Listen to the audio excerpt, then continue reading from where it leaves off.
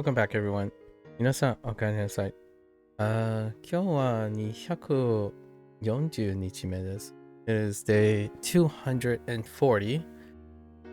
And today is level up day. Oh no, it's not level up day. It's our second lesson day. I think these are kind of long now. So like 100? We're rounding up. Pretty sure it's shy of 100. Long day today as well. Looks like we might have two two overlapping units at the same time. So really big day. Eight minutes till 5. I'll go grab those as well. They were being a little bit more liberal on editing and adding things. So we got 5 things from yesterday. One is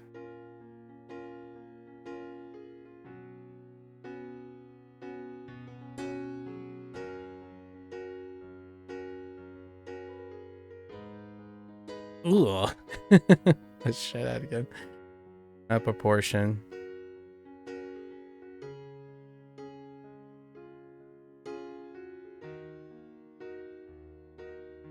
Okay.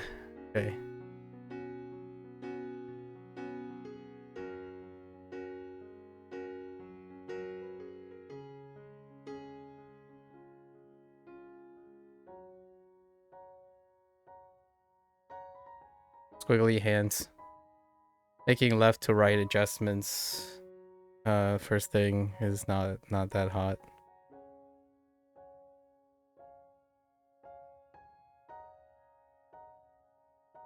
Gotta warm up. Yep. Yep.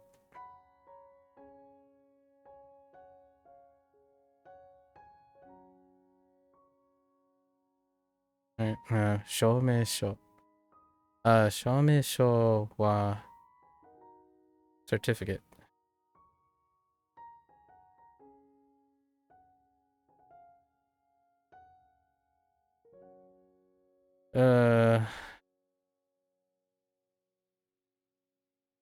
Kit, 記憶.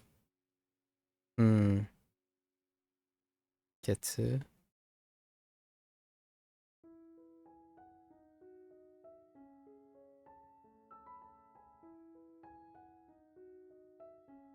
記憶.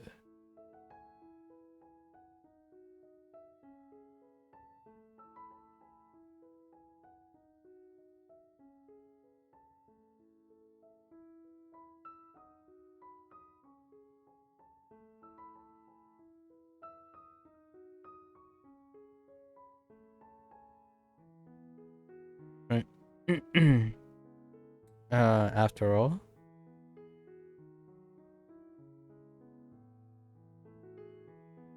小説.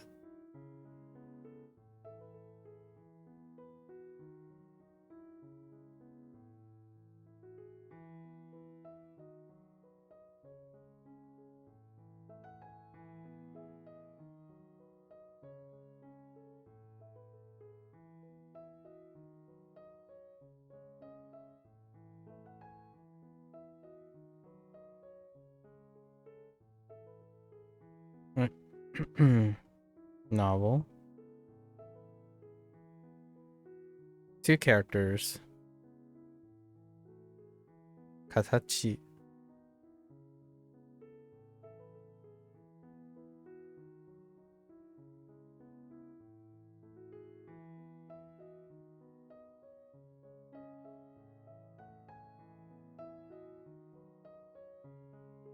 Shape.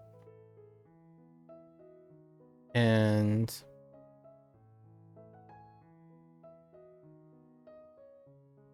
Rui.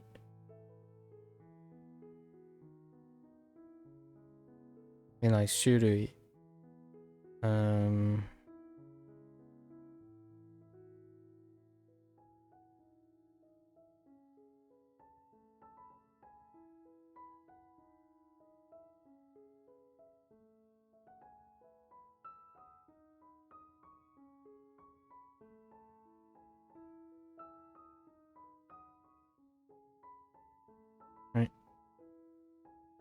And that's for type, kind, category. Okay. Those 5. Oh, some things to be said yesterday. All right. Let's get into our review, and then we have our whole lesson. I'm gonna probably do the review, then take a break before going into the lessons. I think that's probably a much more reasonable routine. Stretch, walk around a little beforehand. All right, let's get into it.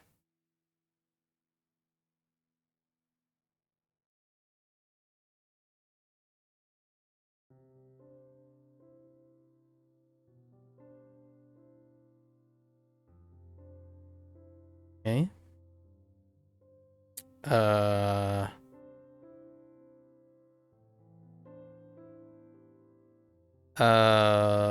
What is that?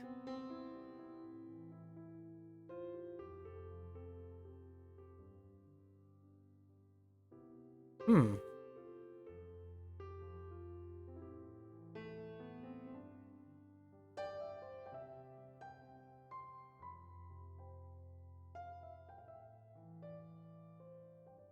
The left side is supposed to be life, right?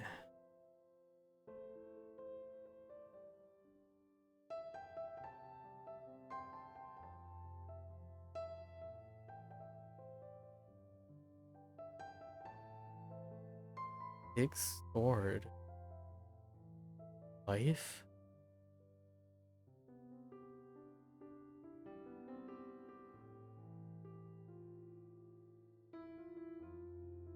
Sorry.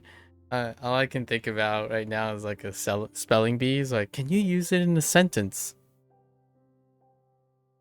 Hmm.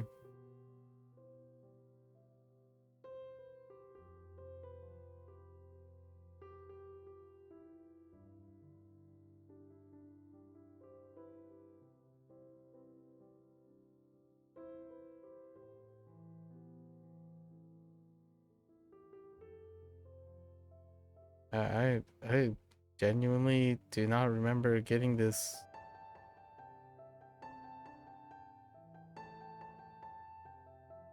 Huh.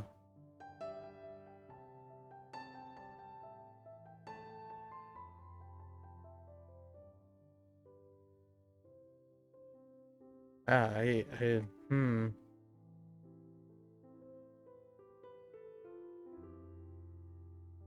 guess we'll see. I don't know. Hmm. 心得る Kokoeru. Kokoroeru. Hmm. Okay. Whoops.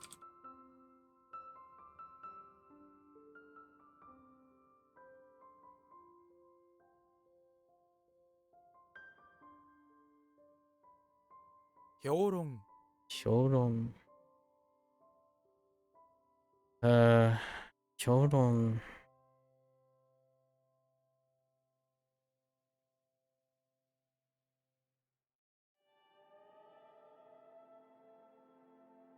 議会 Ikai.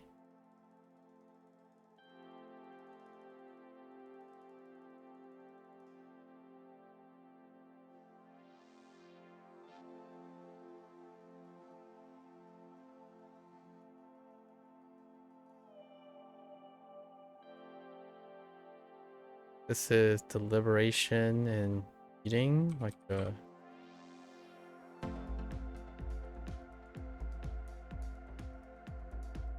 or wait, yeah, deliberate meat. That's just referring to the diet. Is there anything else? No, just it's an assembly. Assembly would be the closest. Okay.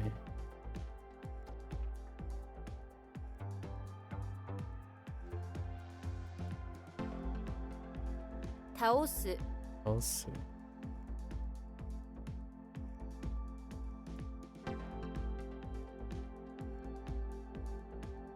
市営 yeah.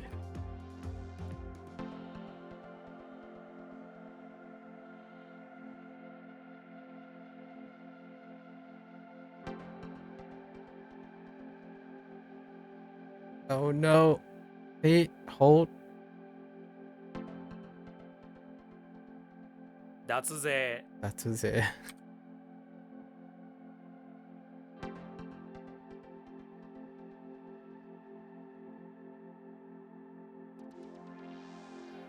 埋め合わせる 埋め合わせる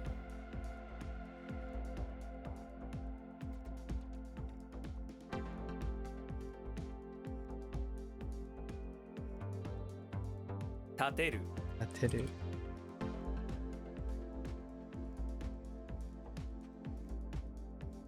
Oh no. Um.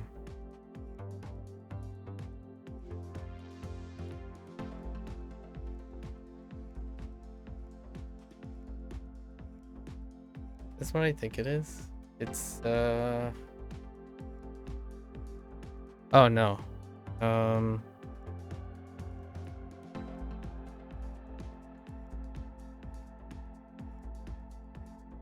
No.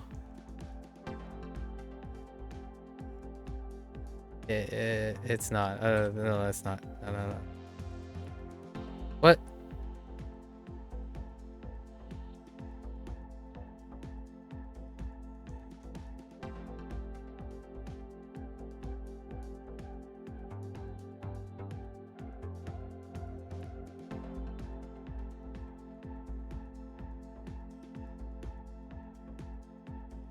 Of a hippo? What? Is this not what I think it is?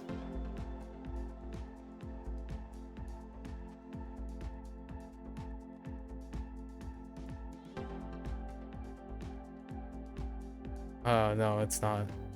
It's the first thought, but I don't quite. It's kind of tough.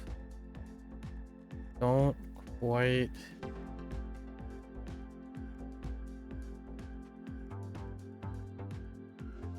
I'll have to wait.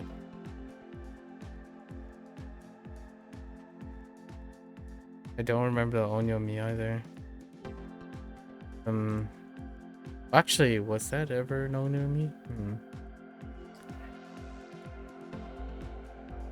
That one has a problem because it's the only read. Only example.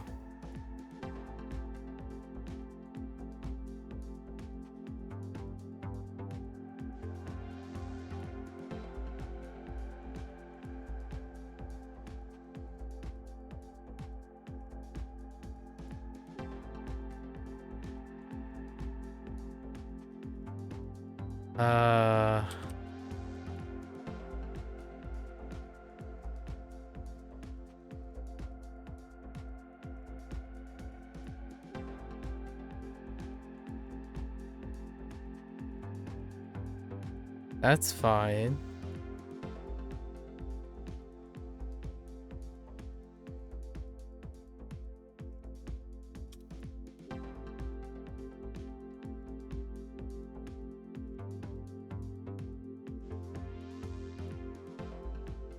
What incarnation?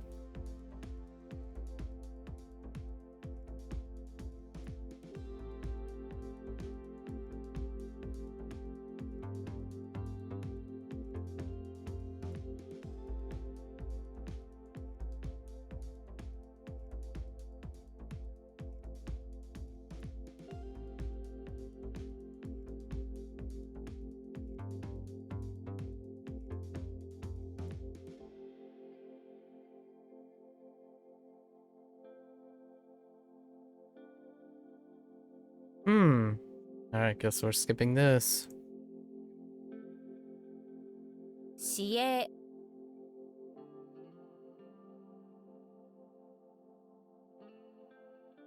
衣服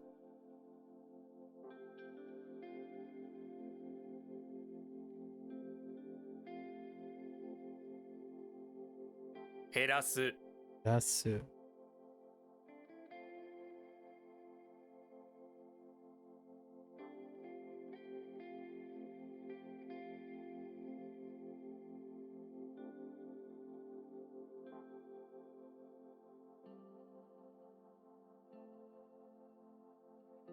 There's something... I paused because there's something different about you. Right?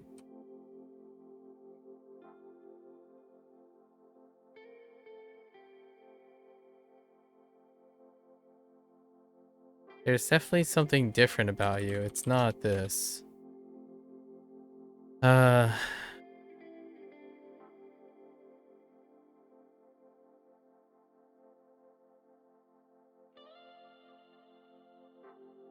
Hmm...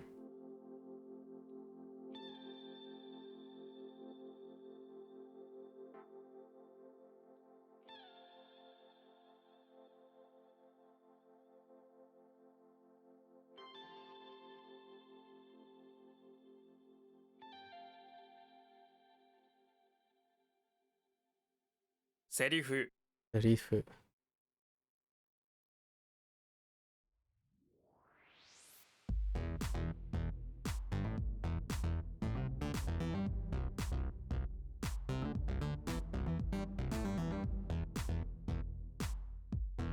What are you? Okay.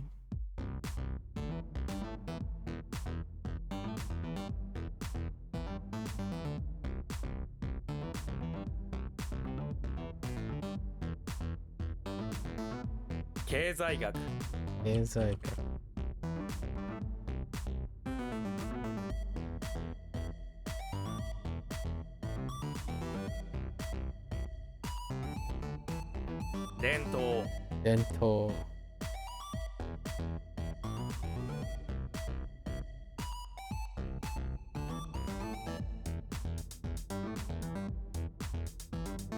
援助」 Angel.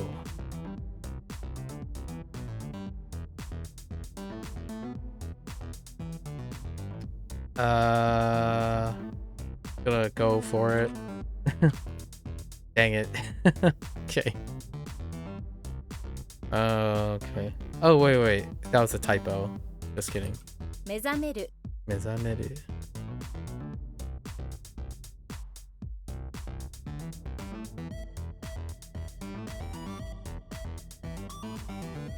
Mezameru.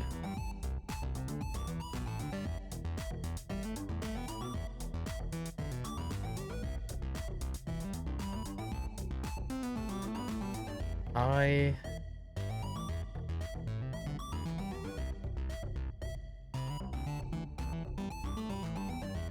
Mezameru.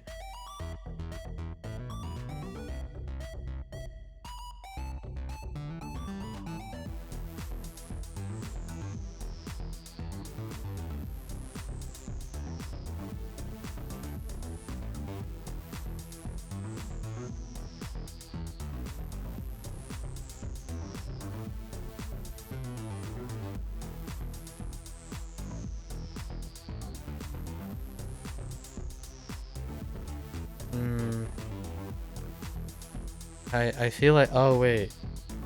I think it's like to awaken. Okay. 伝説 Densetsu.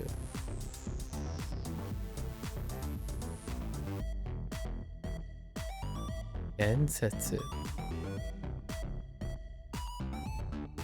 Oh. Wait.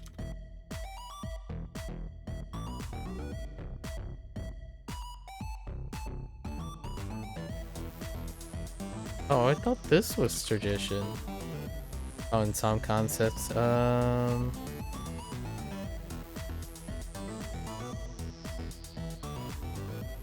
Densetsu.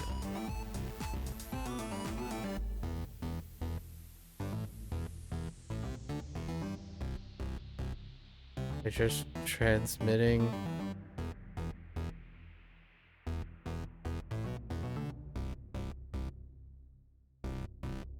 No.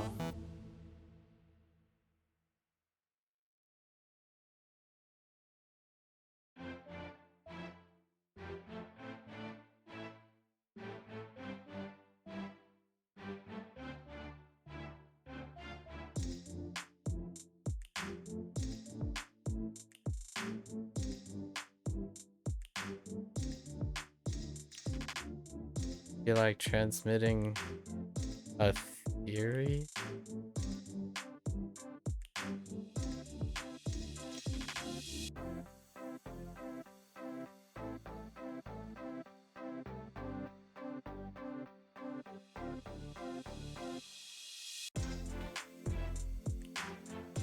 Okay, that's why Densetsu, Shosetsu. Okay.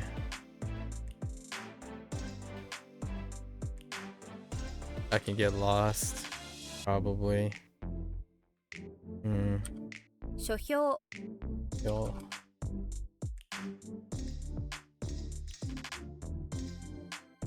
費用 Yo. Yo.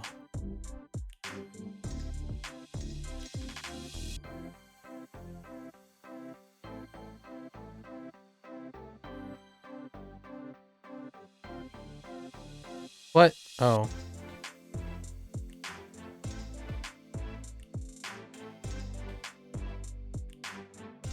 Um.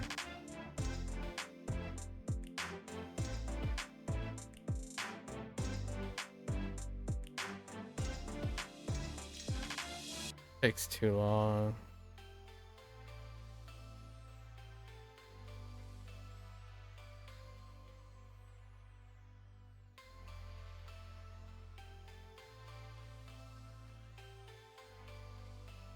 Yeah, wow. This takes way too long.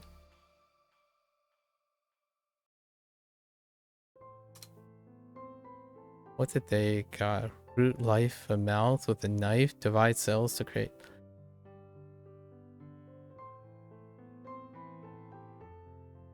Yeah, that's just not good. Not good. And then the read is even more. Today class began and you read. Okay, so you registered for the N4? Oh, you're locked in now. Locked in.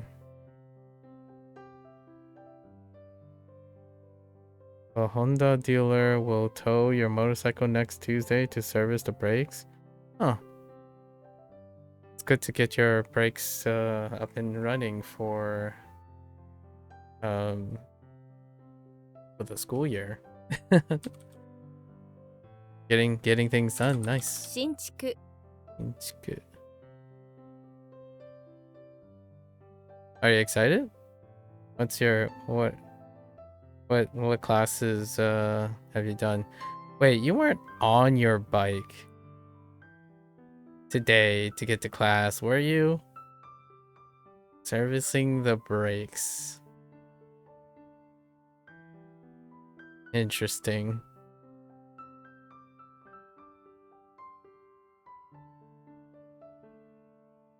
You tried and failed to fix a few issues on a motorcycle. Somehow the brake caliper failed. Some kind of seal and the caliper just started leaking fluid. Okay. Not the hose or the fitting. Oh, interesting. Hopefully it's something easily remedied.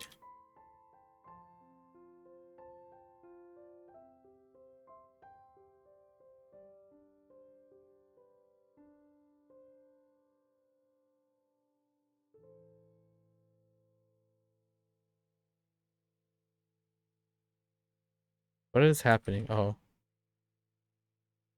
脱線 that's it. Thankfully, you weren't riding it when it happened. Excellent. Well, silver lining for sure.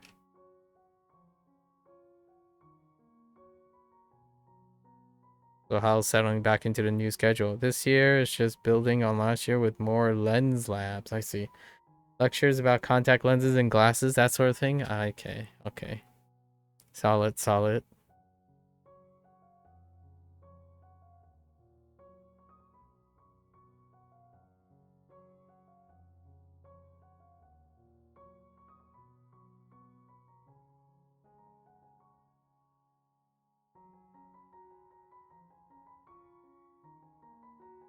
Uh,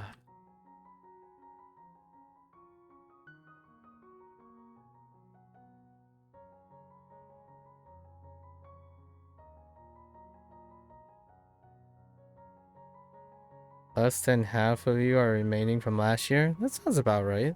It seems pretty reasonable. I mean, sometimes they're general education requirements.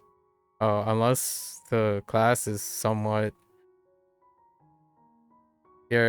Wasn't it your first class in the series? So, oftentimes, I would say one expects about 25% to drop out, or like to move to like to continue doing their normal thing, and then the other 25% probably decided to pivot somewhere, or it could be a general education requirement. Oftentimes, like the first classes of the series have only like a 50% retention or less, even. Like, for example, even Gen Bio and Gen Chemistry, which you would think is a foundation thing, only half the year, or even 1 year. I mean, even half years, only a semester. Would see a drop in half. Uh,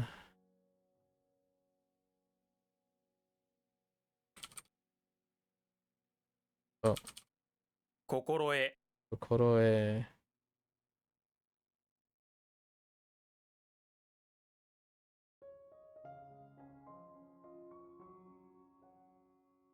What?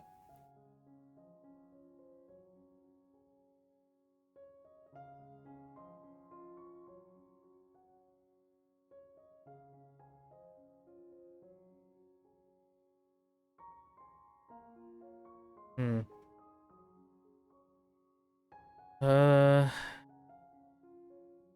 I thought this dealt. This is definitely a hill. And then...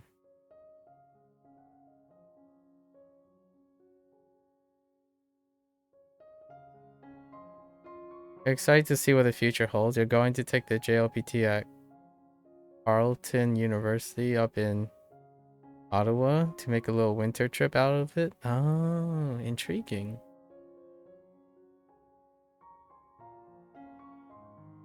A little solid way to celebrate. Or two birds with one stone kind of situation.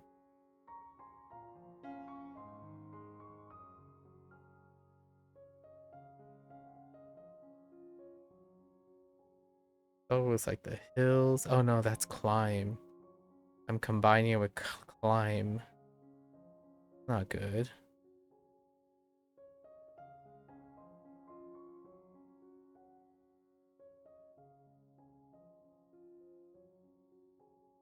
Hmm. Hill, hill, hill.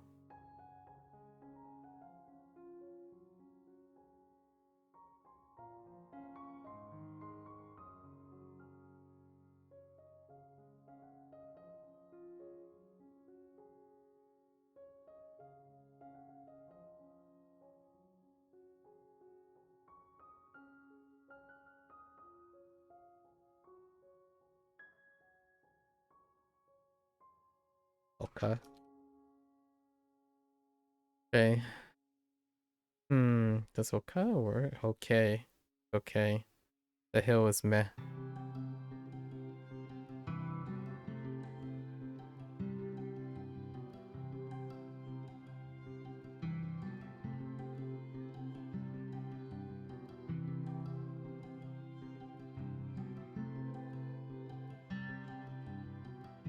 Kange.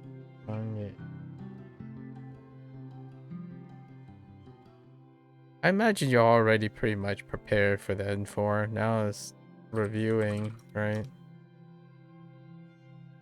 Or do you have any specific new stuff to go over?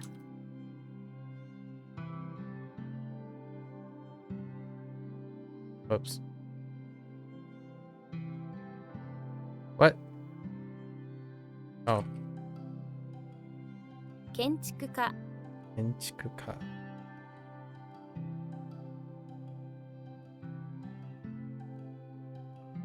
Hmm.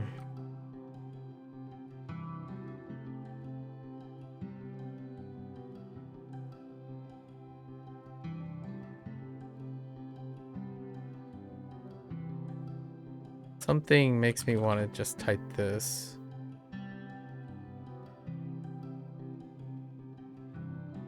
Oh no. 宇宙船 You said.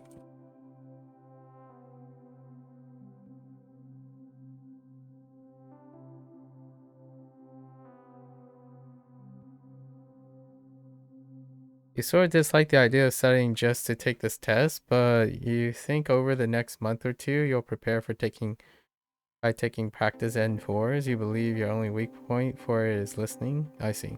Maybe to some extent you'll struggle with grammar a bit. I wonder how they test that stuff. You'll have to tell me how different it is from the N5. Or is it the structure similar? I don't really know. Sometimes different levels are different things in general. I mean, also it's a standardized exam, so maybe the standardization is the same method and breakdown, just adapted to the new content. You sort of dislike the idea of studying just to take a test?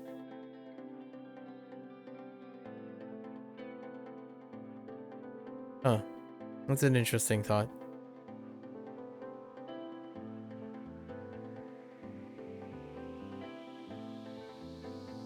察知 Sachi.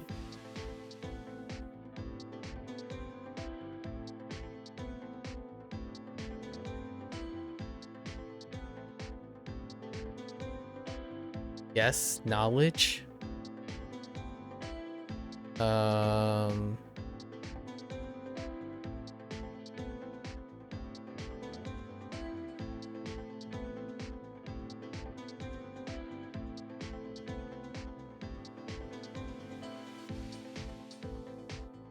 Like things you have knowledge to predict things.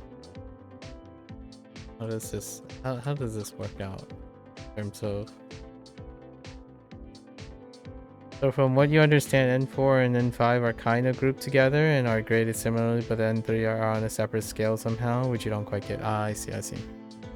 Okay, so you already took the N5. Yeah, your reason for learning Japanese isn't to pass it, but the JLPT will be a good mark of where you're at, and who doesn't like certificates?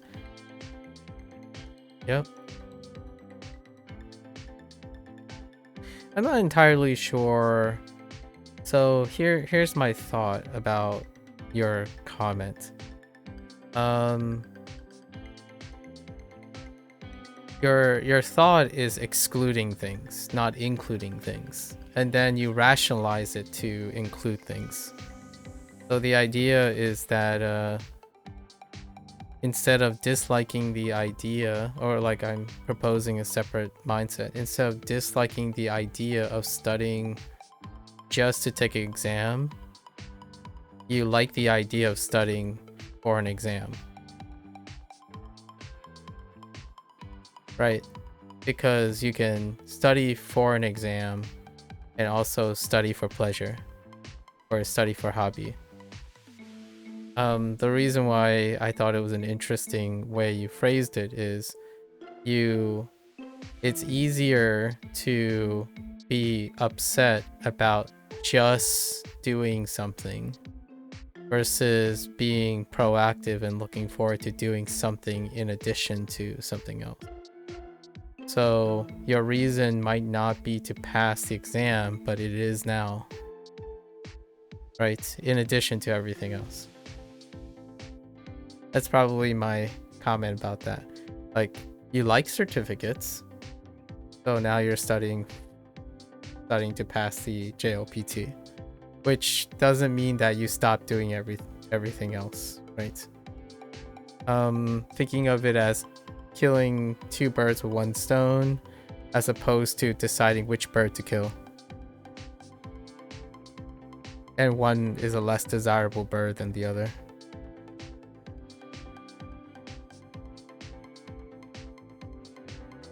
I'm suggesting a separate my point of view is a little bit different. So I was sharing my difference in point of views.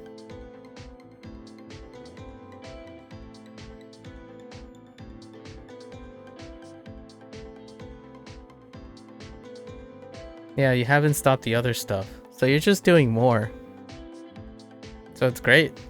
Like, not only that, you're gonna get a trip out of it. So you're going to Ottawa. So basically you're like, yo, hold my beer. I don't know if you drink. Hold my beer. Let me do more than you're usually doing.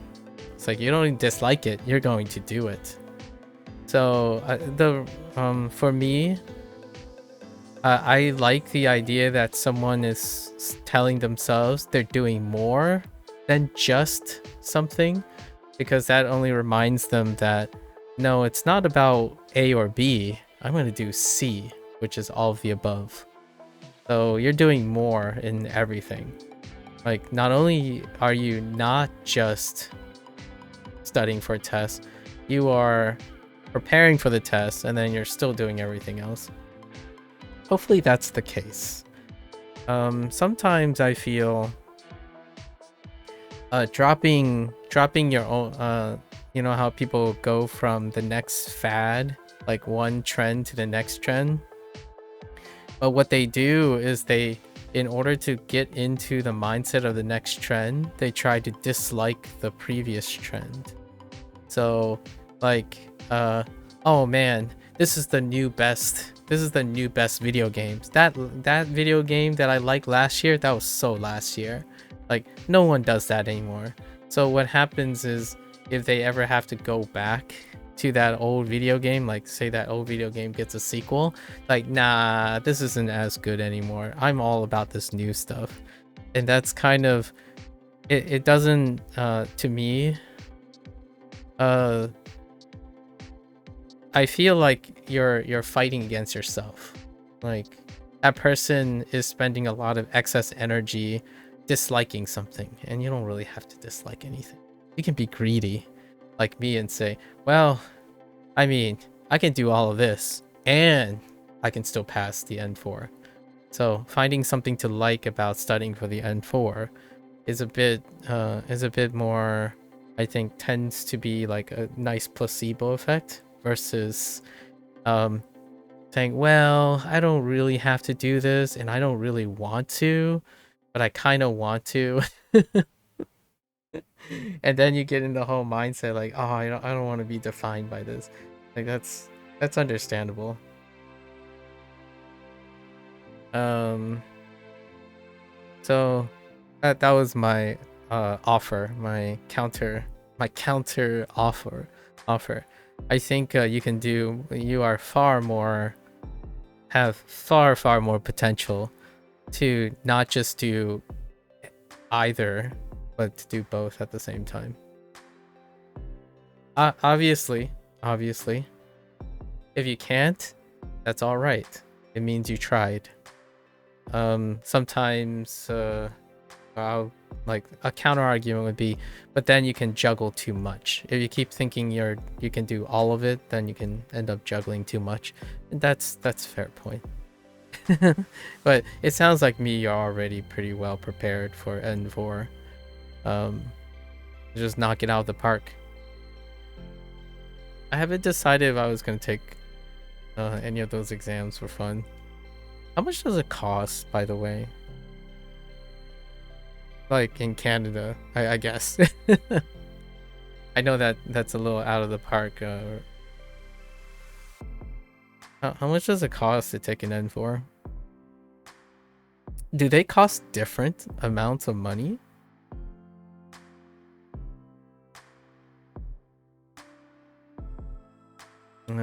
Let's see. You have the knowledge to guess. I thought that was like prediction, but total fee was 100 Canadian, so not unreasonable. All right. All exams are the same fee. Okay. Maybe hypotheses? Thesis? No. Gotta be something like. No, it's just. I'll think about it later.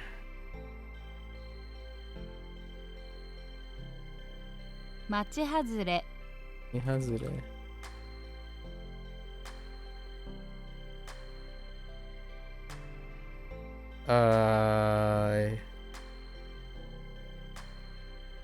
Son of a bee sting.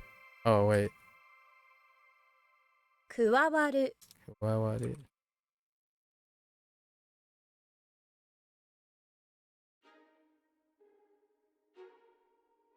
100, huh? I haven't taken an exam in a while, and I think I'm gonna share a non-traditional reservation. I think I have a fundamental problem with timed exams. That's probably the thing that I need to get used to. So the thing that I would probably, if I had to describe a lifelong struggle with exams, it's probably time. I don't think anything is harder than time.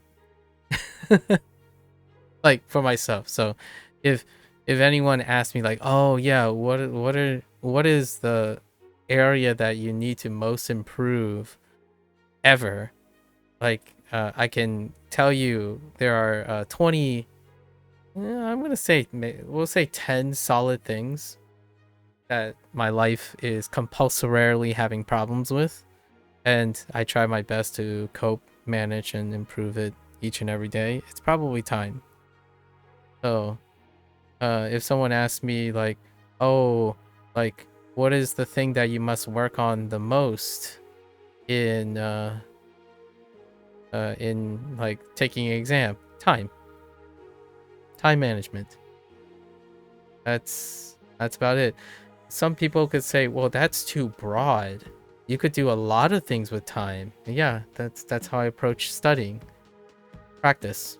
Practice. Not new knowledge. No, acquisition of new knowledge is probably my wheelhouse. It's my hobby. It's my life calling. Acquiring new knowledge is probably the thing that I do to cope with the idea that I'm really terrible at being fast. So practice. I would say the stuff that I emphasize over my life to most people are probably a little bit projecting. It's projecting quite a bit of the things I probably am most compulsorily weak at, which is time. I don't make decisions very quickly. And with practice, you can kind of still speed up the process. The decision-making process doesn't get simplified though. Like I don't tend to simplify matters over time. They get more and more complicated, but the idea is to get ahead of doing more and more complicated critical thinking tasks, but try to like practice enough to speed them up. So that's kind of one of those things. Like, does it show up on an exam? No, it doesn't show up on an exam. That's largely why I'm not the biggest. Like, if I had to say, to measure my aptitude is rarely ever placed into a standardized test. Standardized tests, for what philosophically and creatively what it stands for, are the things that I am very ill-equipped to do. I'm not saying I'm not like above average in them. I'm above average in standardized testing. I wouldn't choose it as the field for myself to demonstrate my aptitude. Closest thing would be a no limits oral exam, or with a human being, maybe something like that, or some sort of like group dynamics communication evaluation or something. That's probably, or like a project oriented internship period kind of thing, or 1-year evaluation period, that kind of stuff. Those are probably my go-to. Resumes pretty much, or large certificate of citations and whatnot. Standardized testing, ooh, I get my butt kicked all the time. So the reason why I say it's this is like, I think I've gotten fairly lucky in my life, coincidentally, when it comes to sufficiency. So to quickly illustrate in the graph, right? Like say this is the national average.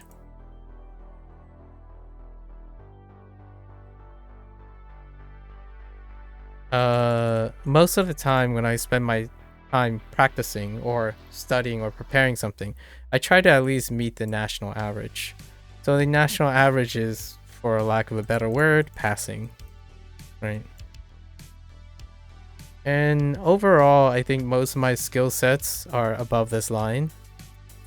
Usually I keep it to about like a 20% margin from the lowest. So my weakest component I can see, it's got to perform at least above 20% the national average for passing.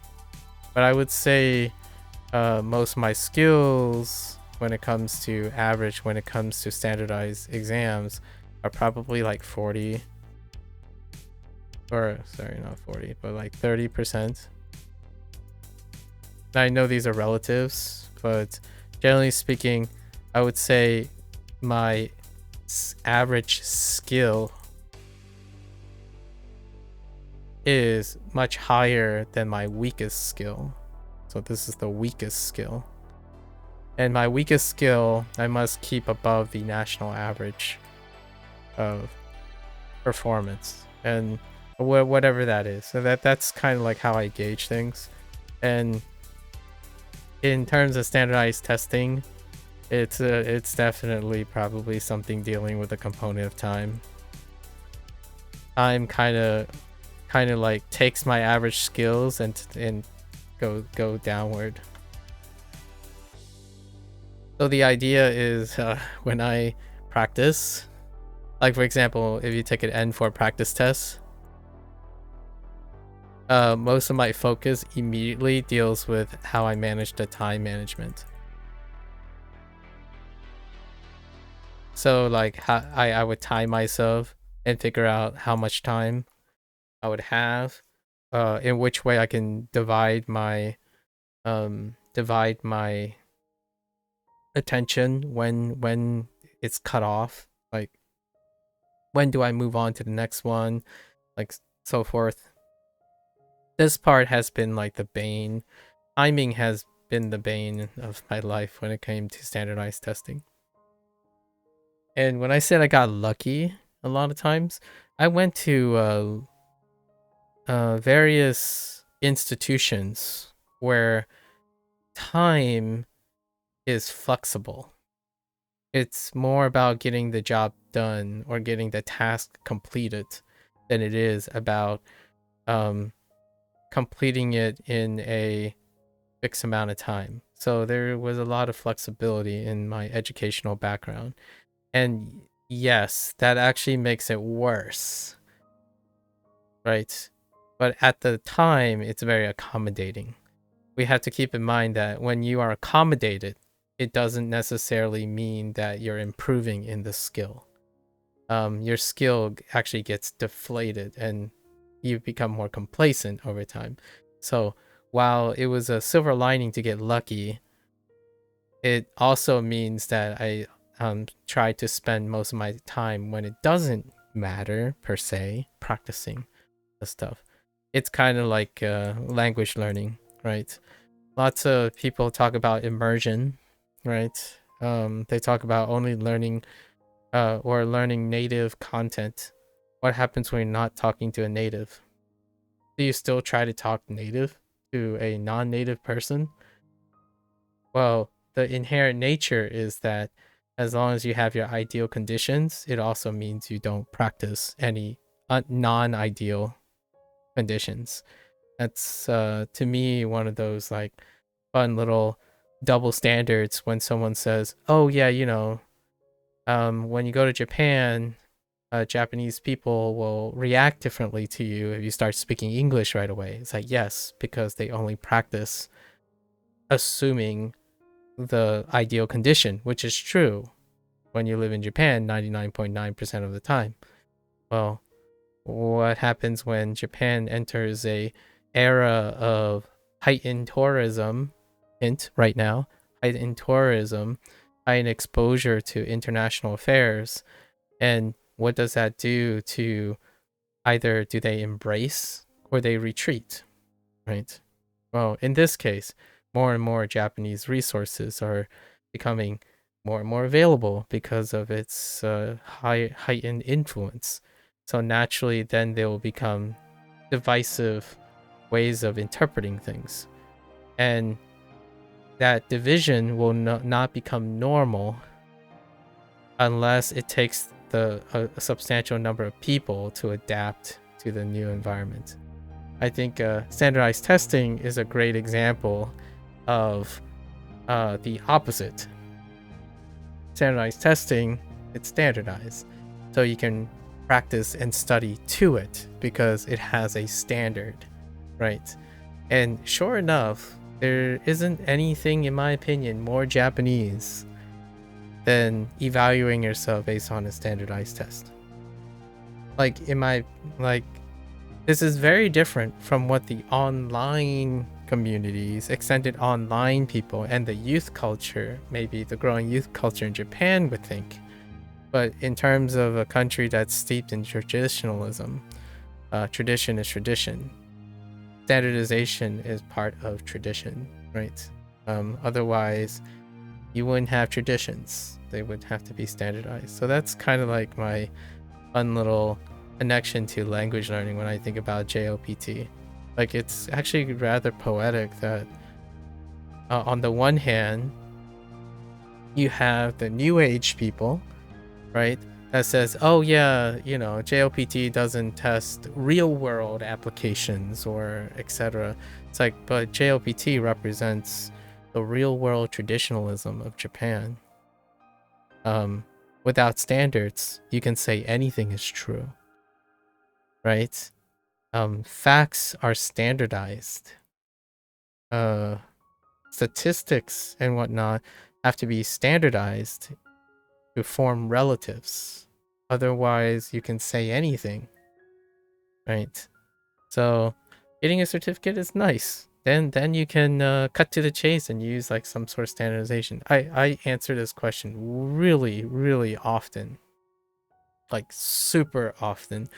I think it's easily the number one most asked question whenever I was doing Japanese only.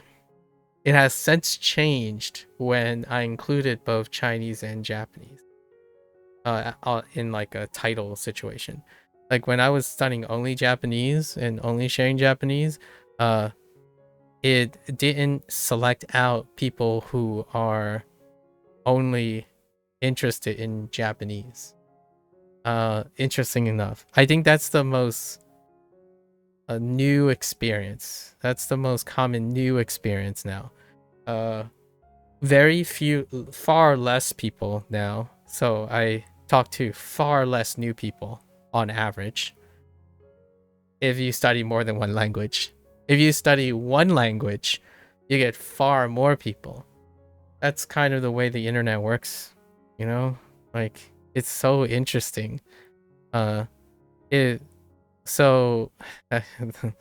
want to say like a really weird content creator hot take. I'm sure most content creators agree. When you're really focused on a singular thing, you're a lot more identifiable. You also are very standardized. You're also able to standardize yourself. So then there's less talking, right? Less yapping, less unpredictable results. So if you're going around saying that you're studying Japanese, you will have far more conversations. It doesn't matter what the nature is. It could be like elitist but you'll have far more when it's focused. The more skills you juggle, right, on the surface, the less and less likely people will talk to you. Or the less likely even algorithm, this is how algorithm works. The more scattered your content is, in my opinion, the less likely you'll have people who focus on it. So for example, you've probably seen this before, Valentine. When a content creator reaches a critical mass in one type of content, they will make a sister site for an entirely different content. And then that's how it plays nice with the categorization. You make a very focused categorization, for each. Variety is the spice of life, but variety categorized is far more efficient for the modern standardization of interaction. So staying focused, ironically, is what people want to do, but staying focused is compulsorily the thing people believe they can't do well. You know, cue the short attention span and all that stuff.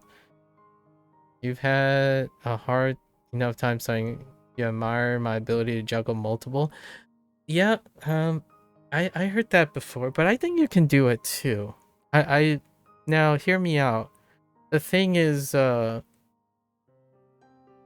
if I had to be in your shoes, like I try to like put my position in your mindset, I think when you say you have a hard time studying Japanese, I think you're studying to a level of Japanese that when you think about juggling something else, like Chinese, for example, you're hoping to double that effort, right? As in, the Japanese and the Chinese, that hard time, like the rigorous thing, the rigor that you're pushing into Japanese, when you want to juggle another thing, the hope for your mindset, or like I'm trying to imagine in your position, you're hoping that you would do just as much with Chinese and Japanese. And I would say my mindset is a little bit different from the imagination. You can purely correct me if that's not what you're feeling is. For my mindset, I think of it as, if I focus on Japanese, I would get an X, like an X result. But if I juggle two things, I'm getting X minus X divided by 2 twice. So yes, it can be so when I know you said you like my juggling multiple things. I don't want to give you the idea that I'm doing what you're doing doubled. That is probably the a very unrealistic portrayal. What I ended up doing, and that's what would be the most realistic expectation, is that when you're studying Japanese and you add Chinese, it will be half, right? You'll attempt to study Japanese and study Chinese. So whatever you're doing for Japanese only will be divided beyond those two. As opposed to when you see someone juggling, it's like they're doing twice as much, right? They're getting this progress. So whatever I thought I was going to do with Japanese only, I divided it up between Japanese and Chinese. So ultimately, I'm still kind of doing the same thing you're doing in terms of effort. You know, we're trying our best, putting in as much effort as we can. Only mine is now divided among the two. The reason why I mentioned that is I think juggling is possible that way. It may seem impossible when you think of it as you're already doing as much as possible and it's already hard. So adding another language means that it's impossible because you can't do double what you're already having a hard time doing. That's probably what I would say in this case. So imagine like dividing half your workload. So then you're actually studying Japanese less in order to accommodate a place for Chinese. Now, some people might think, well, isn't that silly? Like, because if you're gonna say if Japanese only gives you X value and then you add Chinese, then this X value gets divided by 2, right? What's the point? Why don't you just study Japanese to get X and then later down the road, right, instead get Chinese to get Y? So then you get X plus Y instead of like right, over time. This isn't exact math because obviously these two are not equivalent.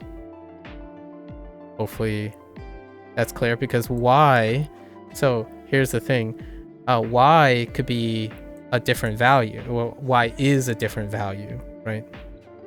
So this is what most people go about doing.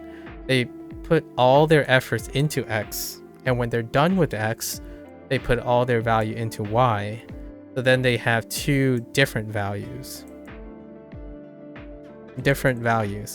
So their perception is that the effort it takes to get x, which is how hard you're working on Japanese, and then when you have to juggle another thing, it requires another unknown amount of effort. So now you have two effort values that you can't, so you already try, all of your effort is x. Adding any more additional y is not possible because you're already doing your hardest, and that makes sense.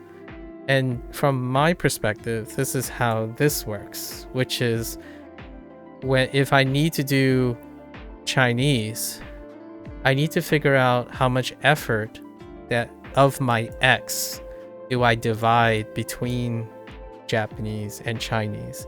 So then I know that I can do it. So I already know I can do this because I liberate time from Japanese and put it into Chinese. So I never exceed y or x. I don't exceed my effort. So then I can juggle, right? And then if I do Spanish, I have to liberate from Spanish and Japanese. Then Spanish would be in this situation if I divided it evenly. So now I don't want to exceed as much as I can do. I want to become more efficient. So what happens then is I focus on liberating time. You liberate time. So over time, when I'm learning Japanese, originally it took x, right? This was the original input. So this would be x naught. And then eventually over time, x naught becomes x1.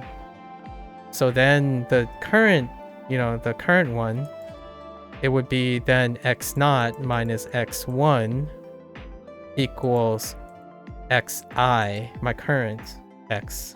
So now I can take whatever this difference is and I can put it into Chinese. And that's what I do. This is a really weird math way to do things. But basically, over time, whenever I liberate time, I can choose to do more. So when Japanese become quicker, like some parts get quicker, I could say, let's just do more Japanese things. Or I can take that time I liberated and then put it into Chinese. So I started with Japanese for like 6 months or something like that. Right, 6 months to a year, 6 months, and then into Chinese I go. So that's 6 months of new experience I channel into Chinese. Now the question is, a lot of times people talk about what's the point, right? Well, this way, when you're doing x and then y in series, right? You do whatever the first task is, and then you're done with it, and you do y. What you get is you hope that you keep most of x once you're done. So say you start at 100% x, but then you're gonna start doing y. When you focus on y, it's gonna go up to 100% at some point, but then your x would drop because of maintenance. So the question is, how are you going to juggle this or not? A lot of people don't do that. They just assume that x will be retained while y is going, right? So when you're using an x2, if you're doing this model, right, what happens is you're going to get x going to 50%, and x going to 50%, which equals your. But what happens is you're maintaining. The alternative is you're maintaining the two skills at the same time, but they're not reaching where you would reach if you're doing 1-0 skills. Now the question is, when you get to x50, is that the same as this person getting to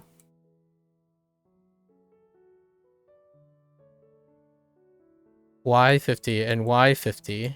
I mean y50 and x50. If that's the case, then these two will get you to the same place.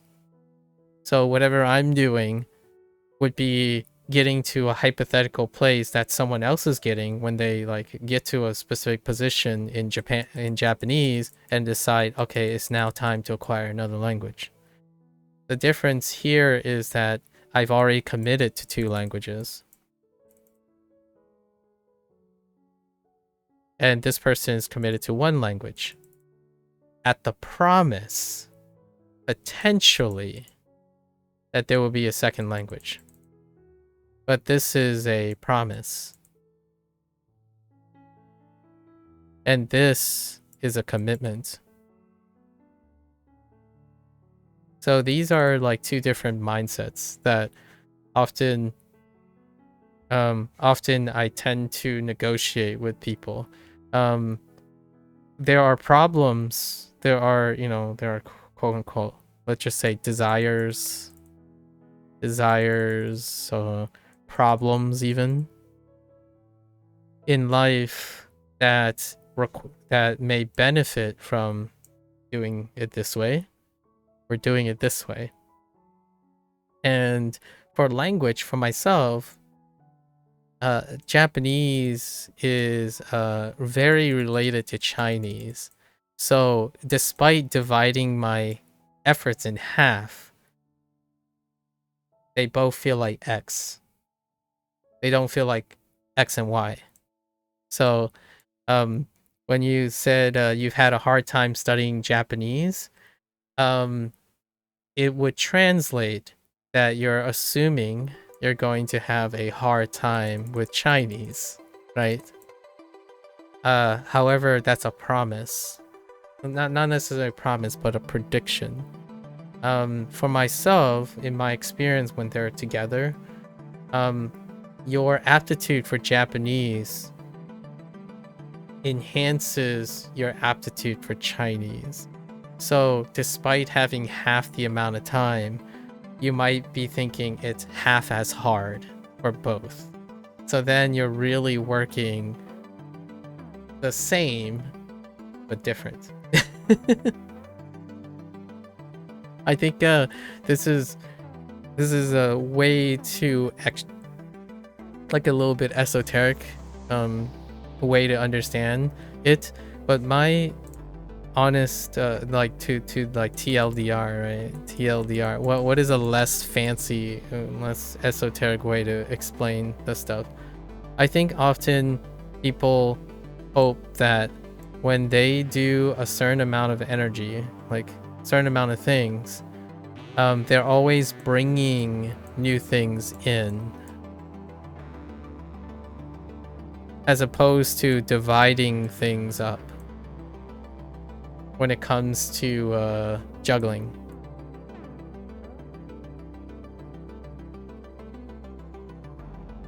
And what I mean by that is this is exclusive thinking. Inclusive thinking is I do both. You try to bring things in, right? More effort in. So like you're gonna push out. So think of it like combining, right? If you bring these 2 little bubbles in, I'm trying to draw a step-by-step animation. Your bubble gets bigger.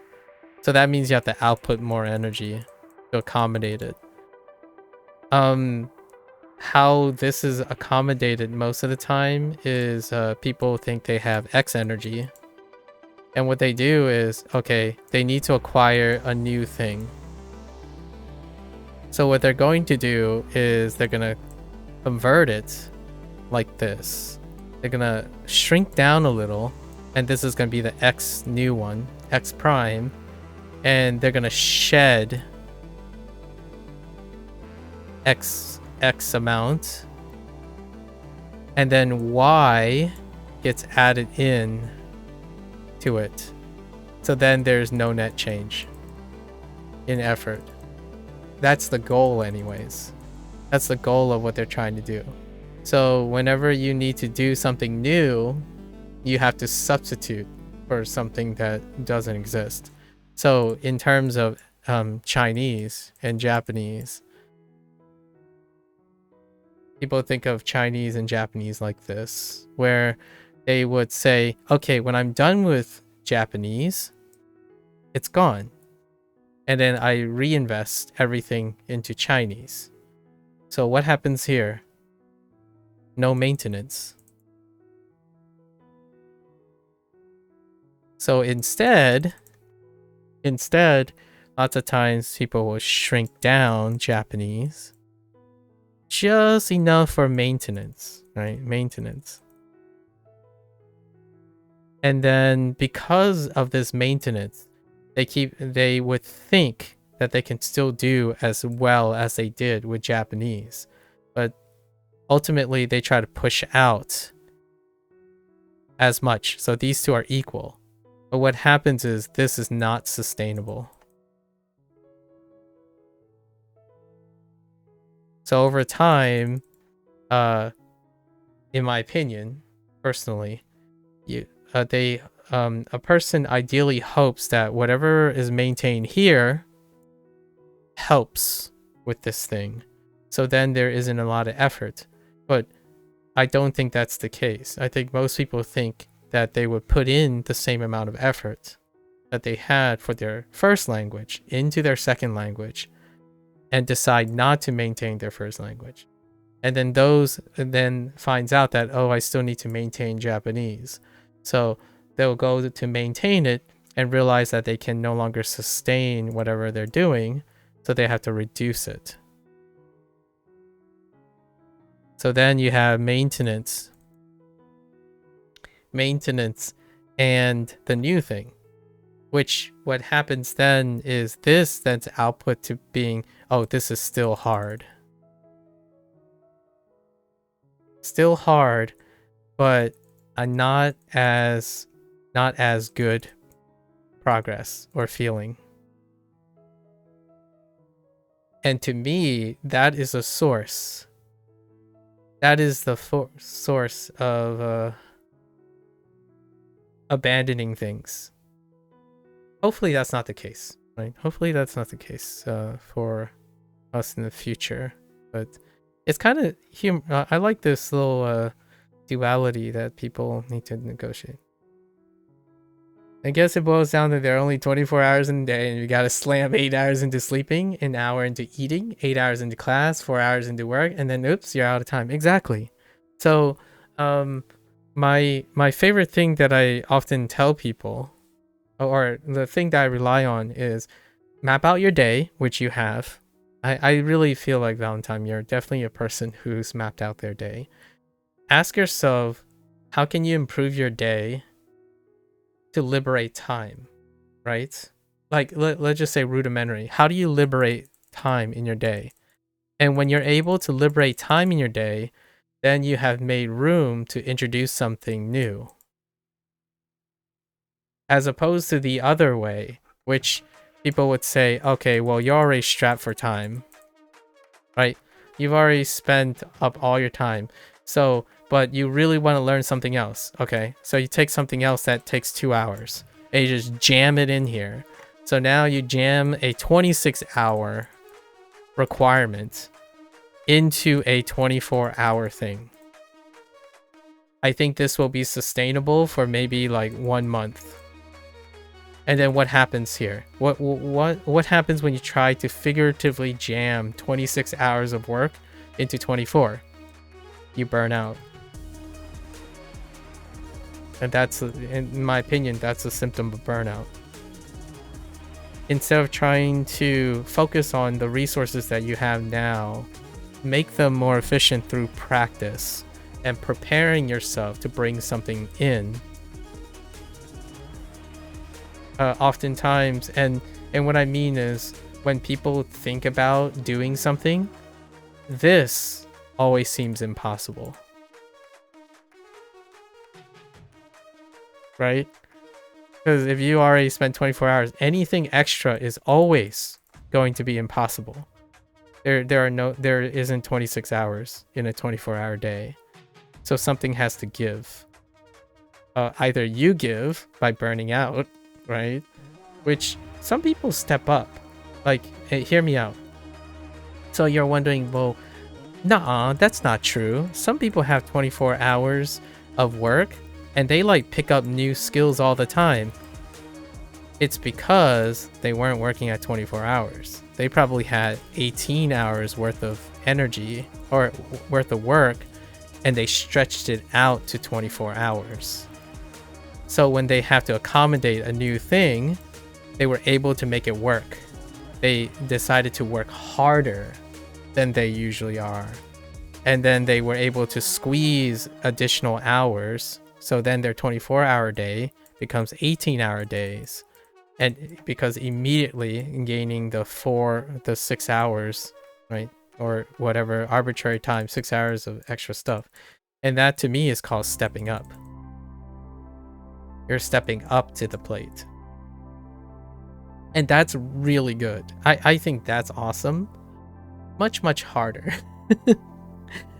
a lot harder than I don't do this very often. When do I step up? Real life things. Life is when I step up. Like, you know, a death in the family. That's when you step up. I spend most of my time like language learning and stuff. I don't step up. I liberate. I consolidate time. So yes, you can end up juggling like 14 different things. However, also I can also concede that I'm not particularly great at those whatever 14 different things compared to doing one thing, right? And that's when it holds true. I think many people like to think that when they work on skill X, that if they're interested in skill Y, the only way it works is if they drop skill X to acquire skill Y. Like fully committed, full on. So what they often do is they hope that skill Y encompasses skill X.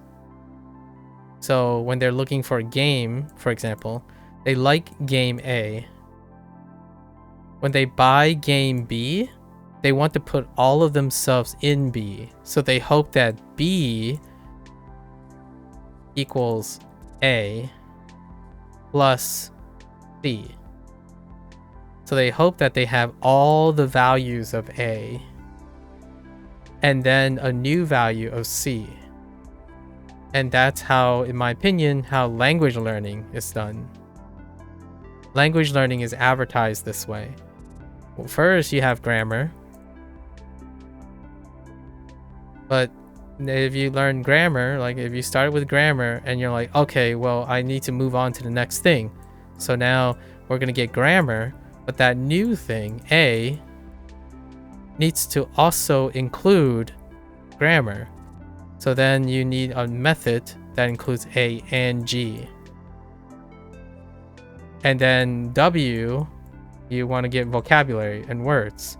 So in the long run, the mindset is that you hope that there's one thing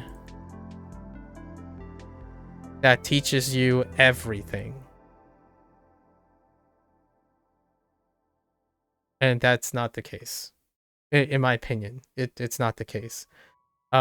Because this is unsustainable.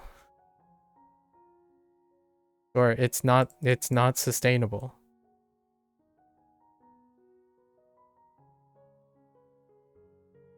But you want it to be sustainable. And now hear me out. Why is this not sustainable? Because they want the full value of X all the way to, you know, they want the full value of A all the way to Z. It's not the same as A minus or A divided over 25 plus A minus 25 all the way to, you know, but times 25. So, hold up. So this just keeps going, right? This keeps going for 25 times. So when you have a tool that does all of this, it's going to be a tool that does probably 1/25th, or it's going to be divided. Your attention is going to be divided. So when people create a routine, I've got lots of these. I think about these models all the time. So when they think about a routine, they often think about how many hours, 4 hours, let's just say 4 hours, to do everything, Z. As opposed to, okay, 1 hour is dedicated to A, 1 hour is dedicated to B, 1 hour to C, 1 hour to D, or sometimes 2 hours to A plus B, etc. So instead of thinking about how you divide your limited time that you have among the things you need to do, they are constantly looking for something that hopefully divides all of that stuff for you. And in my opinion, this is the balance between, this is disciplined, this is intuition. So if you're a Z person, immersion. Or in a just person, or only person. And then if you're this, you're gonna say balance. Balance, and my personal favorite, due diligence.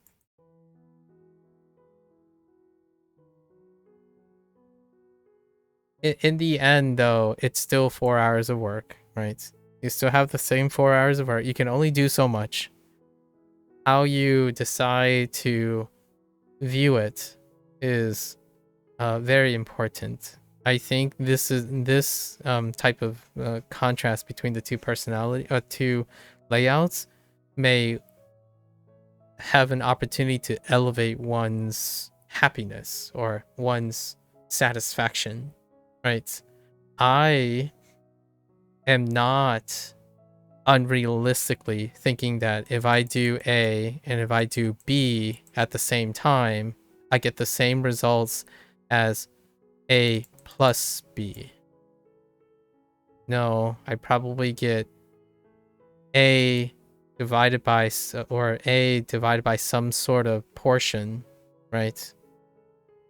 Probably like, maybe it takes a third, 2/3, or a third of my A to get half of this. But the thing is, you don't know. It's too hard to predict a holistic approach or a juggling approach. Because oftentimes when you're developing A, it might help B, or it might make A worse. And this stuff requires discipline. And ain't people got any time. Like, adults ain't got time to re-discipline themselves. You rely on habits instead. Right? Establish what you have and start there. You can apply discipline to introduce new routines if you want, but yeah. I spend most of my time figuring out this stuff for myself because I think it's fun. This is process, right? We're talking about process. This is irrelevant of process. You don't have to change the process. This is the same process. So you apply the same process to A. When you're done with A, you apply the same process to B. You hope that A affects your process, and then you bring it to B. You hope. That's where you get the bonus points. This is the bonus point situation. So you hope that learning Japanese, and when you're done with it, aids in learning Chinese. Right. And that's what some people say. It's like, oh, once I'm comfortable with Japanese, I'll start Chinese. Right. And then you hope that Chinese is a ease. You get eased in. That's where the whole oh, if you want to start learning another language and you're an English speaker, start with Spanish. Because it's English eases Spanish. Right? Now, this logic is the second most common comment I've ever gotten when it comes to learning Japanese. The first thing they talk about is, dang, Japanese, that's not easy. Well, how do people measure ease? They measure it by the efforts that they need to place in. My effort is the same. Right? So in order to objectively view that, the question a lot of people would use is the same effort. If you put the same effort into Spanish and into Japanese, from an English perspective, if you measure the progress, right? If you measure the progress, some people will argue you will get more progress with Spanish than Japanese. Therefore, then Japanese is objectively harder than Spanish, right? This is easier. And that's where those tests comes from, the categorization. Spanish is Spanish is easier for English speakers, and Japanese is harder for English speakers. That's true. I have no refuting of that. That's probably true across sample size. But when someone asks me and even admires or maybe criticize all these ideas, right? Is it hard? I usually respond, same effort. As in, it's as hard, or I would usually respond in a cheeky way and say, it's hard enough.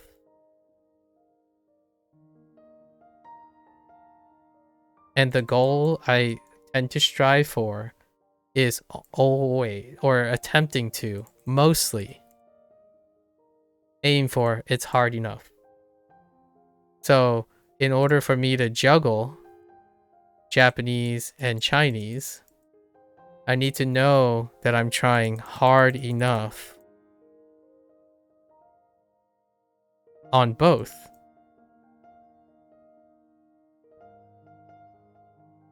Which is where, if I were in the area of people who juggle stuff, like people who juggle a lot, like be it like attention deficit or what have you, the idea is one of the really problematic things about juggling is some things do not become hard enough. It's like second hand. So like you could say you only care about Japanese and you sort of care about Chinese, right? Then Chinese is like this small.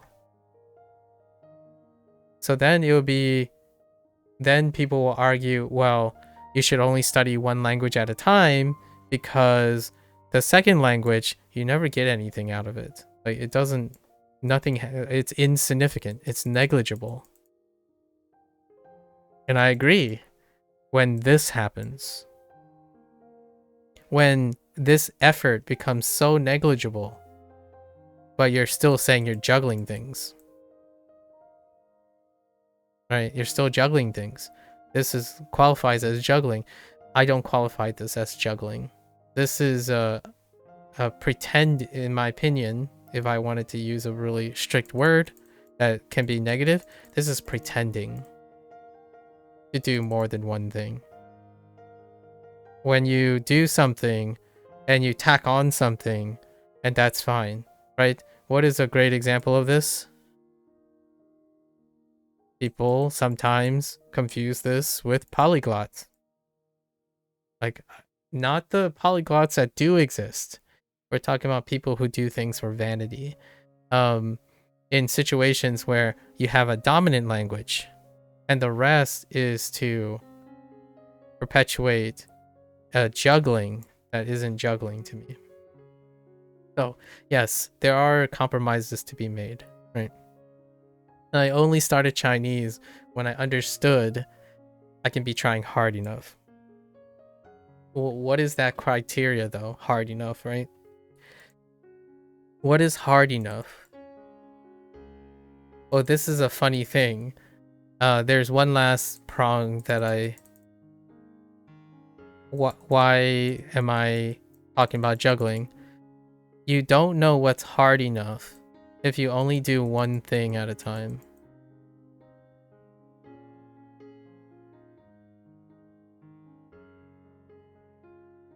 Why is that? Well, hard is the measure of your relative effort.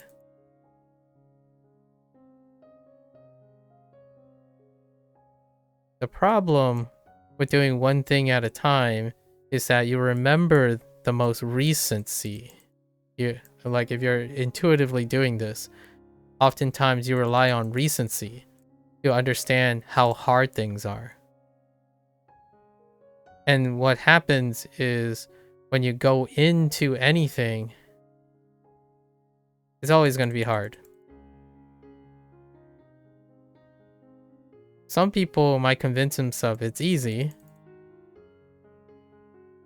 because they already know a language or learned another language. And it's kind of. It will be easy if you're starting out the same way, but have the experience. So say you're very high in Japanese. The effort it takes to maintain that Japanese is going to most likely be higher than the effort it takes to start anew.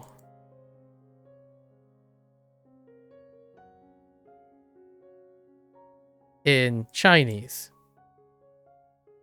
But is that what you're going to do? Right? Is that what you're going to do if you're doing one thing at a time? You're probably not. Like 9 out of 10 times you're not. You're going to work as hard as you can that you already have been. You're going to channel it into Chinese. So however hard you're working now, when you start Chinese, you're going to say, I'm going to work as hard as Japanese because that's the thing you built up. You've built up the discipline and all that. The problem now is now you have two things. And it's obviously impossible. It's going to feel very impossible. It's going to feel incredibly impressive if you, the person who's thinking this way, manages to do so. Because now you're doing twice as much as you're doing. That's insane. Especially the longer you specialize in this skill. What am I illustrating here is when people decide to learn a second language. Why does learning a second language, in my opinion, feel impossible? The longer you learned a first language, the longer you use a first language. It's largely, in my opinion, it's really difficult to gauge how much effort it takes to learn the second language. Because you haven't done it in a very, very long time. And becoming an adult, and the older you get, the perception of effort is often based on recency. So the funny thing is, the first thing a lot of people discuss in this type of mindset is, oh yeah, think back when you were a child. Try to channel the thought process of a child. Like, we gotta give ourselves some breaks, right? Like, learn to sound like a child again. But to me, I think these are creative symptoms. Creative symptoms of understanding how much effort you're putting into things. And I think a lot of times this is misplaced. You can do far more things than a child can do. And you're doing a lot of more things than a child can do. So then we then come full circle again. You have 24 hours. A child, what does a child's 24-hour look like? Your child, yourself. Go back to when you were 8 years old and tell yourself and try to figure out what you spent the 24 hours doing. And then compare it to what you're doing now as an adult. Right? And mapping the 24 hours will allow you to gauge what type of skills and effort you're applying into. And that's the tip of the iceberg, obviously. You have to understand the activities and what you're gaining from them. So now I got one last TLDR, right? I like when people say, if I'm going to take an N4 exam, like you, Valentine, right? I might as well go to Ottawa to do it. Because your adult brain knows that, wait a minute, I'm smarter than this. I can overlap things to get bang for your buck. A child cannot do that. Children do not do that. Because they don't have that wisdom yet. So I might be a little biased here. A child learning 2 languages at the same time, right? At the same time is very different from an adult doing it. Very, very different. Despite it might be seeming similar. The reason why I say this is there's another study, but there's not enough sample size. What happens when a child is raised with more than one language? So this is called the simultaneous acquisition situation. The thing that I'm trying to express here is because there's a personal bias. I have a raised bias. I typically listen to 2 or 3 languages since as long as I could form sentences in one language. So the idea is, I still think it's different. As an adult, I still don't do things I do as a child. Like, despite simultaneously having to juggle more than one language, I still don't agree. Like, it's not intuitive to go back to learn like a child and juggle things. So I don't juggle Chinese and Japanese naively thinking that it's exactly the same as when I was a child. Like, hey, English and Fujianese is really far apart. What did I do for them? As a child, I actually did 2 different things.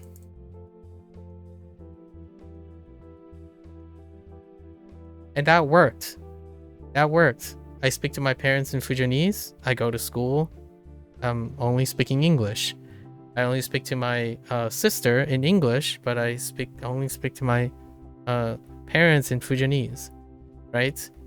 That is the child experience, in my opinion, and I think it coincides with the mindset that people are pushing forward. as adults.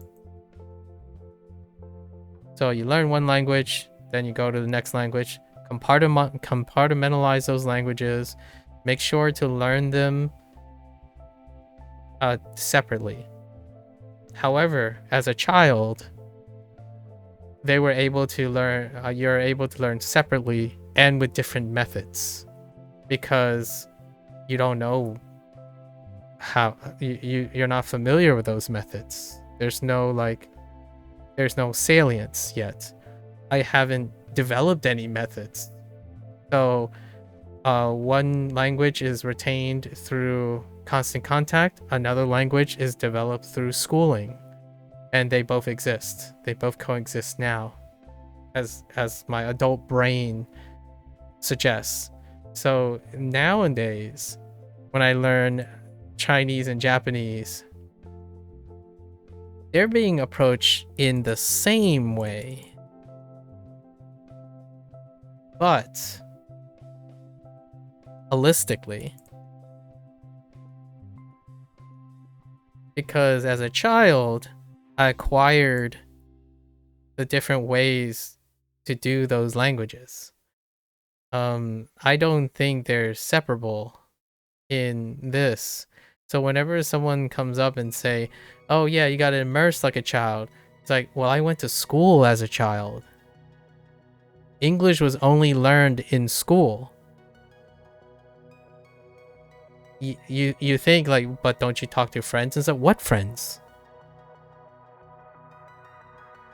Like when I come home, I might use English with my sister, but I don't speak English at home. So that's kind of one of those things, like, no, it's you don't necessarily have to pick. You can do both. The question is not necessarily, in my opinion, a competition of what is best and what you think you can do. It's what you can do now, and how you can make it better so then you can do more later, as opposed to trying to squeeze in more things. My favorite, people use this analogy a lot. It's like that kid.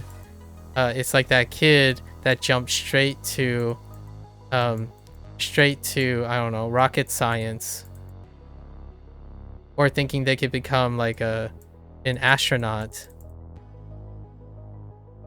but while skipping over physics. Like, well, at the top level, you can probably still do it, but like, you can probably do this too. You can probably also somehow juggle physics while doing this. Probably. Anyways, I don't know where I was going. I just thought it was a funny line of thought. My analogies go into other analogies, go into analogies. Yeah, definitely don't stretch yourself thin. I think time is my scariest thing. It goes back to the very first thing that I shared today. Time. Time, or the aspect of effort in time. Without this management or this understanding, burnout is such a terrifying thing. And if you want to see some earlier on, like when I was younger, I had manic attacks. Manic attacks during exams. I just didn't think anything of it. I just thought it was normal. Like, since a lot of exams, right, causes me to, you know, how people always describe, like, oh, I choked on the exam. I just like blanked out. My entire brain just blanked out during the exam. And oftentimes they're referring to forgetting things. And I tend to relate to these people, like, oh, blanked out and choked, but it wasn't the same. It wasn't like, there were a couple people in my life that kind of had the same relationship. No, it's, instead of choking and blanking, there's too much. which is when people say, oh, I always overthink questions, or I spent too much time on the first question to make sure that is really good, but then I ran out of time. That's what I usually say. Like, oh, how was the exam? If I said I ran out of time, it means I knew the content, but lacked discipline.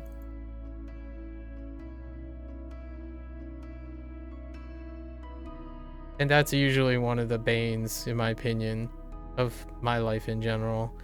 I think most of the time whenever something is put on a timer, it's the timer. It's the timer. And then this applies then to the lifestyle choice. When someone says they have 24 hours, I ask them, what have you been doing in those 24 hours? If they say they have 10 hours, just 10 hours of, I don't know, thinking time, or 2 hours, I ask them, what are you doing in those 2 hours? Because without understanding what you're currently doing, you may lose track of time. And I'm personally projecting how important understanding time and effort. What is your time and effort ratio? Because time is literally literally unchanging in the way it progresses, but mentally it is incredibly dynamic, right? What takes 4 hours may feel less rewarding than what takes 30 minutes. So those 30 minutes may feel fleeting, while those 2 hours may feel like eternity. So, time. And I wouldn't trade it up, because doing this is like fun time. I mean, this is the hardest. I think this, I guess I would say, TLDR, this is the hardest version of something that I like to do, which is to learn things. I don't know what's gonna become the end of WaniKani in another. The pace I'm going, it's gonna take like 2.5 years. So we still got like a year and a half left, right? It'll be interesting to see what my thoughts are and how my analogies change in the future. What? Oh. 態度 Idol.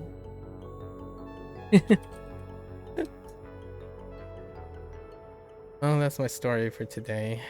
Okay. Ooh, I hope someone, and I would like to hear other people's breakdown of how they negotiate their time and how they make their decisions. Obviously, I can spend days, hours explaining how I make decisions on dividing up my time. Like, why did I spend 20 minutes doom scrolling before streaming? I think those 20 minutes give me some time to educate myself in what's trendy on doom scrolling. But then you're just like, and then some of the peeps might say, well, doesn't that end up becoming like hours of doom scrolling in the future? Discipline. I doom scroll intentionally. I don't doom scroll reflexively. I rarely do things reflexive. The things I do reflexive is eating and sleeping a lot of times. Eating and sleeping. And everything else is not too reflexive. It's a combination, not entirely reflexive. Right? When you start doing things reflexively, you may lose track of time.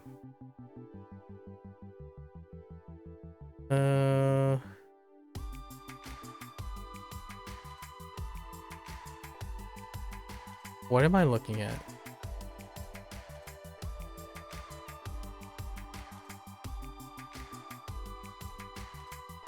Oh yeah. 手荷物。手荷物、手荷物。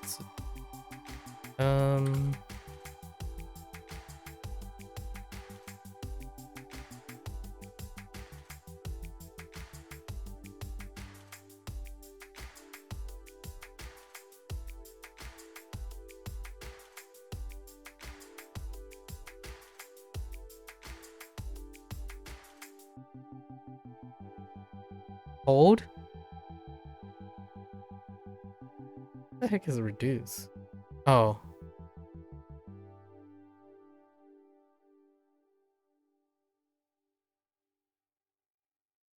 いい加減にしろ。いい加減にしろ。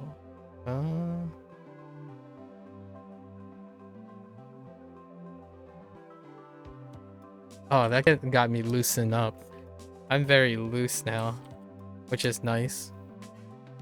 It's that old noggin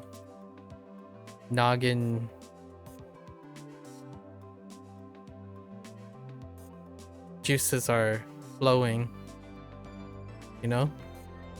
大統領、 I told you. 木曜日 I'm a lot more relaxed. All my wires are working. What in the world? Okay, it's gone. Kidding. 経済的 Is I think.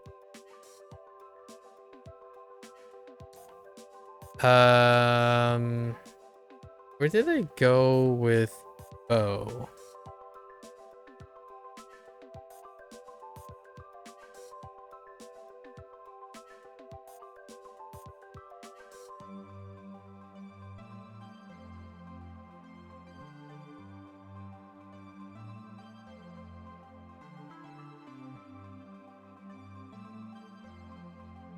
占拠する Thank you, Suru.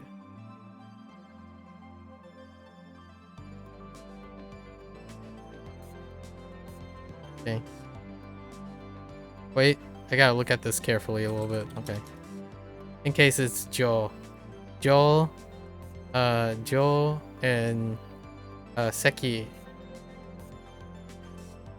Sometimes. 批判する、批判する.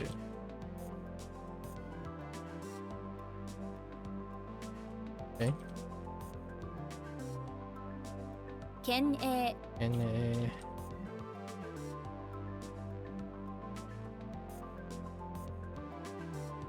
案外 案外.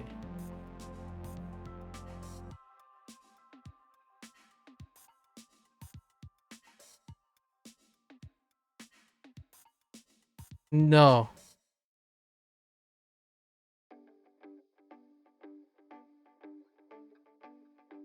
不思議不思議.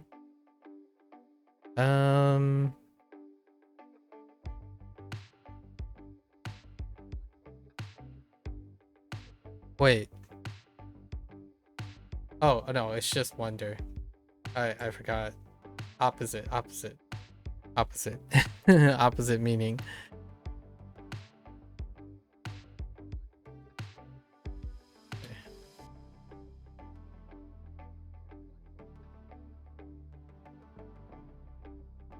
Oh. 社費 Alright. 無力 無力.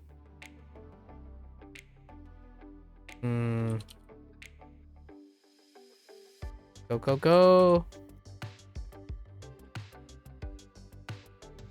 Okay. 金曜日、金曜日.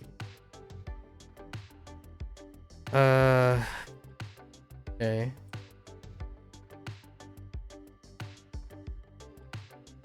あげる、あげる.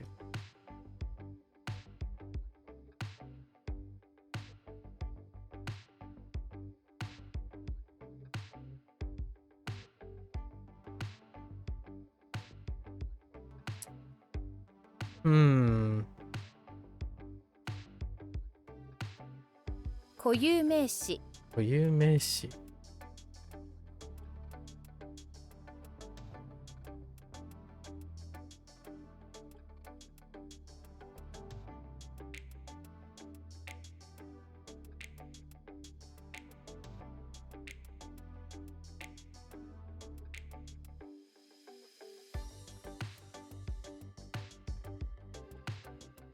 What?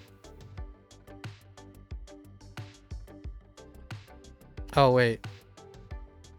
The other way.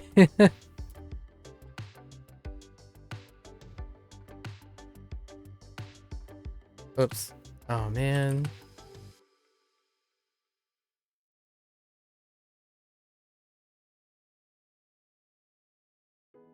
飲酒運転飲酒運転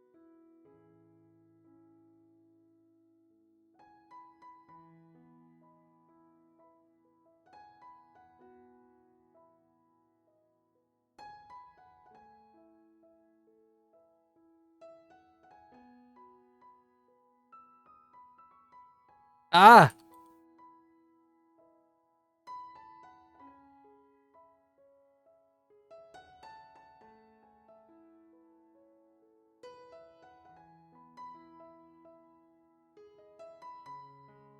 What?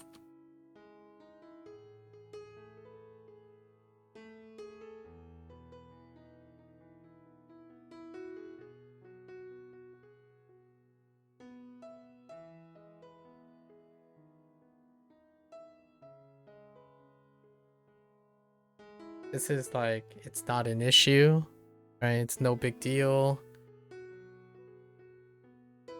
Like, went off without a hitch.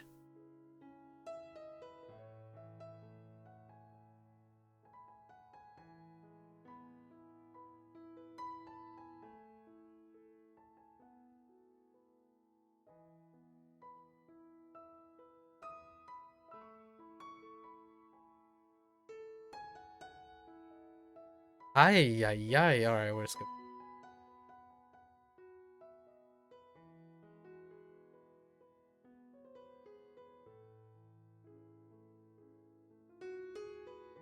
Iraira suru. Iraira suru.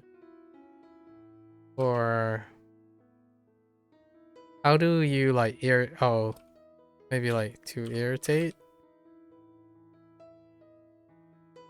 Iraira suru.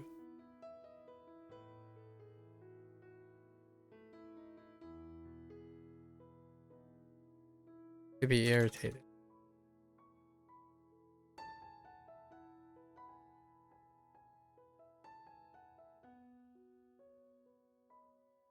Um...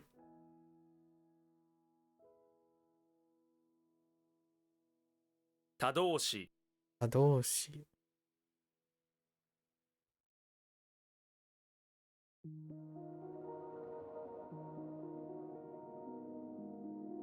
Tadoshi is... I don't know how long that's gonna last. Okay.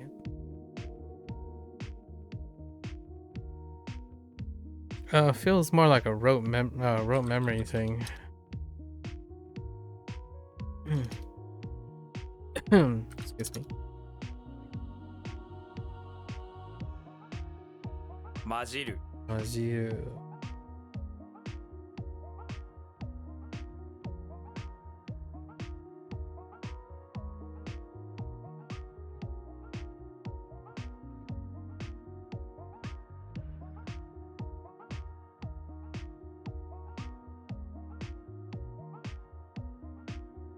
評価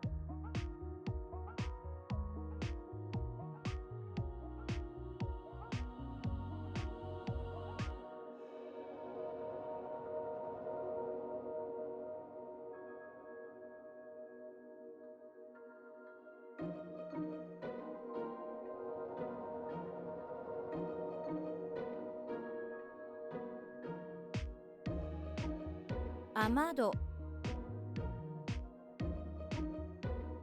提案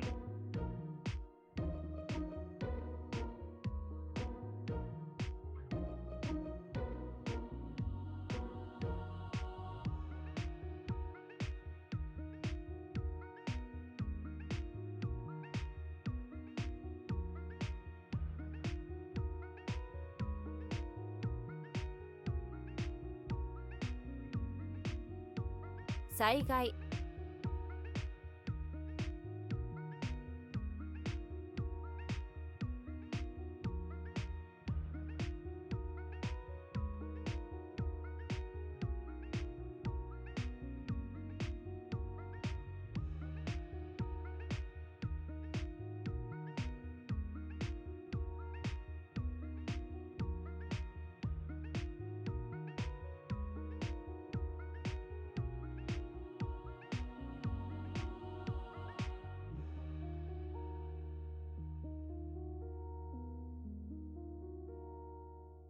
済ます、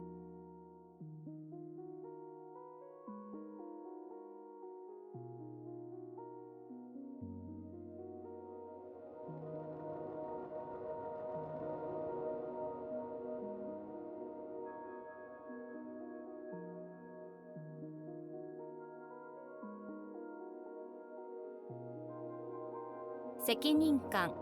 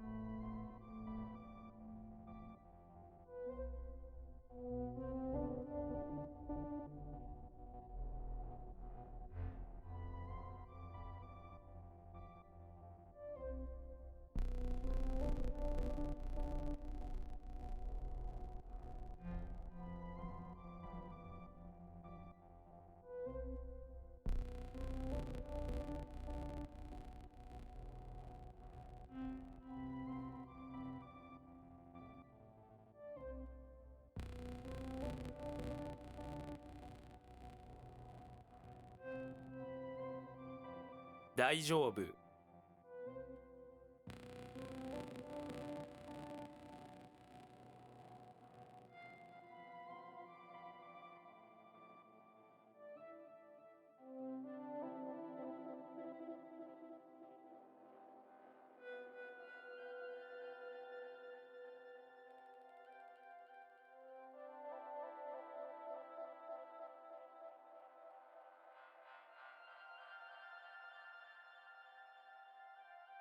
嫌疑。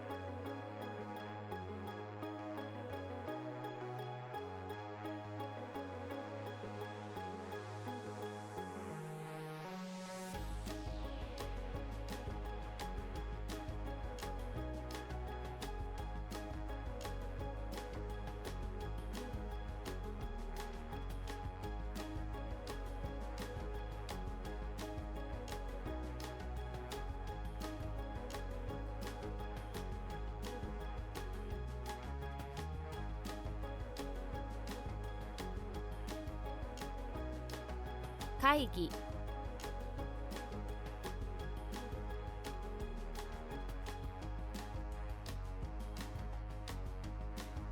無理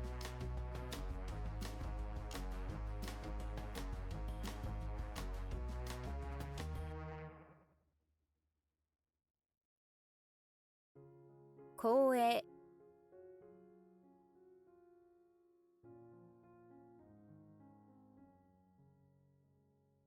脱衣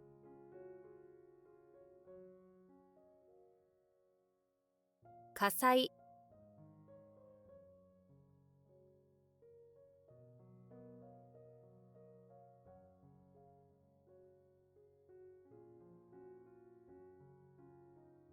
保守主義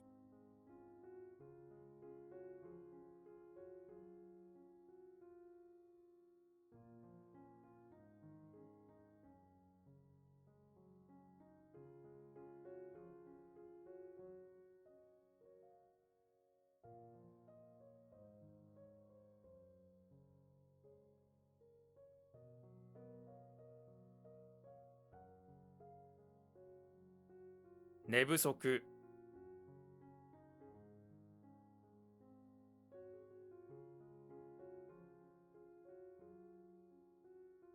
増やす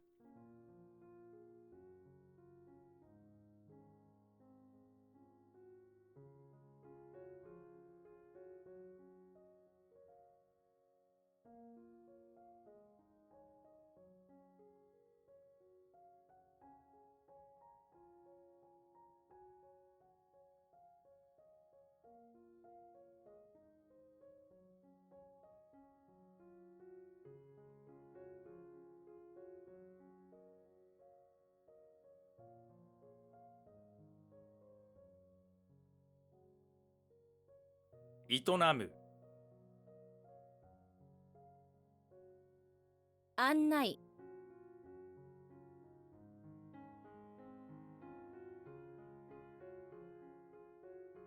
叶える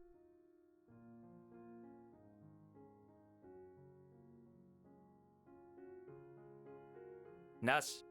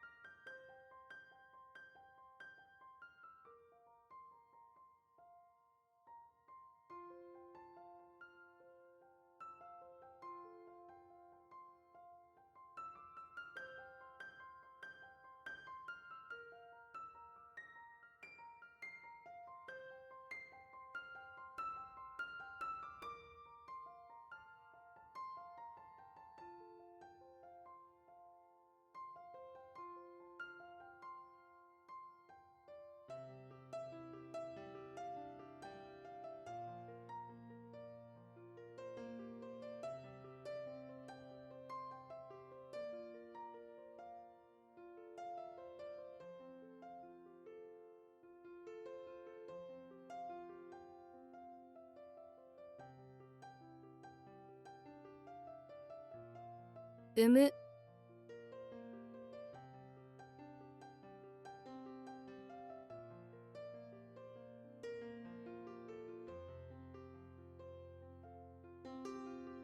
年賀状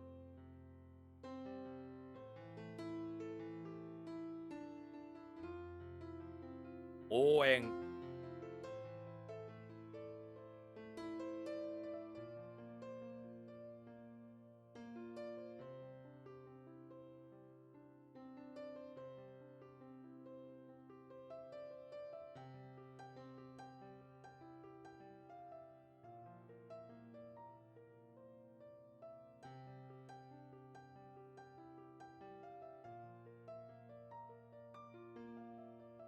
Heck. Words and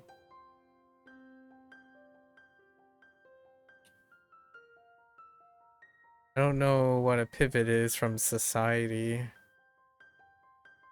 Or build. Oh, wait. Create.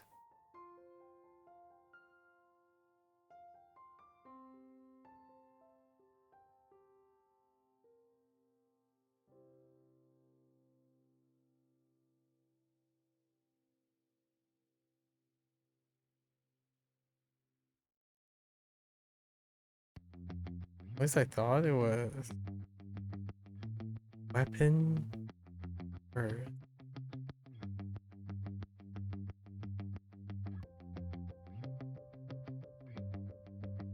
and then words.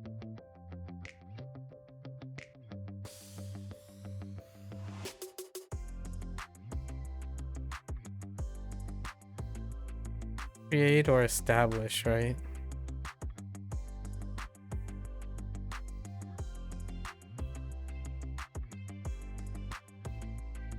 Kitsu.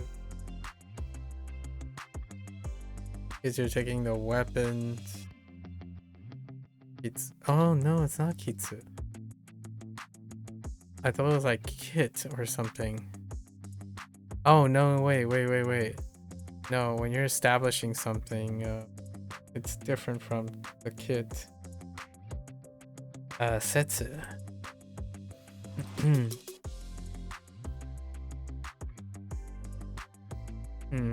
How did I get setsu? Oh, things are established in sets. Weapons. I'm not sure how that's. I'm not sure how great that is. Do I have a kun? Or is setsu the only thing? Oh, mo. Mo is one.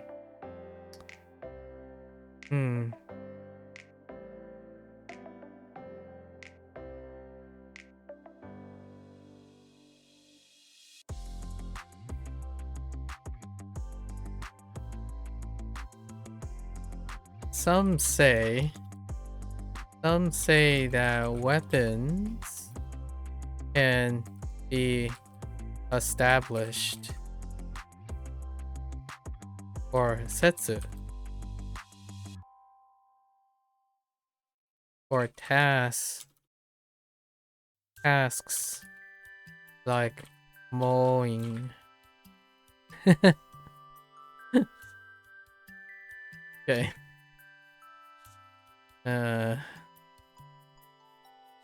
Mia. Yeah.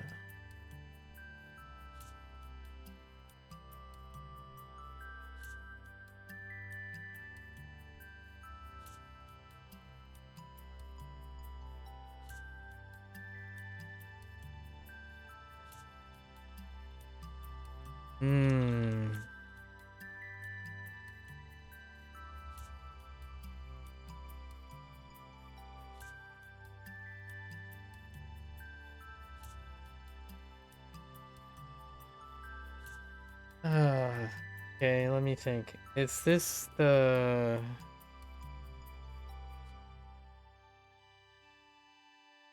This is a figure of speech of some sort. Or this is, How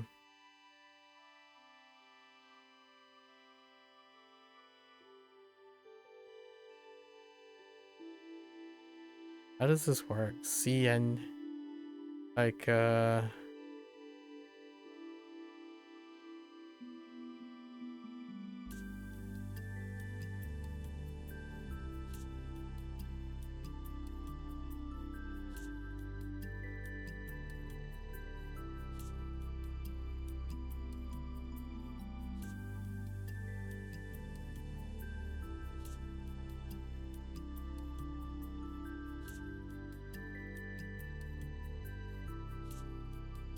eye on the season.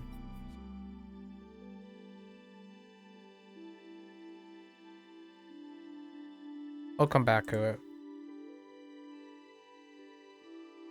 I have some thoughts. What? Oh. 土曜日 Toyobi.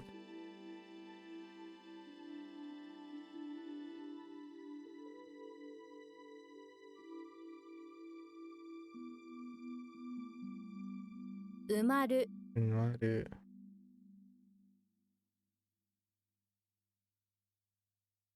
建築 Kenchiku.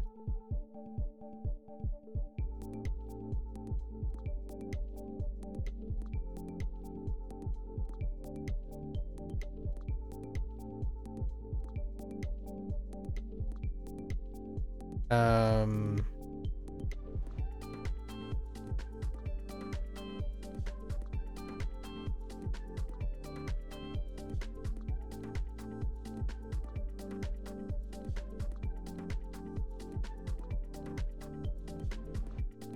Wait.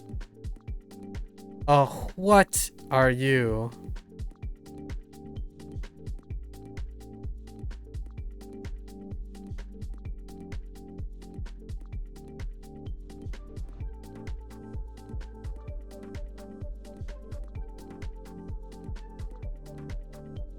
Ugh. 変態 Hentai. Okay.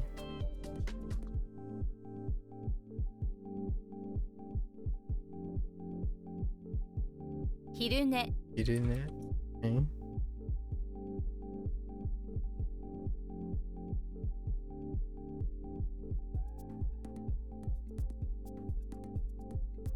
脱走する Atsosuru.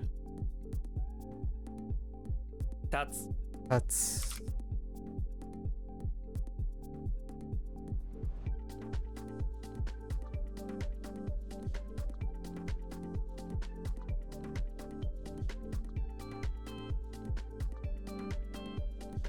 わざと Wazato.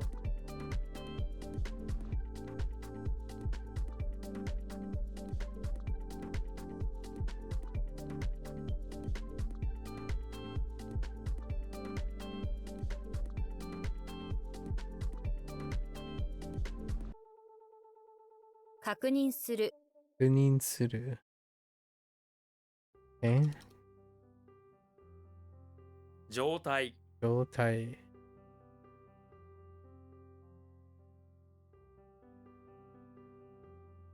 寝る Neru.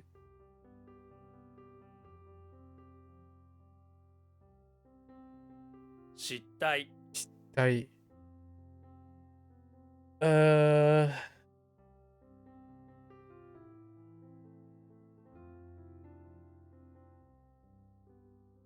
How does one lose attitude?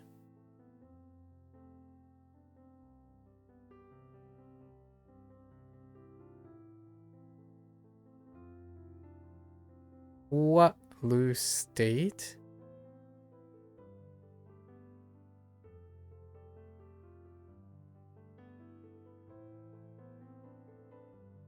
Oh. Disgrace. Yes, disgrace. Oh no. Wait. It's not what I think it is.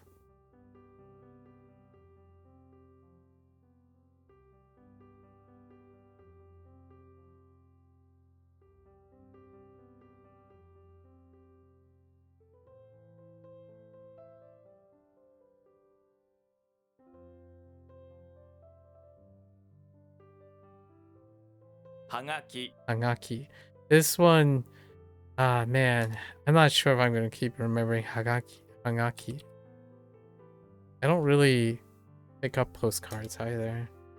I guess Japanese stationery shows Hagaki fairly often. 寝坊 Example.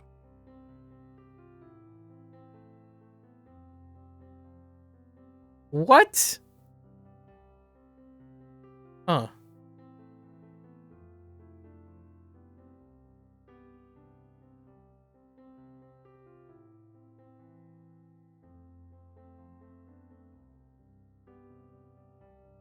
Yellow. Okay.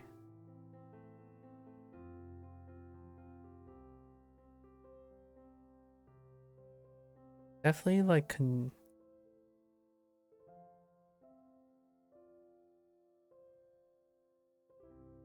I don't remember what word they ascribe to this. Or I think of it as like smooth. Smooth, or maybe even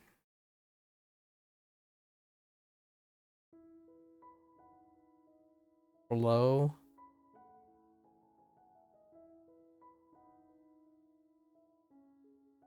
Oh no, wait. Might be thinking of something. Hmm.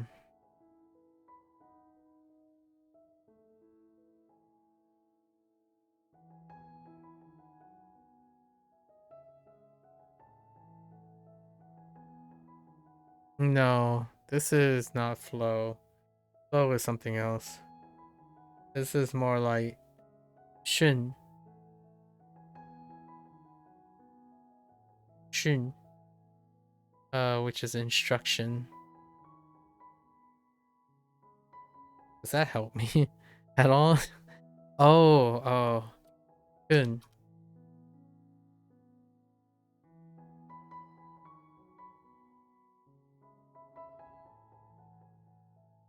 世の中、世の中。Okay.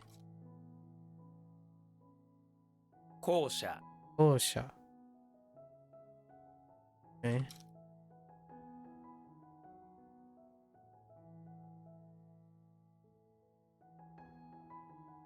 支援、支援。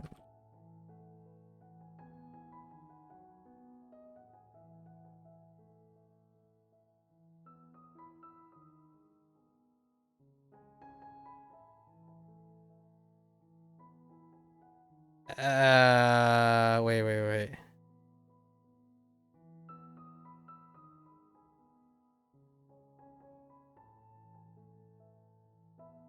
Uh,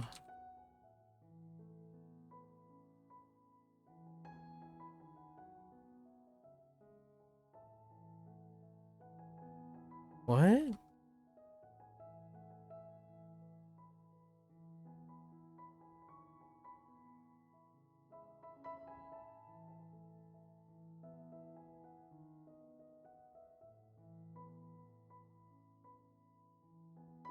Oh, yeah. What?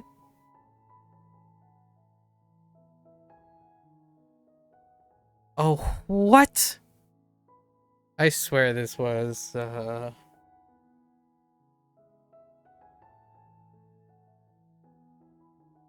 what?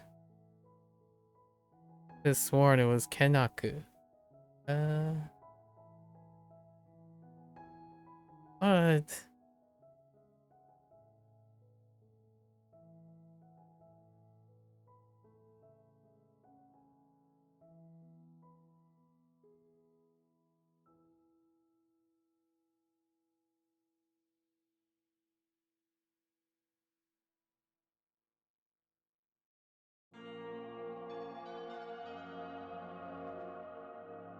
I don't see how it could be anything. How did I get the acupuncture, right? Uh, huh. I think this is the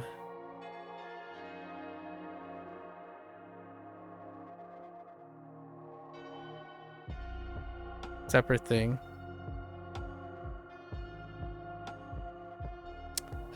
What you call it?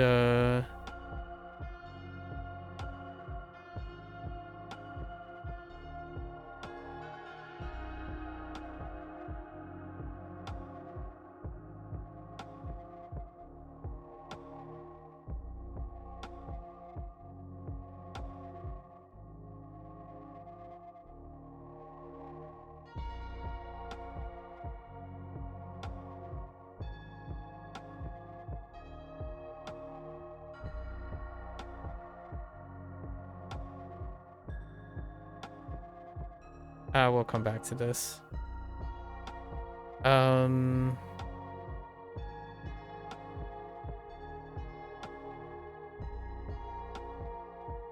of my mnemonics is dropping somewhere. It's dropping like a context. We'll come back to this.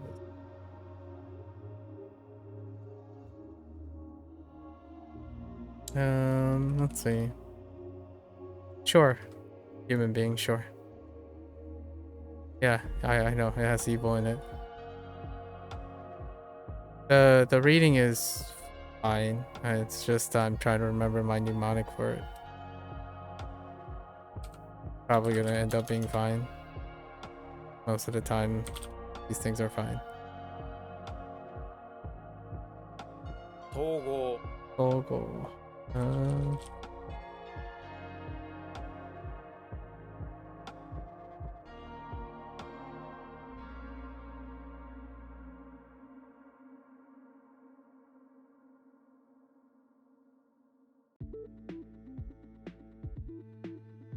Eigyo.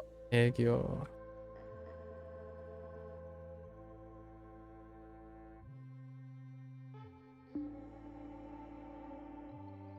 That's not what you meant. You were just saying the reading on that word was difficult. I know that's what you're saying. That is exactly what you meant. And I was thinking exactly what you meant. And I said it was fine. Because we'll eventually get it. Because I'm still scrounging out my mnemonic. Because we wrote a mnemonic for it. So no, I didn't misunderstood you. We can read it like that if you want. Readings are not difficult in the sense that you might be thinking. I suppose we disagree on what you mean by a word is difficult or the reading is difficult. And I was giving you kudos because evil is in the reading as well, so it's a pun. So I knew what you meant, but I like the pun anyways. Or like the unintentional pun. So no, I was not thinking of one thing. I was very presumptuous.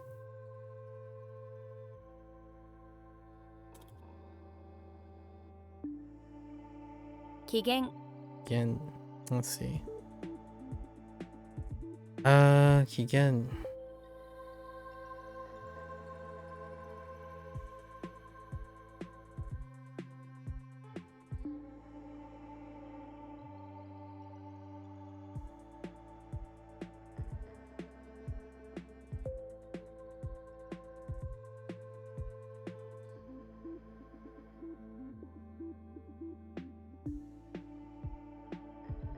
Shouhi.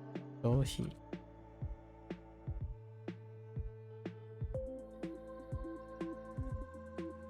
委員会。委員会。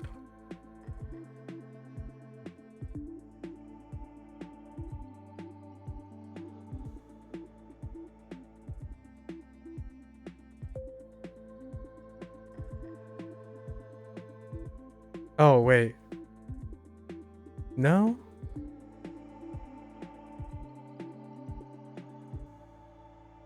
Oh.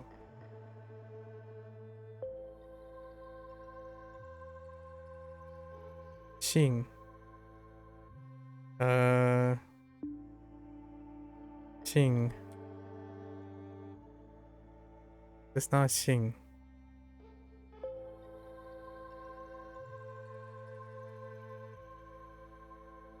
They want for this radical.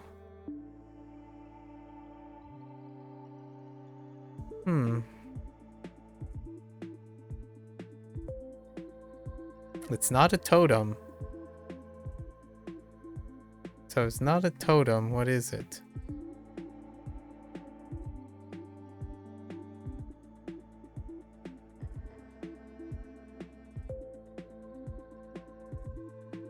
I think we typed pretty much all the things. What else didn't I type? Happiness? Okay, let's add some more stuff to this. Happy, joyous.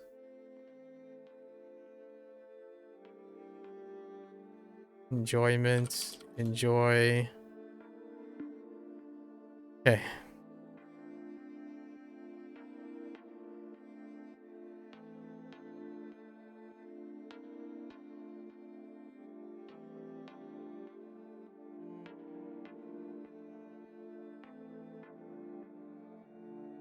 羨ましい、羨ましい。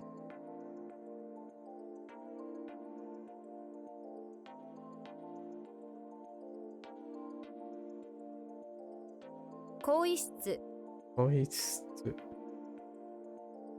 あ、更衣室。あ。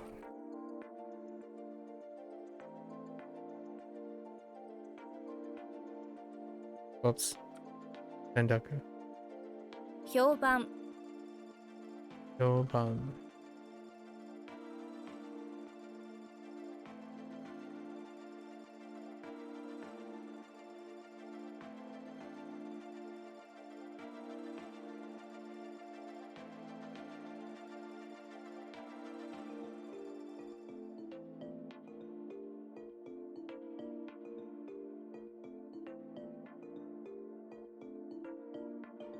Evaluate and judge. Huh. Oh, wait.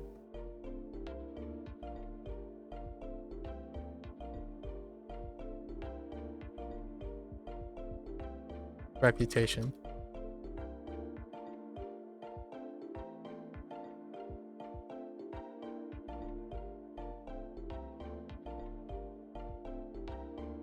That's a YOLO.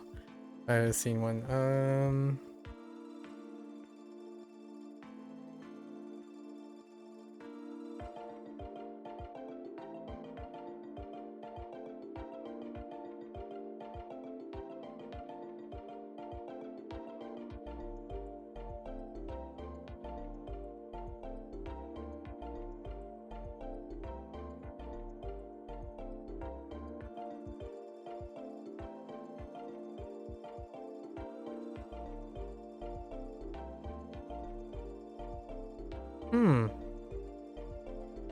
Something's a bit off.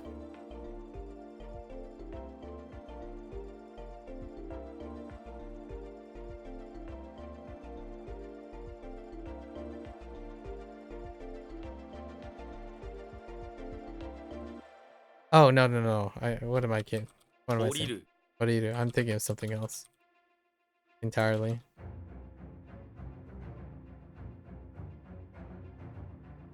Oops. 作用、 Ayo.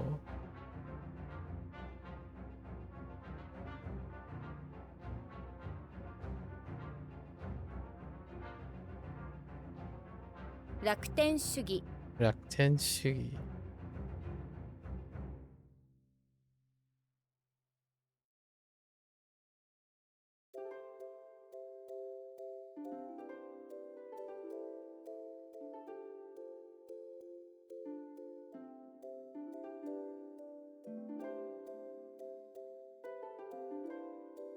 素晴らしい Shubarashi. Alright, so we ended up skipping 10 of these. Wow. Life, big sword, mouth, pull? Nodo. Oh no, this is Kitsu. How the heck do I know it's Kitsu? Put down your, I guess that's like consume or something? Consume. I might want to... Do we have a... Oh, we only have 2. And they're both Kitsu.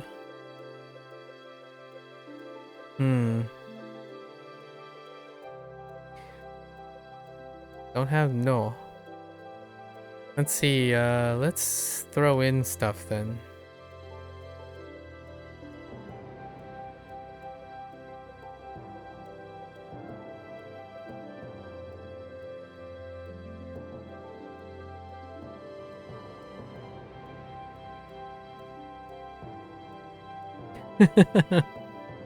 Alright.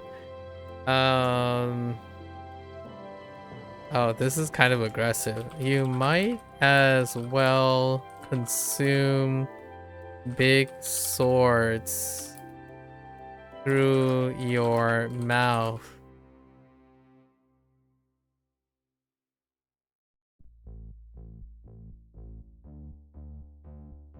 then smoking, then buying a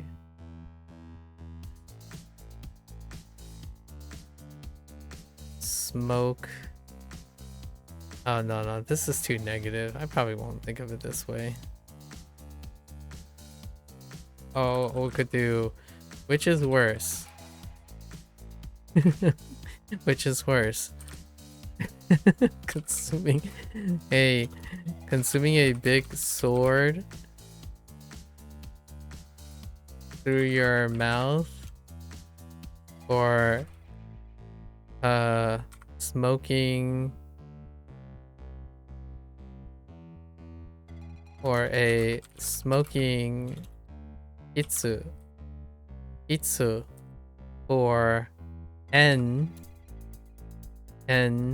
the ending your life.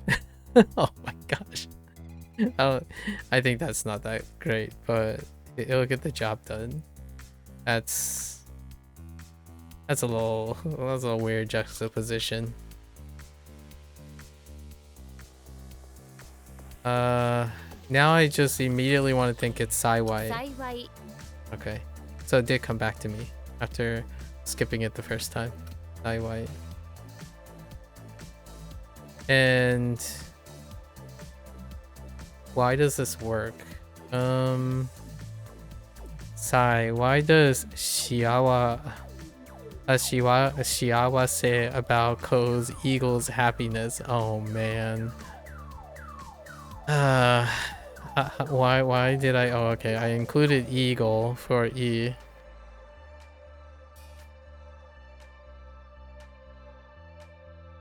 I feel like I'm gonna.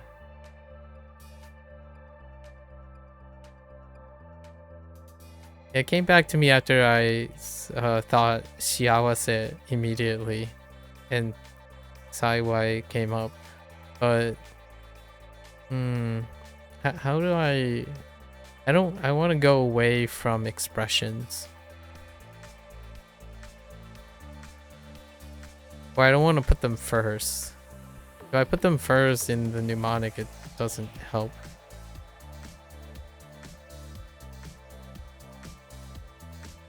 Okay. I think this one, should I give this one a pass? What else can Saiwa sound like?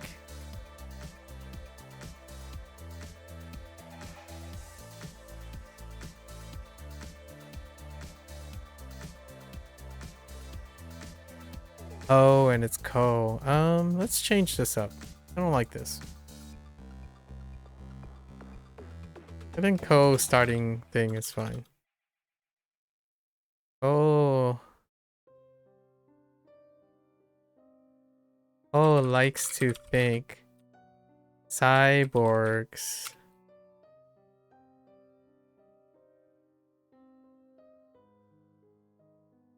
And do what we do for happiness.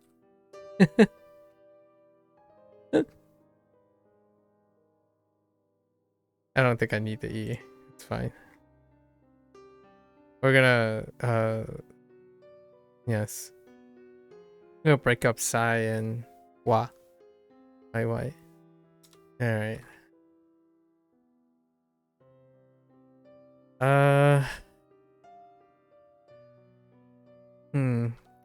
Skip this too. It's probably because was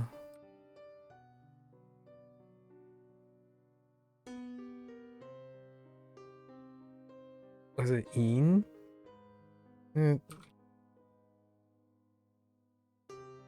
Oh, probably is.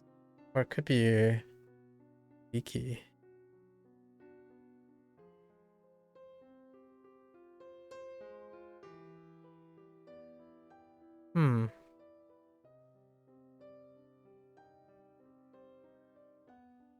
Syndicate.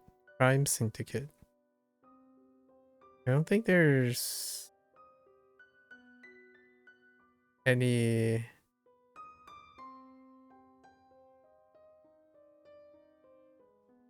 change.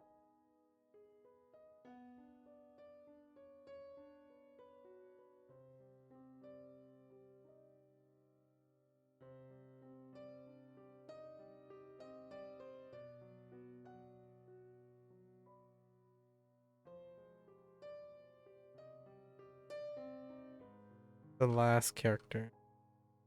The last character is... I'm at a loss on the last character. Or less confident about the last character.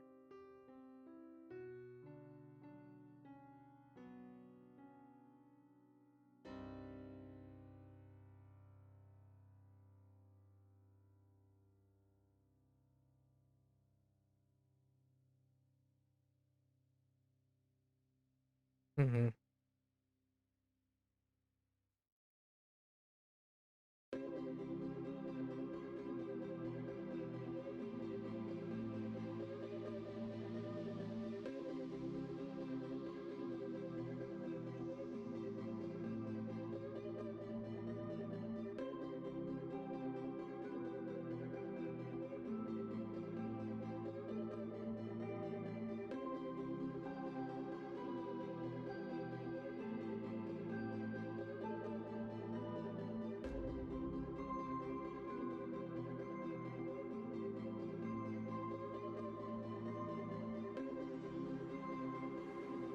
Hmm.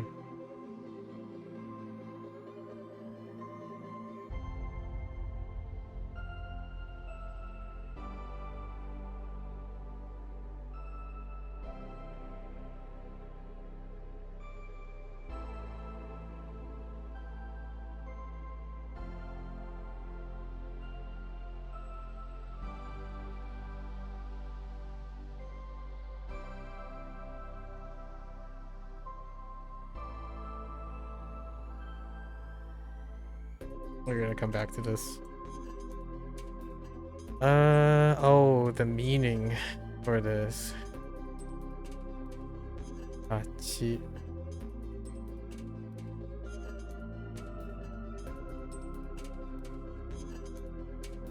When you have predictive powers, or it wasn't like hypotheses or presumption.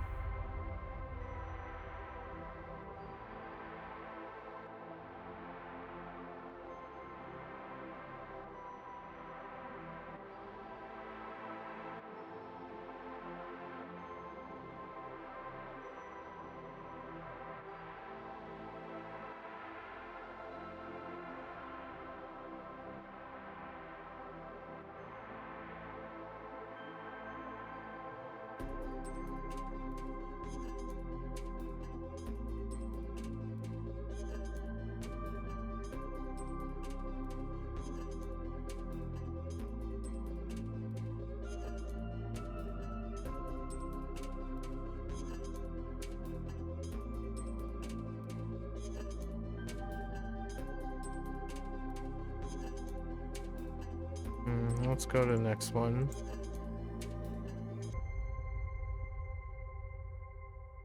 Expression.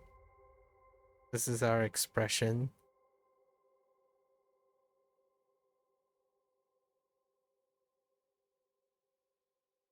I think this is probably a typo, right?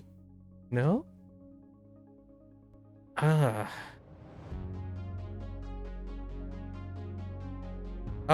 Oh, it is, because I forgot to, it's, whoops. Buji. Buji. Which is like, I'm gonna say safe and sound. Okay. More like without a, yeah, without a hitch. Okay. Just when you think you are safe and sound, a cow goes, appears and says boo and sends you to Jesus. Okay. I didn't think of the mnemonic. What was the problem? Uh, and I messed up on the left side, right? I keep thinking Han, but it's not Han. This is... I don't remember how it works. Temporary. Temporary.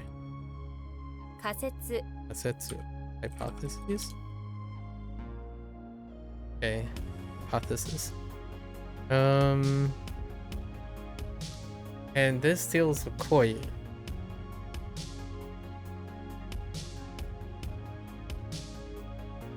Or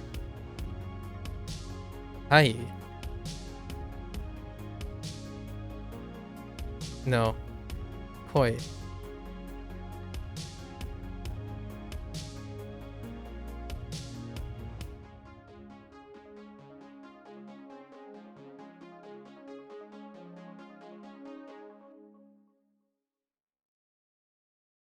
No. It could be Ren. What would that make it? Shoren?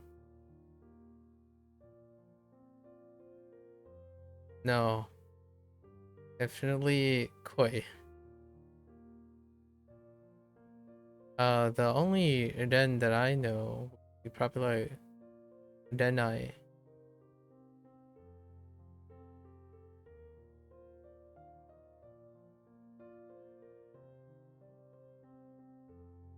So that means I'm missing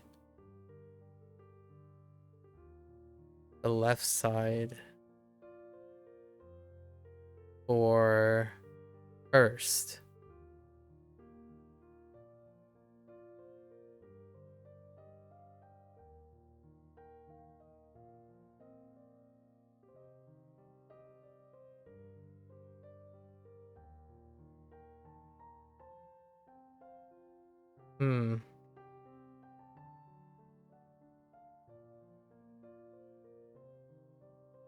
First love.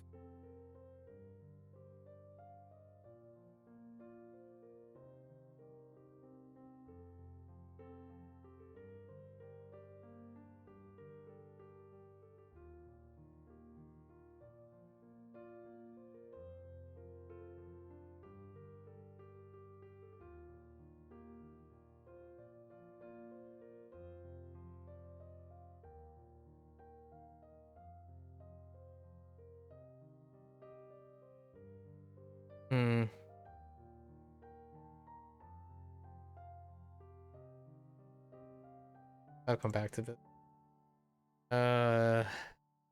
This is also a heen problem.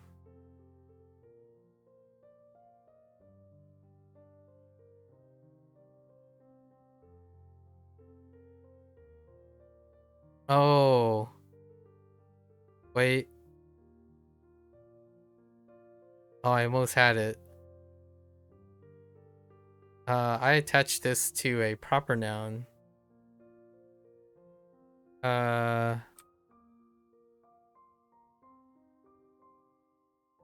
Shinamono. Shinamono. That's kind of loose. Shina? Attach this to a name. Shina.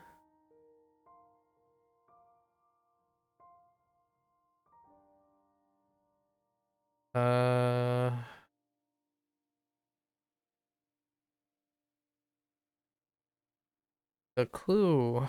The clue is in the... Unfortunately, I attached the clue to... the re to the meaning. And I don't remember quite...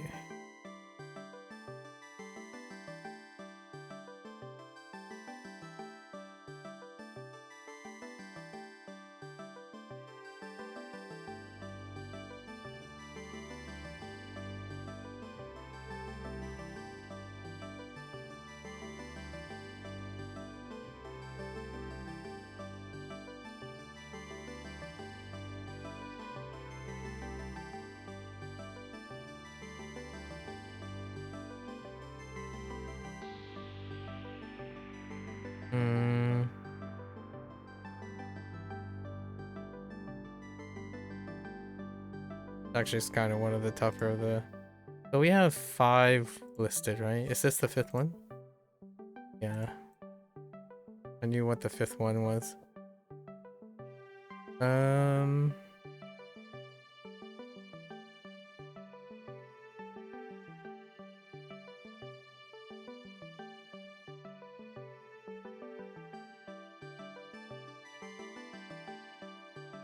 This is so. What do Ken believe is evil about acupuncture? 剣を Ken.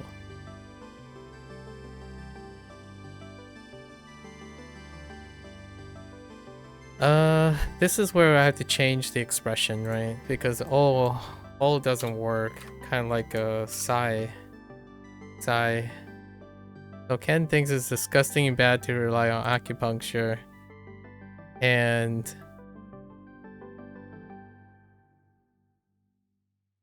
what are our different?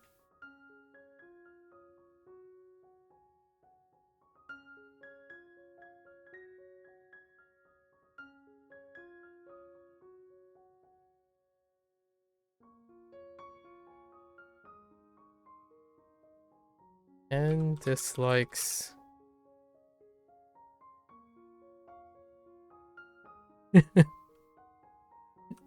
Ken dislikes acupuncture.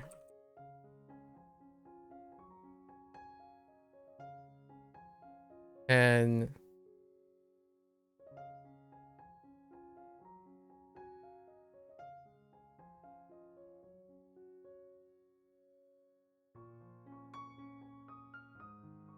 oh, we only got Obi for all. Obi is kind of.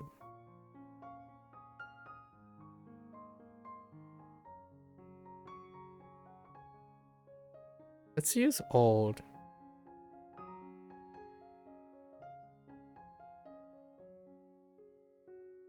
And older methods. Alternative methods. This will attach it to the acupuncture instead of Oklahoma. Was it Oklahoma or acupuncture? No, it's acupuncture. Oh, Haku. Okay. Next one. So let's write that one down. We'll write that one down as a refresher. So what's a Ken O? Ken O. I hate. Oh, what was the breakup? Dislike plus.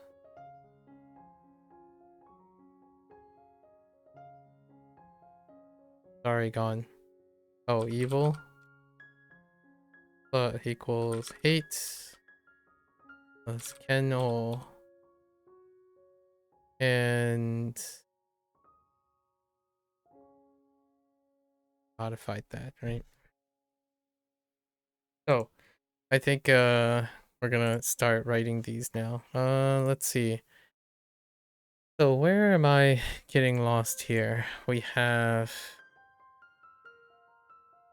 violence plus power or strength plus group equals crime syndicate.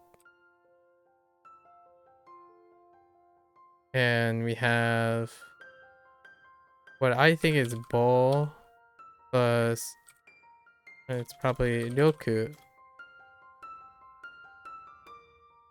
as opposed to Riki. And then I'm missing group. Which let's see, group plus group.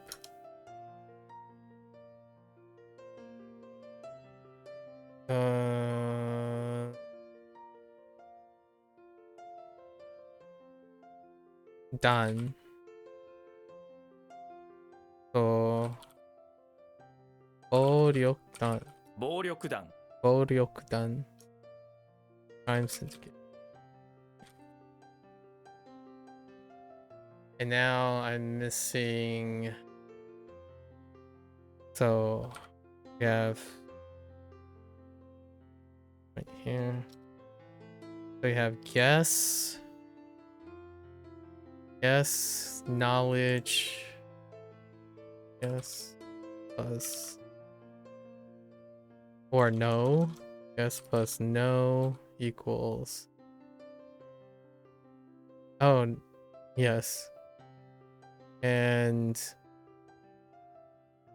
we have dot. It's actually datsu, but dot chi.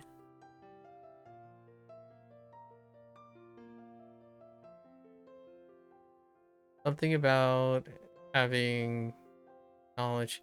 It's not the same as assumption and presumption. It's not the same as assume or presume.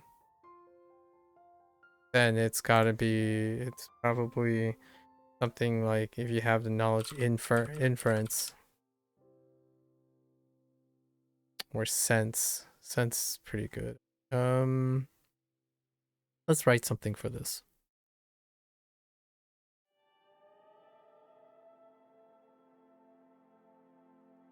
Okay, so you can guess, but you also kind of know. That's not true. That's not what inference is.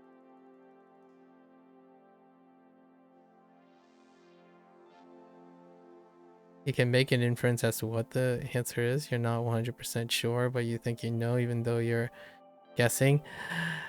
Yeah, you know what? Let's look. Let's look.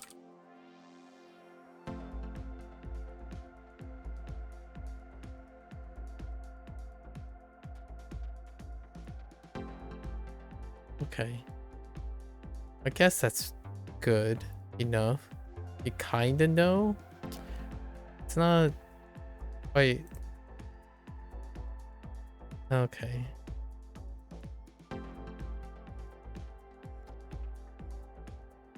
Fair enough. So... I didn't even think of imply, but imply is the thing I thought it may be able to pivot to. Suggest or indicate something indirectly without stating it explicitly, right? And then infer to draw a conclusion or understand something based on evidence, hints, or context. Not quite the no that I was thinking of, but so how do we do this? I mean, this kind of explains itself, right? Oh wait, I already wrote something for this. Oh, I did write something for.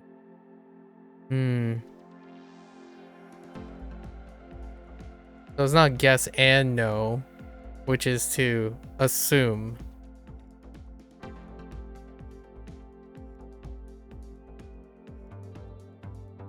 It's more like kind of no.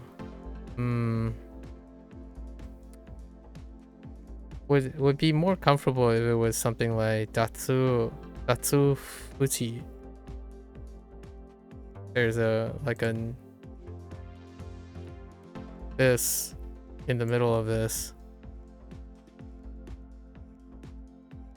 It's kind of like a wonder. Wonder is the opposite in this case. And guessing is not good enough.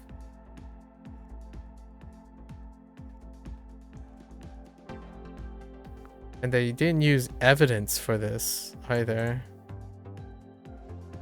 Interesting. Let's see.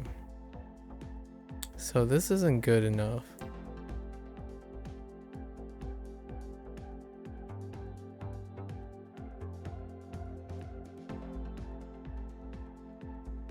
They have Satsuka. Satsu. We just go with Satsu from now on. Satsu.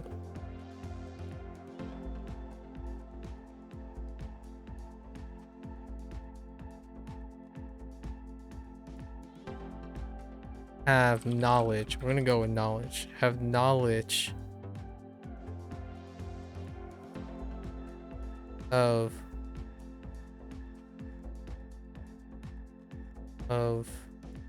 evidence that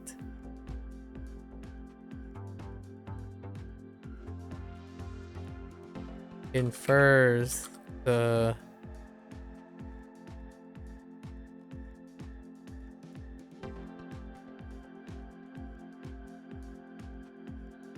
that sense.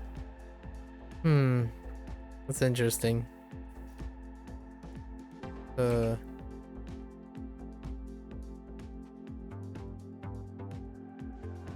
That cheese is a good guess.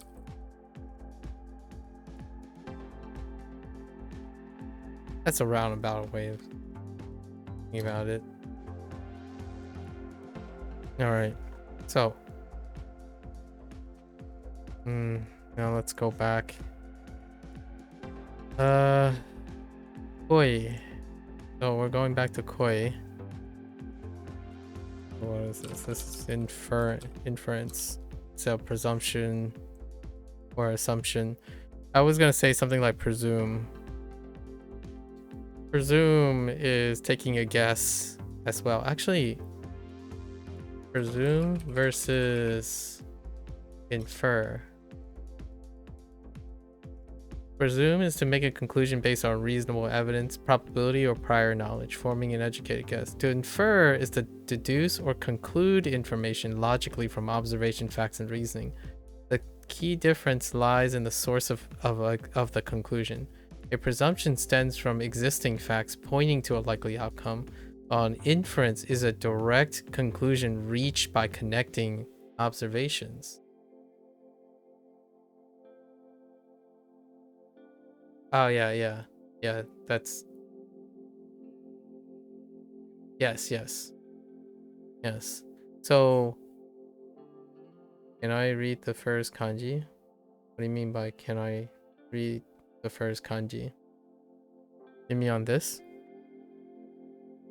Well, that's what we're trying to figure out right now.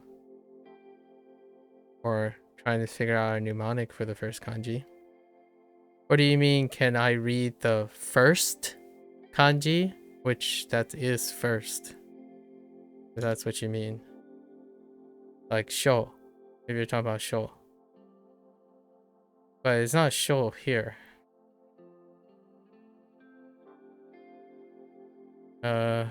This is probably... So we have first plus... We're gonna go with love. And this is a special read. So it depends on what you're asking, sensation, like which read you're talking about. But this would be koi.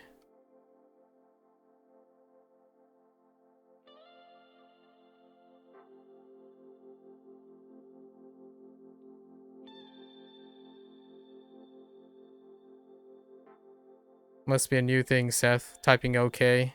Okay, Seth. Good for you. Yeah, this is probably Hatsukoi. Hatsukoi for first love.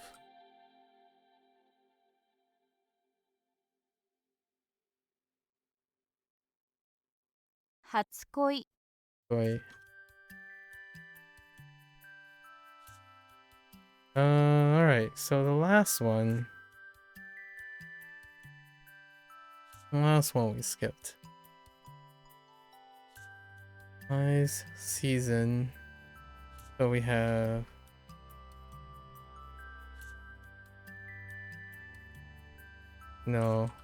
festival. I think they they use season, right? Setsu, but this is a special read too.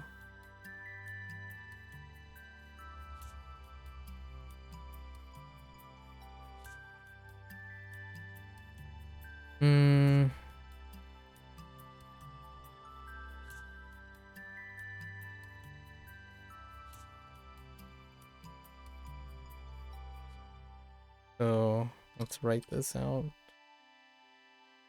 Season plus I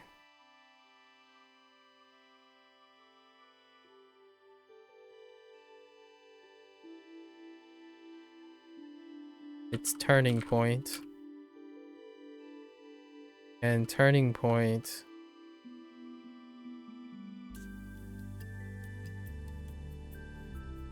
This is the full sheep.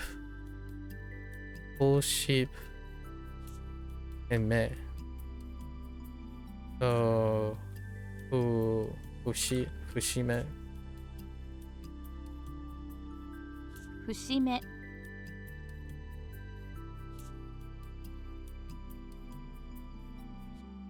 Oh, and then we got 44 to go from 5 o'clock. Let's do the rest of the 44.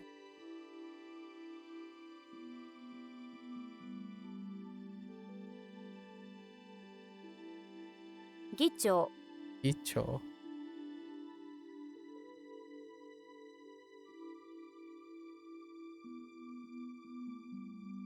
Long deliberation?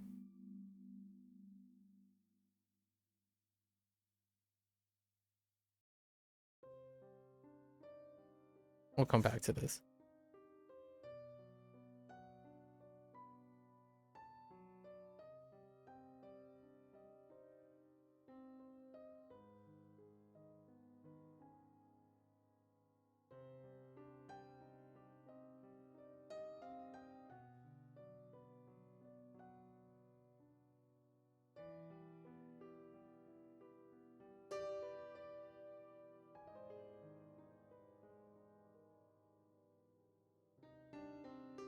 Something like has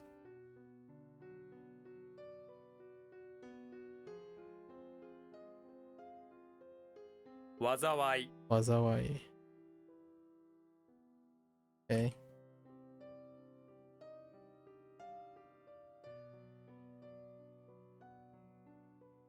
飛行機 Kofi.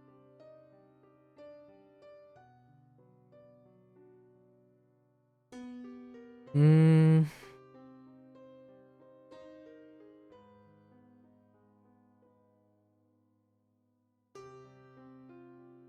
Wrong.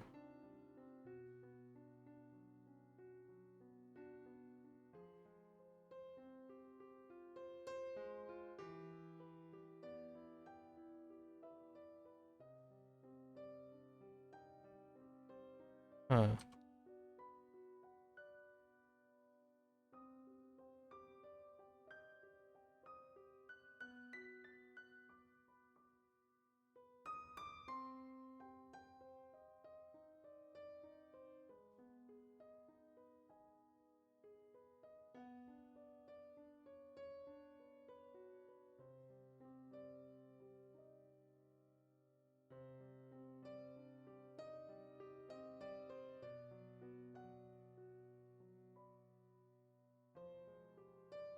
Okay, we're gonna skip this for now.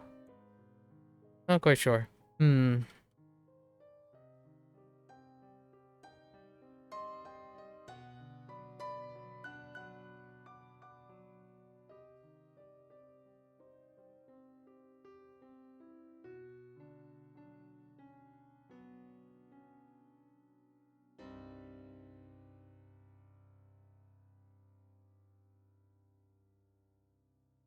履物 Kimono.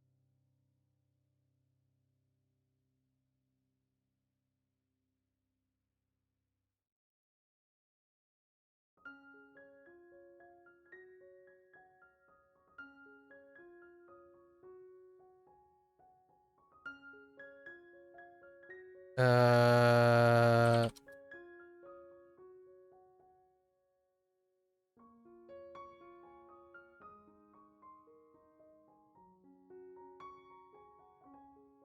All right.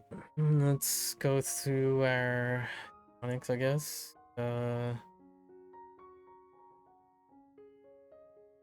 Bread, public, and heart. Like connecting all the hearts into what? So, into a whole. 議員 In.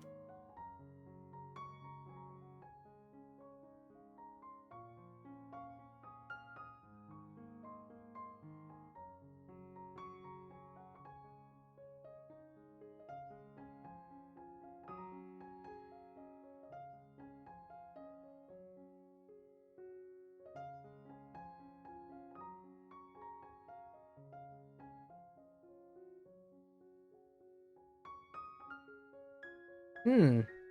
Oh, wait. Uh, 暴走族 暴走族.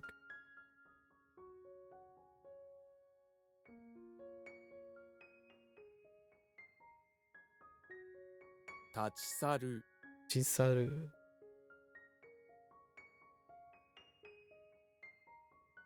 Eh?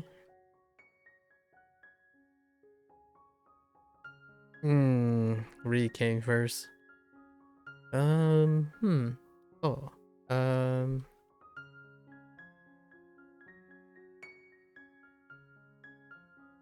議論議論.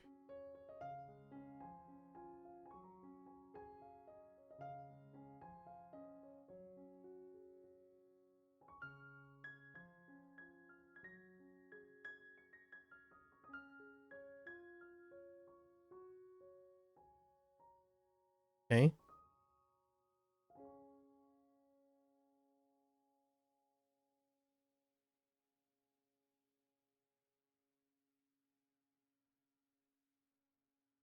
Duh.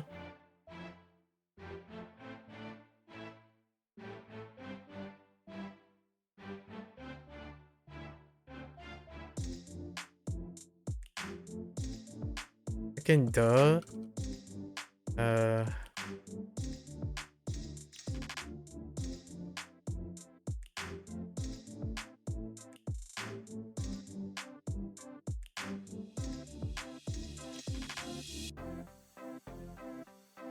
Acquire.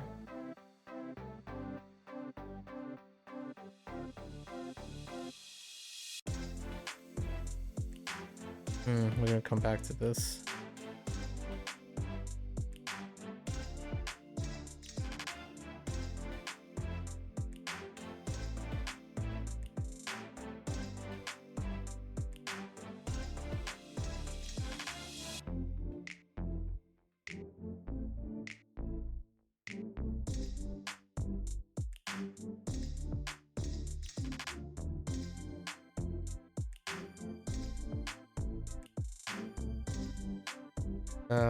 How do I type? Yes. 手続き、手続き. 手続き. Or wait. And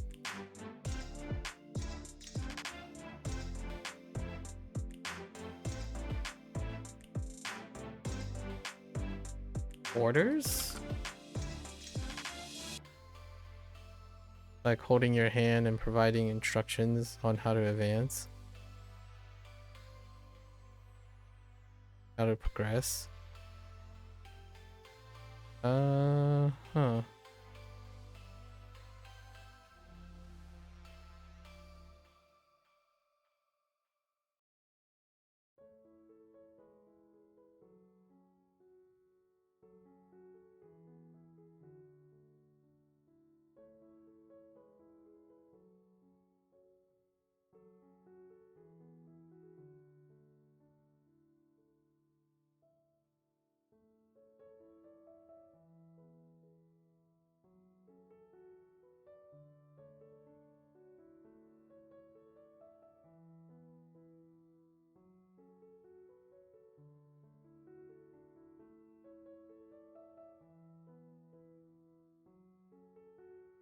This one's kind of close at the,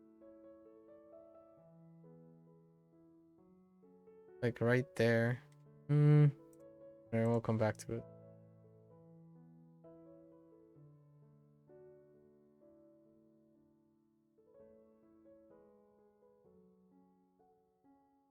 Really?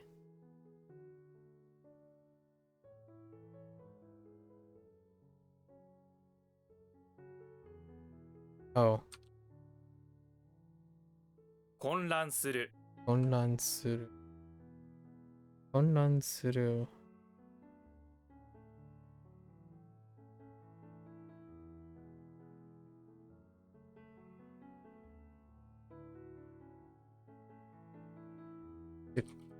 To create disorder.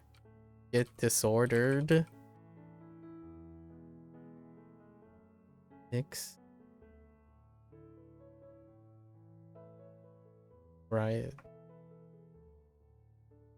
To be in disordered.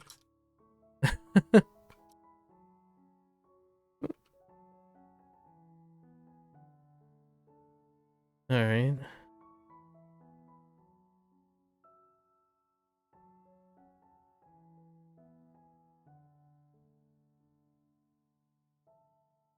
会議室、会議室.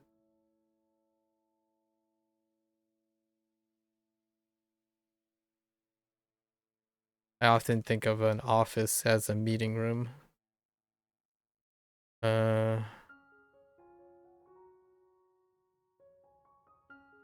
災難、 I know.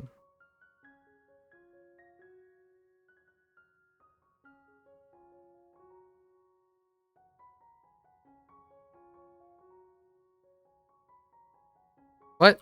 Oh. 宇宙人、宇宙人.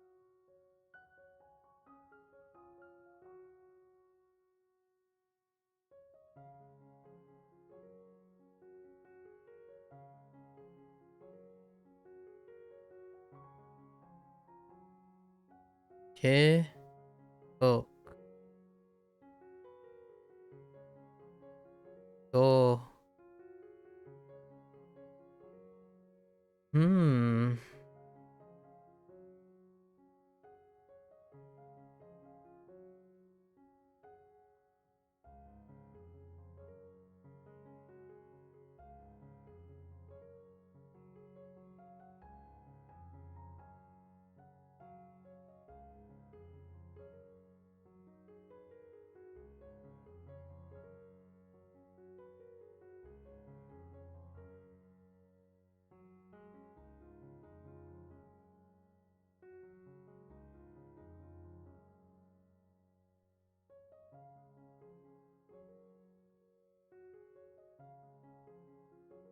Huh.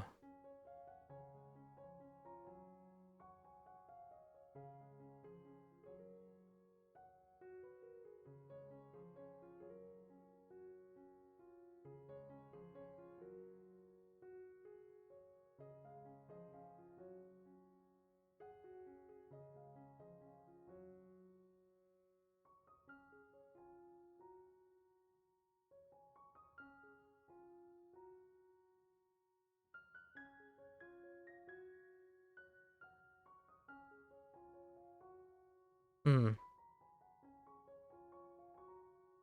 Didn't expect that. Come back to it in a bit.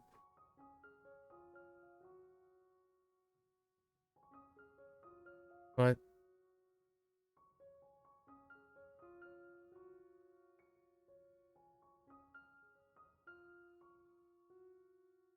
Oh, wait. 解説 Kaisetsu. 解説.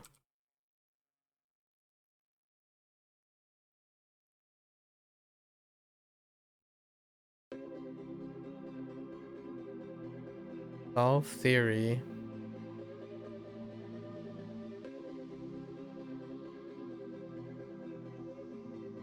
So is understanding. Maybe not. Huh.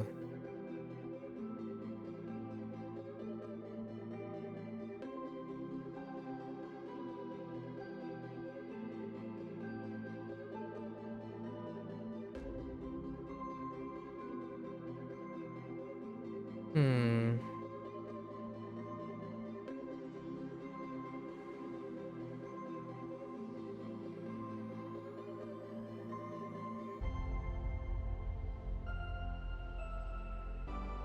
Kaisetsu.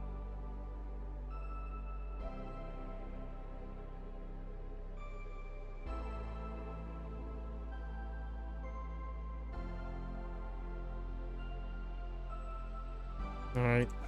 Skipping that for now. Winter tree. I think I had a problem with this.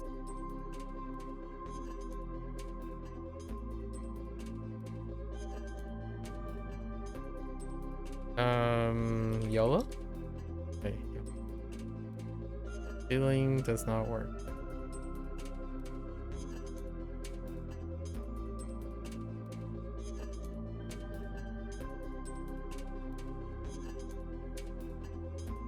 Something about not planting trees in the... Okay.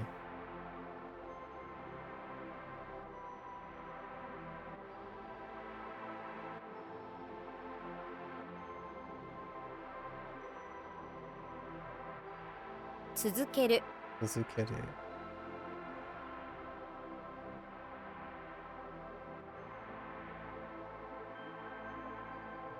Advance into continuous. So fine.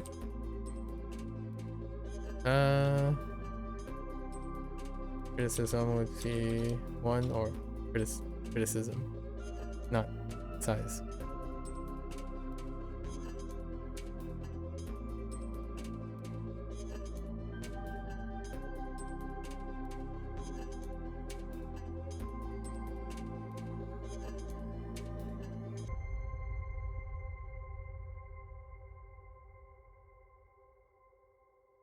I lost it.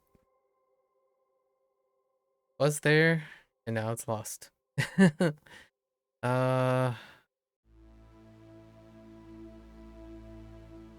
Explosion, right? That's explosion.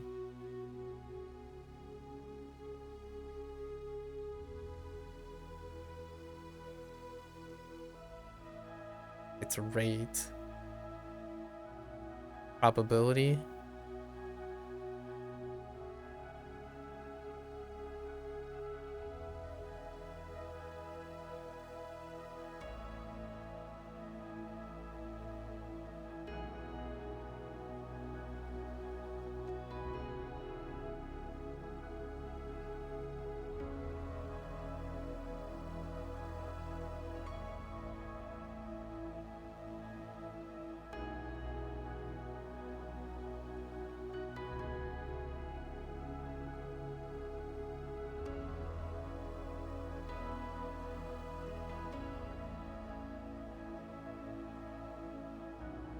Ritsu. 確率 Kakuritsu. I think Ritsu Ritsu is kind of bad. Oh, it's poop. That's right, the poop explosion. I don't think we got Hiki or Izotsu yet. Oh, there's only Ritsu example.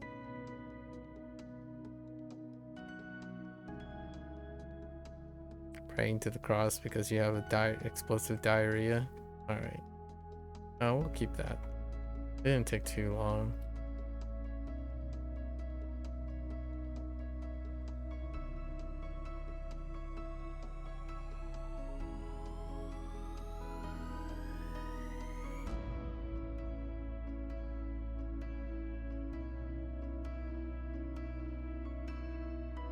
Tosan Wholesome.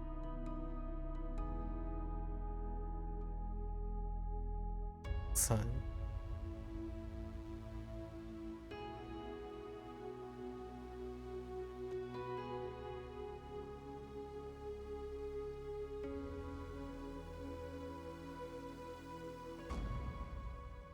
The heck?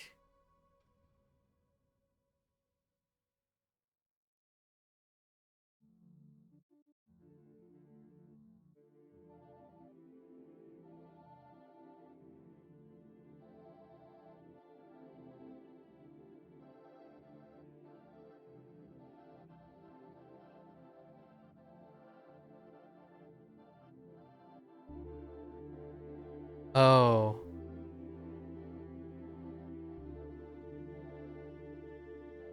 Kaisha no Tosan.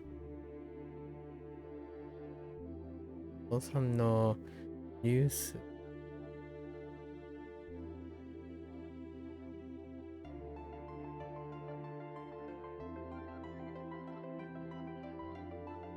Itayo.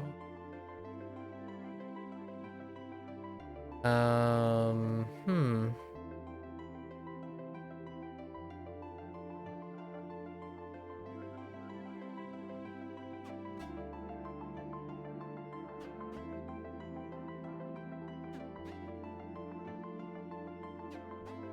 I'll come back.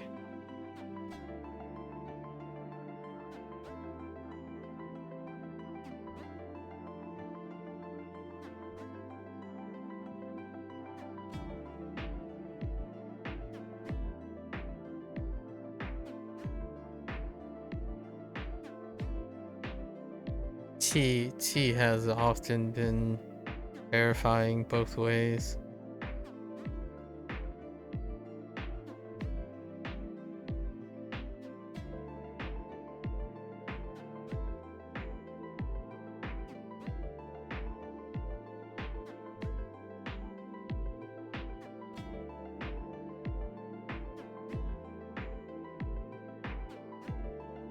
Plan.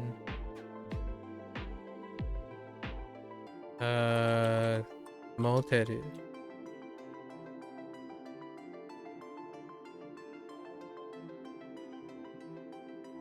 Plan.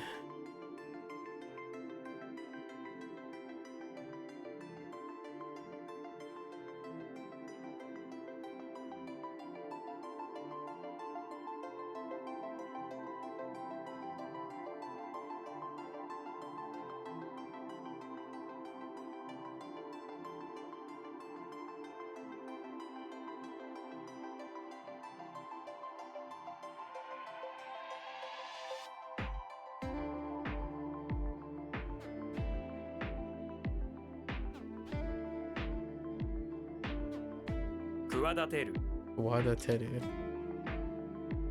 Oh, it's like kind of cool. What do you plan on doing? What do you... Yeah, we gotta switch this up too. Cool. Expressions are not good.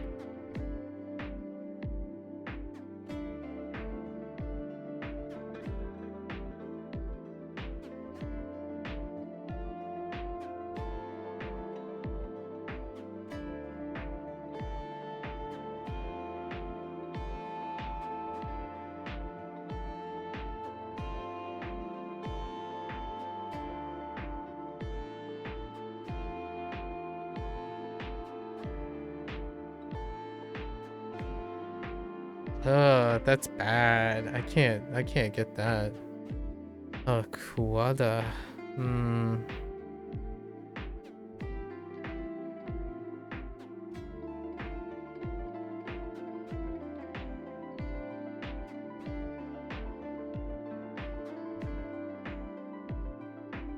Could do kuwa for like quantity again.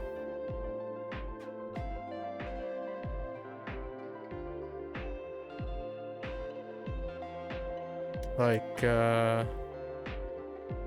what quantity of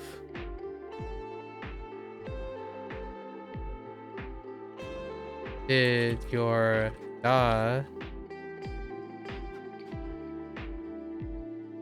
plan to bring for the party? That's okay. That's a little better than putting cool first. Okay. Jian. What the heck is Jian?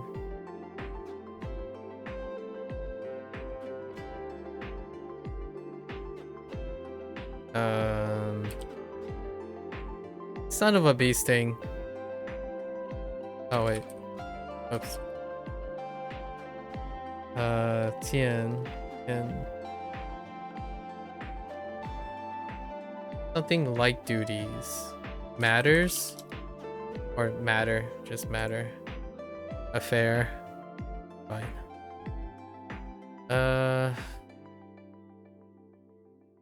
比率 Bitsu. Ratio.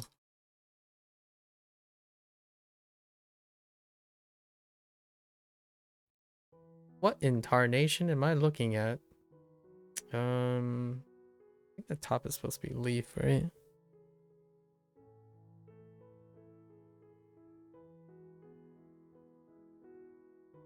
Leaf and shellfish.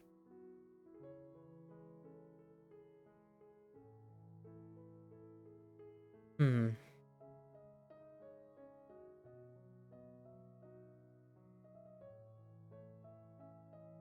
Hmm.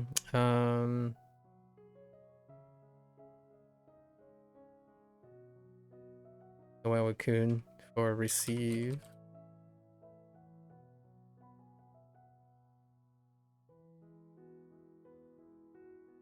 Something about morals, and I have no idea.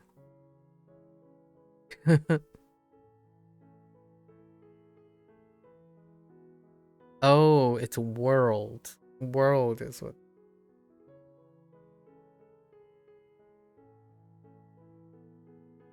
Do you have se? Oh no, it's just murao as their only example. Huh.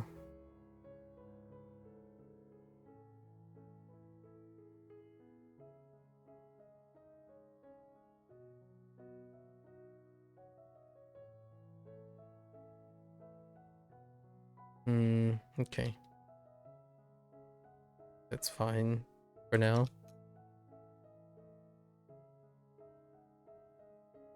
外れ Azude.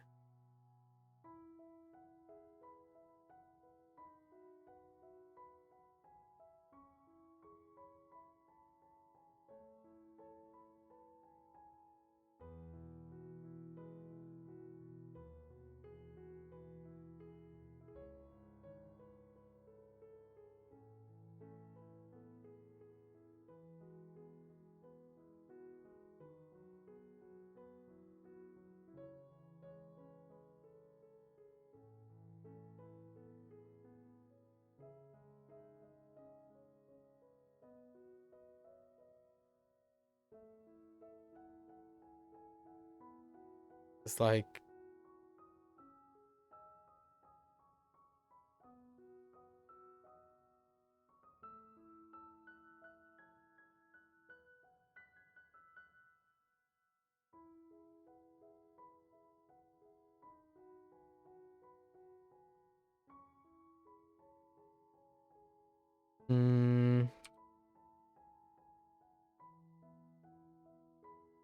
Hmm.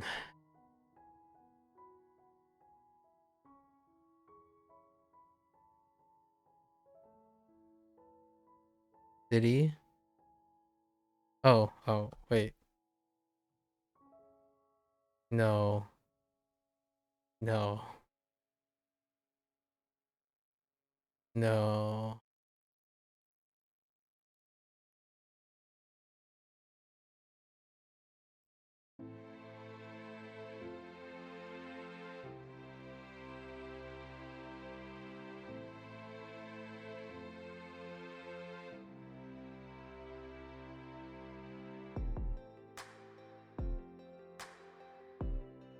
Hmm.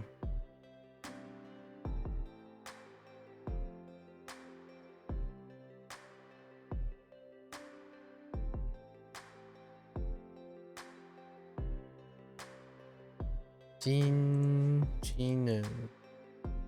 Yes, that definitely.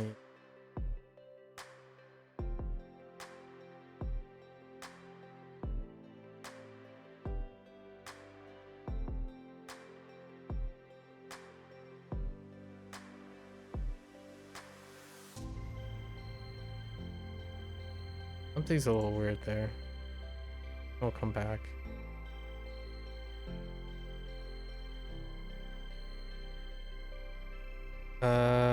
Let's say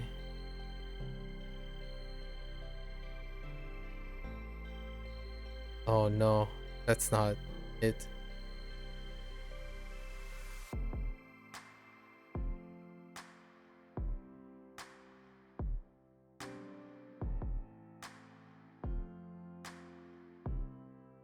Randy. thought it was like, it's probably midasu. 乱す And how do we phrase this?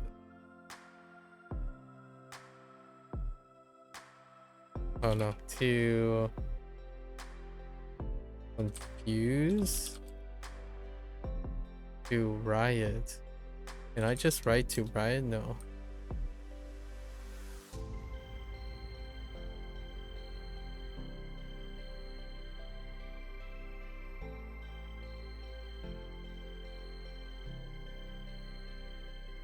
Put to put in disorder.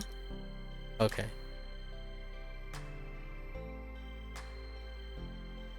なくす Nakusu. Or I guess transitive. Sure.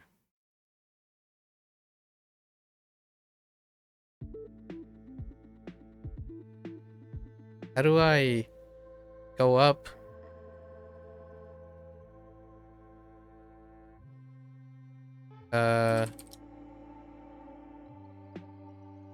Oh. What?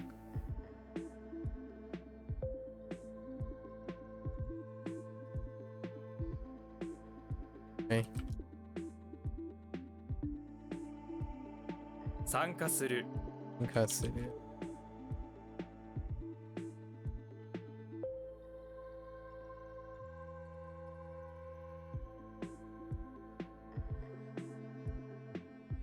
Wait.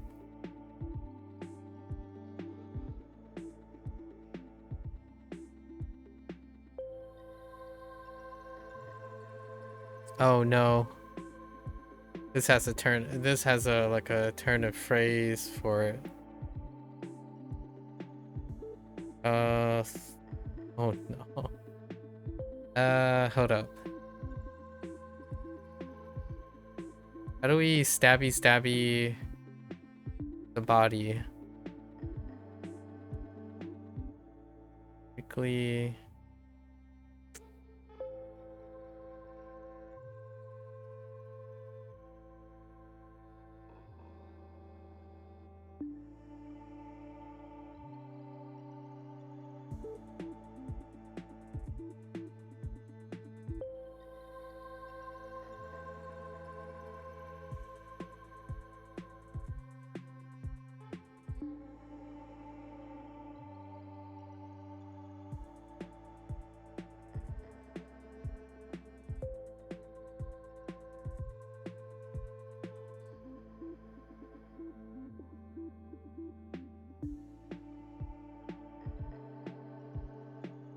Oh. Chin.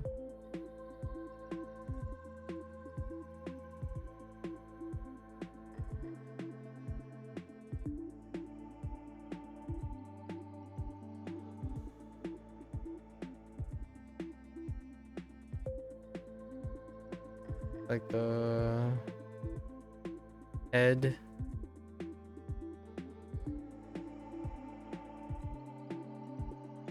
Head. Wait, it's not sa. Cause why?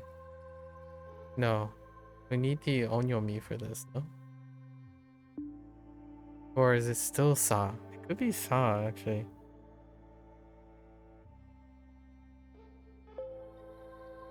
Why do I think it's like?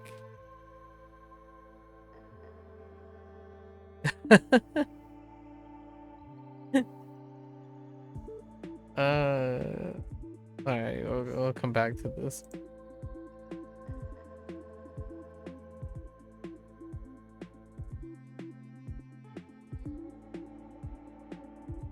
面倒 Mendo.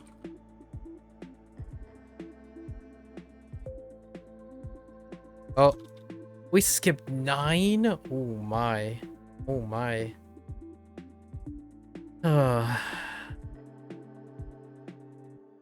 Things are falling off the rails.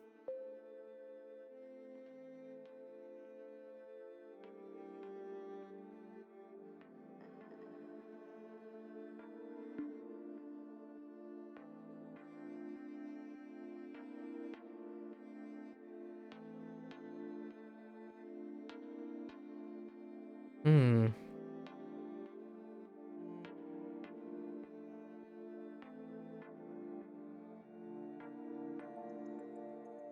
Deliberation and long deliberation. I mean, I kind of. Oh no, it's in the front.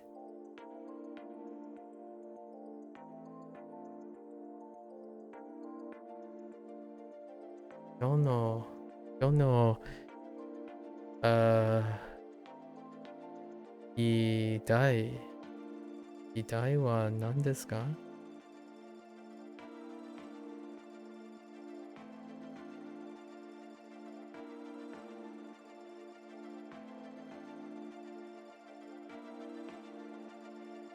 I feel like it's definitely a position. No?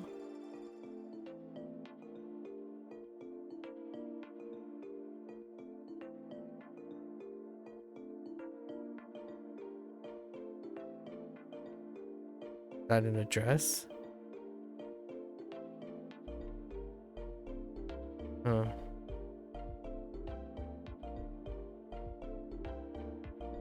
Discussion, long discussion.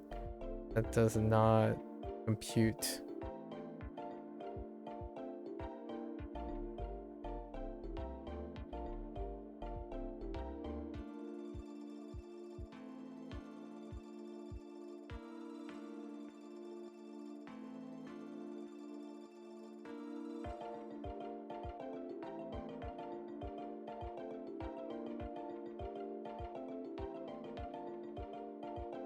I wrote, what did I write already? It's a position of power. It could be anything from... It's the head of discussion, right? The head of deliberation. So, it can be anywhere from like president to chairperson. It's probably chairperson, actually. Or chairman? Speaker, yes. Oh, speaker is good. Actually, speaker is... That's actually, I prefer speaker. I'll have to remember that from now on. Is the head of discussion. Person chairing the discussion. So not the same as chairperson in a like there are different types of chair people, but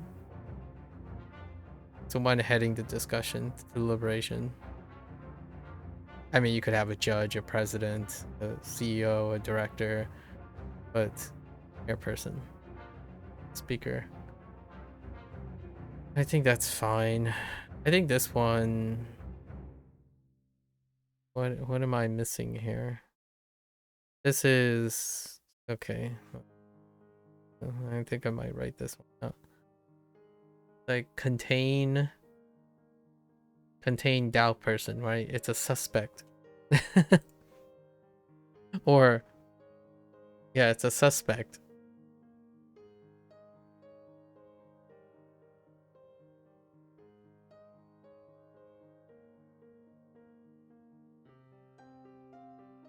Can't suss this out. Because I probably have...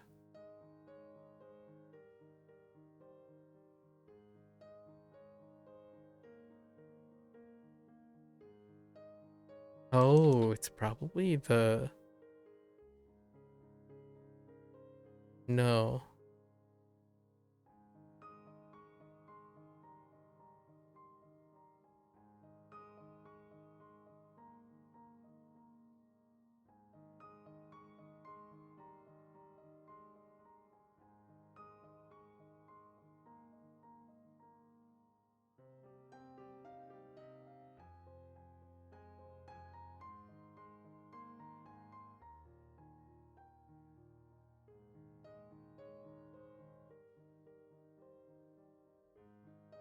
I think I have... I think I'm messing up contain, actually.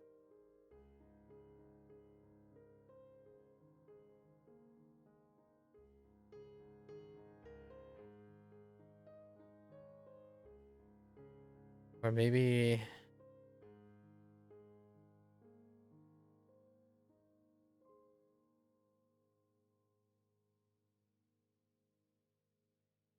My gut feeling was kaku, but now I'm not so sure.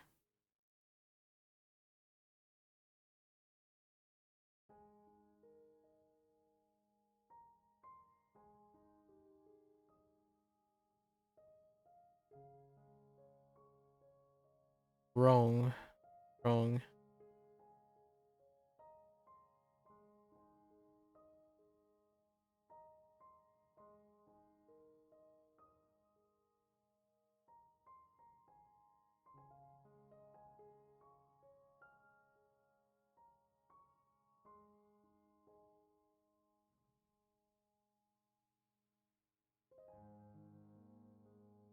What else we have?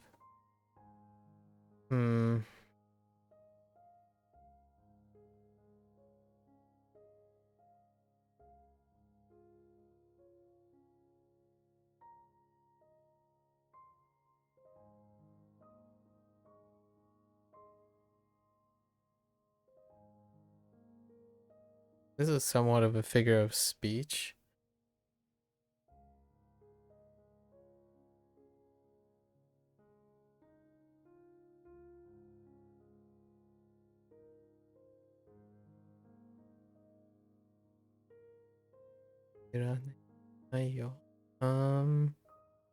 Oh wait. No. No. I'm thinking of all you can eat.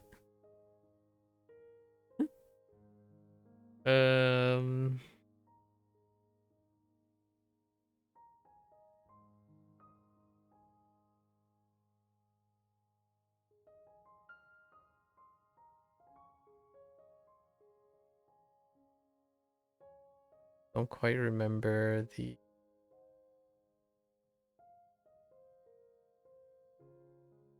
you have loiter, sun.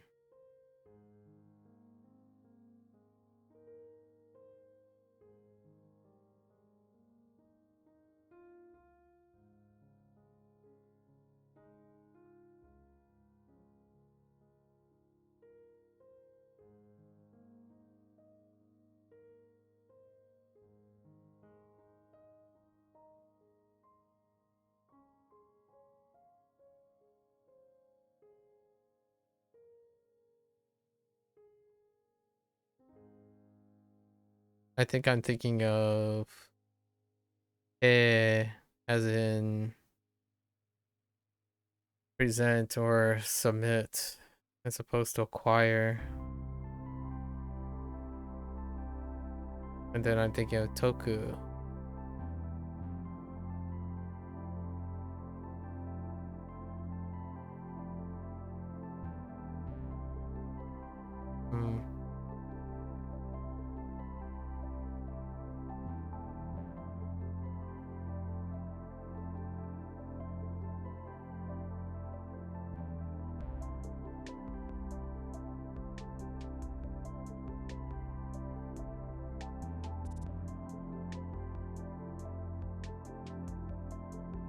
Meaning for this.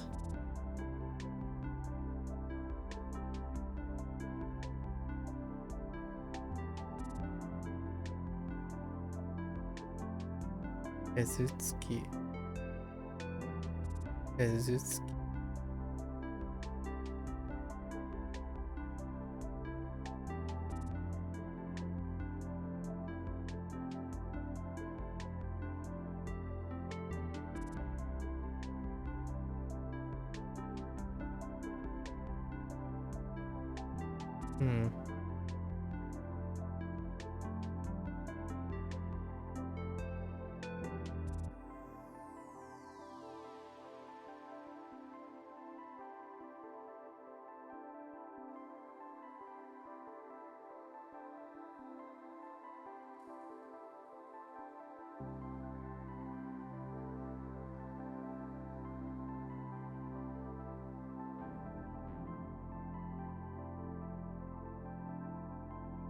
Not in instructions. Not an explanation. What else could it be?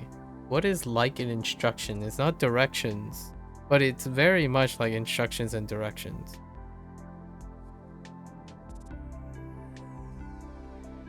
Procedure. Formalities, process. I'm gonna write instructions and directions.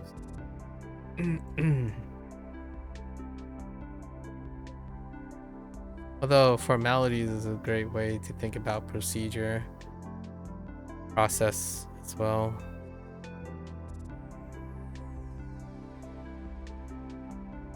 And this is intransitive. No. This is not adjective.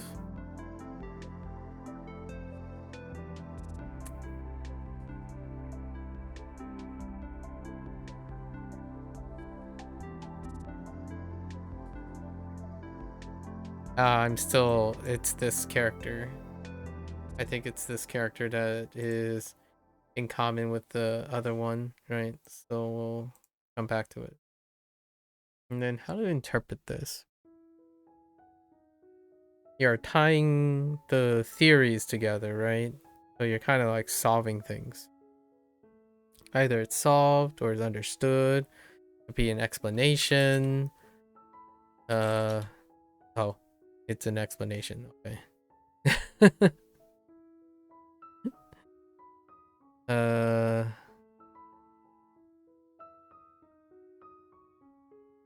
What the heck is this? Overthrow plus birth?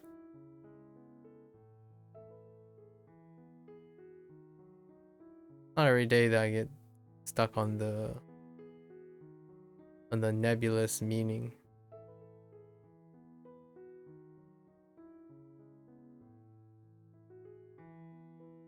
All it says is the news of something of the father's company. Look, right? Look. News about this regarding the company, father's company.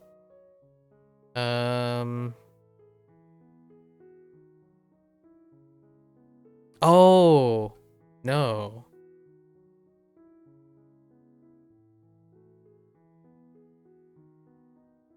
I don't think so. No.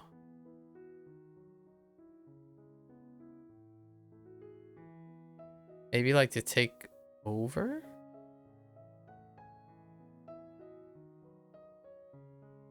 Huh.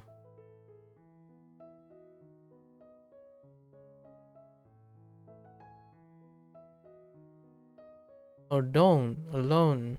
Rong? Rong is definitely yo. I don't know what's wrong with the other two. Pretty sure Rong is yo. Yo. But something else. So yo. Yeah. Yo doshi. Yeah. Yo doshi.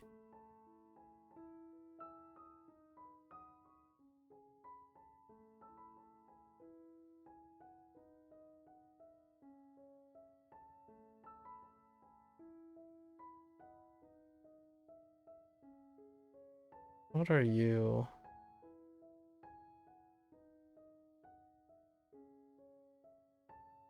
What was this? Tol-san.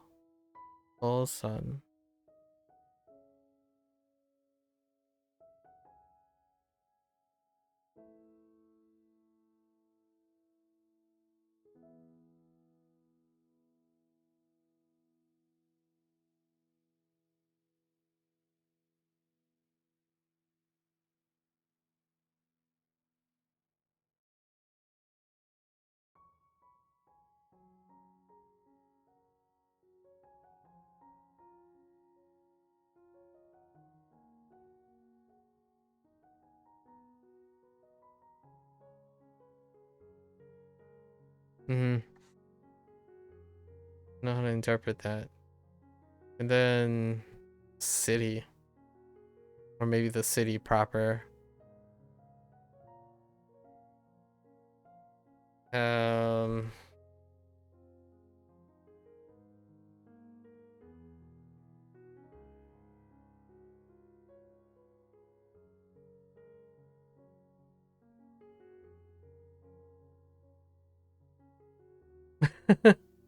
I don't.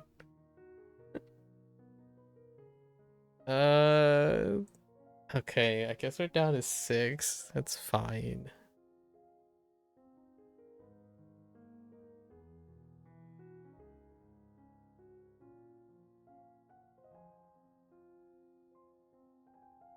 I think it might be time to write things out again. Oh, wait. It's not.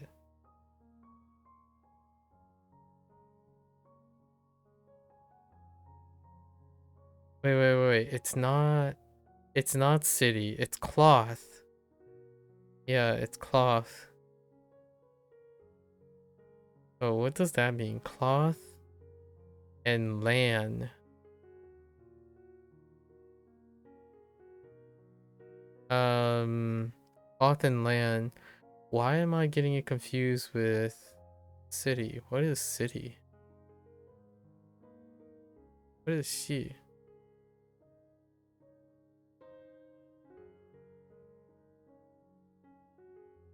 I should short that out. That's cloth.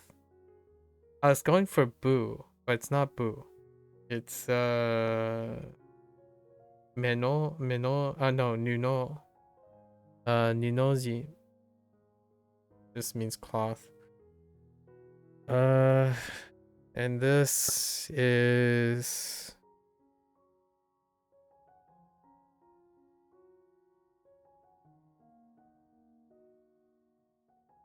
it's a turn of phrase.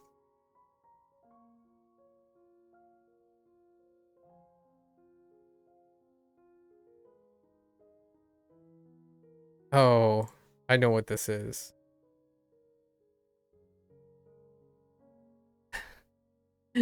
It's sashimi. 刺身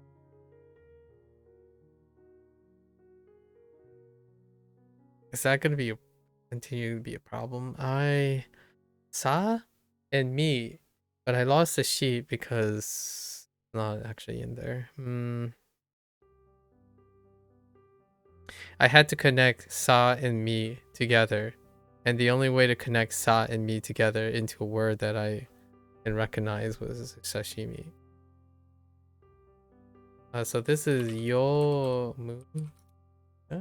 Oh boy.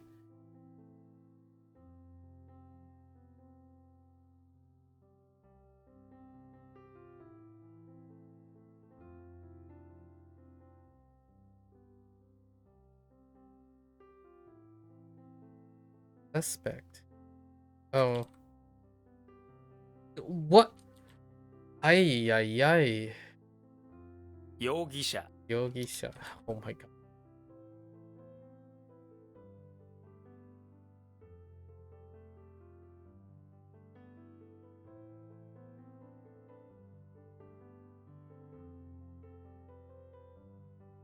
I don't know what the heck is. And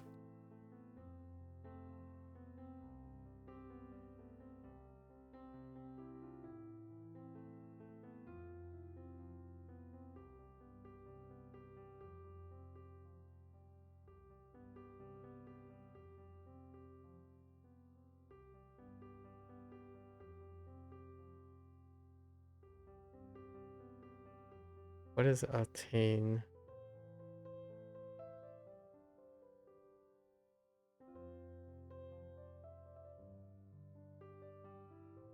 Let's go with. All right.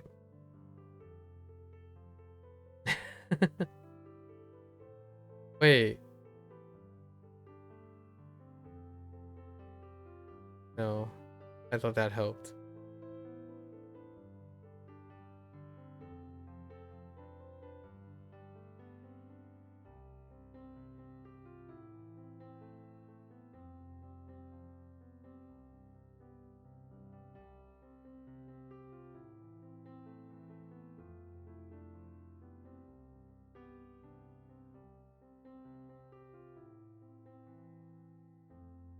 I genuinely can't remember what. All right. Let's so we have the 2, right? We have the 2 that we're okay with, or one of them is okay. Let's I guess that'd be one. Right.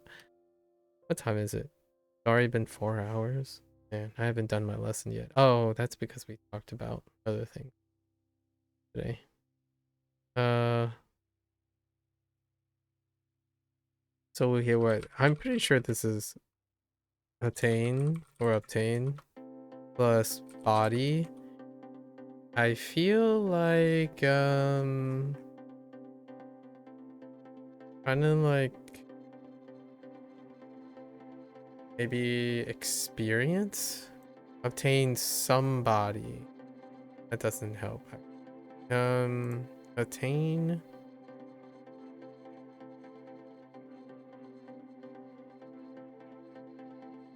Oh, wait.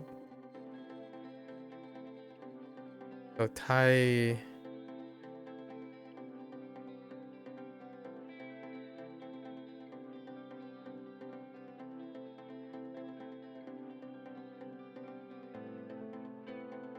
Elephant. Attain body. Elephant.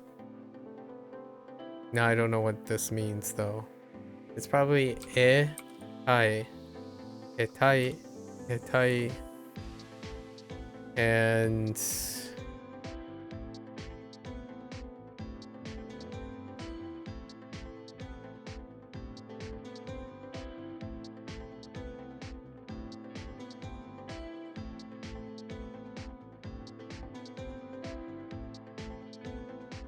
I'm pretty sure Toku is the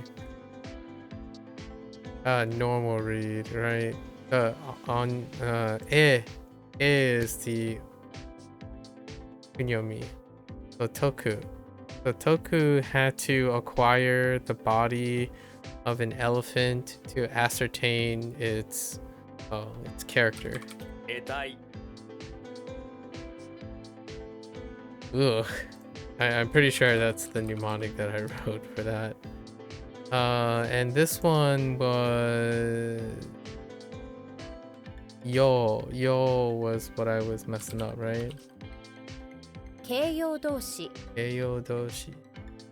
This is not adjective for sure. Okay. I would be very surprised if it wasn't. Keiyodoshi, that's fine. Those are all normal reads. And then now we're stuck on the meaning of this one.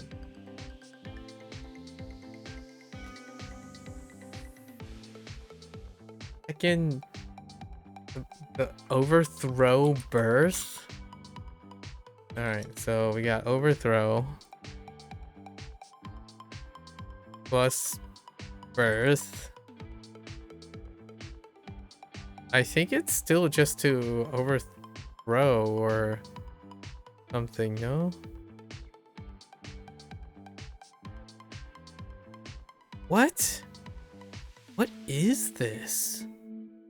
No. Like overthrow and give birth to something. That can't be right. I think this is bankruptcy. I swear this is, oh, this has to be bankruptcy, right? I don't understand why it's bankruptcy, but the context sentence is bankruptcy. Or bankrupt, yeah, I misspelled bankruptcy. Oh, that's property. I'm a doofus. No, wait. Oh, no, I'm not a doofus. Property just happens to be the second meaning. Dang it, I should have defaulted to the second meaning. I think this one I'll let it pass.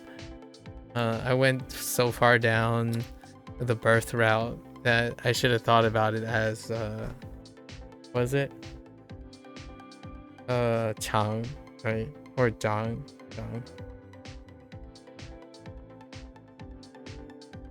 No, Chang. And then I screwed this up because this is cloth, which makes it pretty much, oops, Nunozi. And this had something to do with the way I did it was even Jesus don't think it's wise to go out at high noon without a towel or a cloth. I think that's fine. And we have 6. Oh, that's kind of rough. Today was a bit rough on the more recent ones. The recent ones are kind of... These are recent, somewhat recent ones. Alright. Well, now we have like 100 lessons. I'm gonna take a quick bathroom break before we start our lessons. Alright.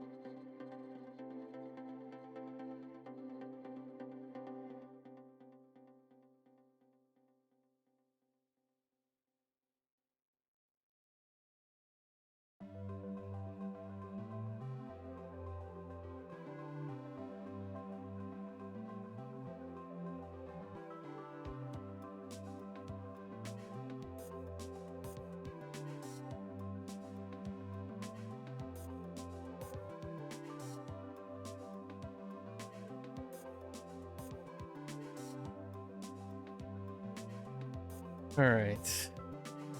Refreshed. Get a little hydration going.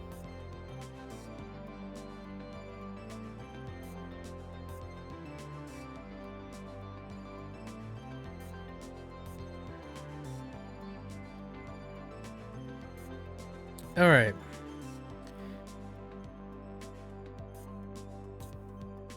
Let's see. What are the things I need to do? We're gonna get ahead of things, right? So, Coons. Alright. We'll go through our routine, our new routine, to keep things quick. We learned that this is Coon off the bat. So we got Kayui. Alright, that's fine. Business trip. Interesting. That's weird. Business trip. You exit the building and stretch in preparation for your business trip. This is a routine you always... Wow. Exit and stretch. Office trip service call. Wow. That is probably a figure of speech. I tend to refer to these things as figure of speeches. So, the reason why is often to explain the thing requires a figure of speech. So, we might have to...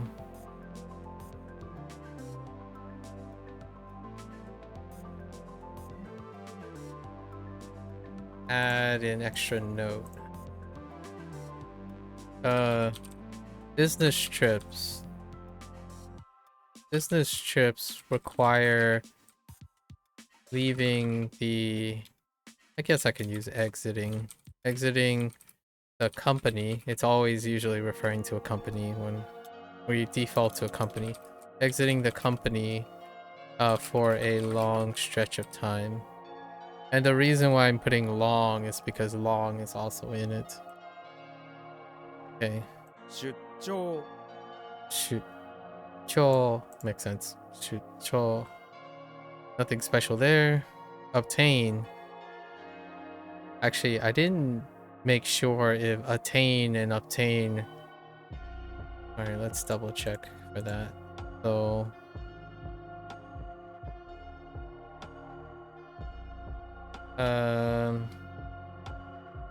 I need to double check cloth first. Right. And I messed it up with yeah. Okay. Oh, I didn't look at it closely and I just went down the rabbit hole. She is just ground. Okay. And then what were we looking for? Off this. Is it defined as attain or obtain? It's probably obtain. Yes. Or to acquire. Oh, it comes up as acquire. Interesting. Oh, it's probably acquire. Okay. And how did this work? Oh, the whole thing is a temple. Oh, no, it's a cut-off temple. They consider it as a temple. That's so weird. Duh. We were using duh for the thing, but Toku, I kind of lost for the longest time today. It's fine. Hopefully it's fine. Okay, obtain. We have vines and stool, right? So wrap vines around a stool to obtain. This looks like a show, right? Show. So maybe it's show. Give me show. It's probably toe or something. Oh no, shoes. Yeah, nah, shoes. It either goes show or shoe or show. Show, and there's no she. I don't know. She gets shoes. Interesting.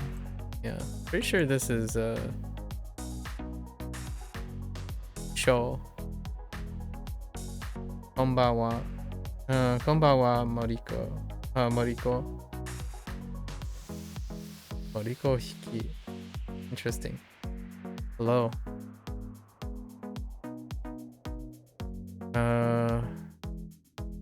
Shoe.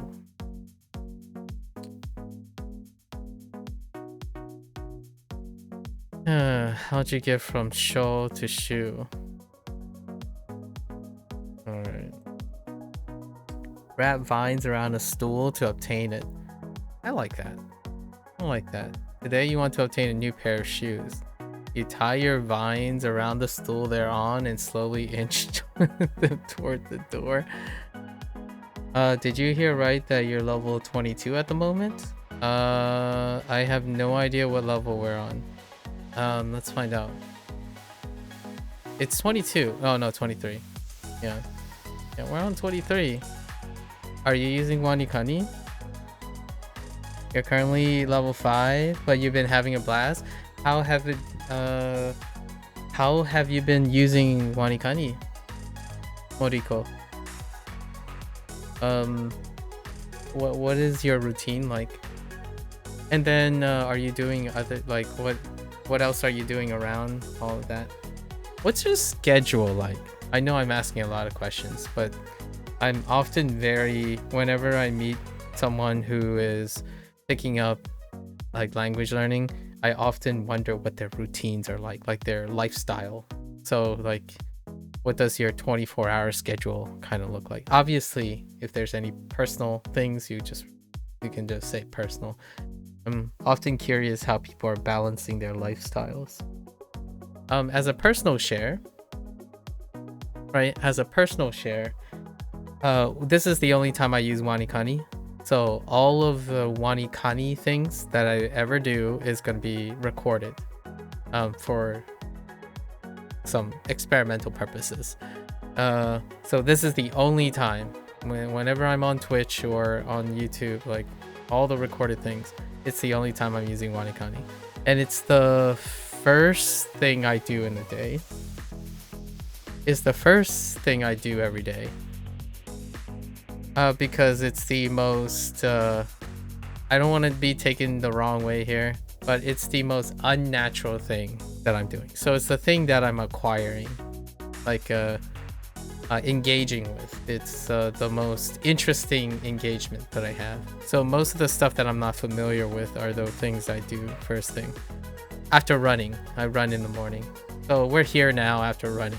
That's the only thing that happened before this point.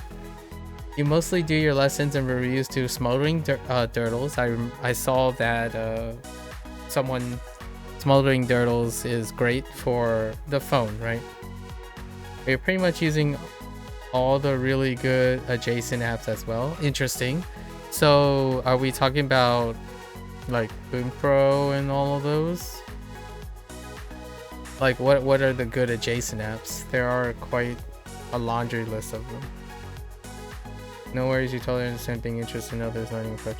You try to do your reviews in 3 batches throughout the day, setting aside an hour and a half in the morning and evening, and then about an hour midday. Oh, so do you time it with something that you do that you enjoy doing? Like maybe in the morning is after breakfast or during breakfast, and then maybe like lunchtime, and then after dinner or before dinner.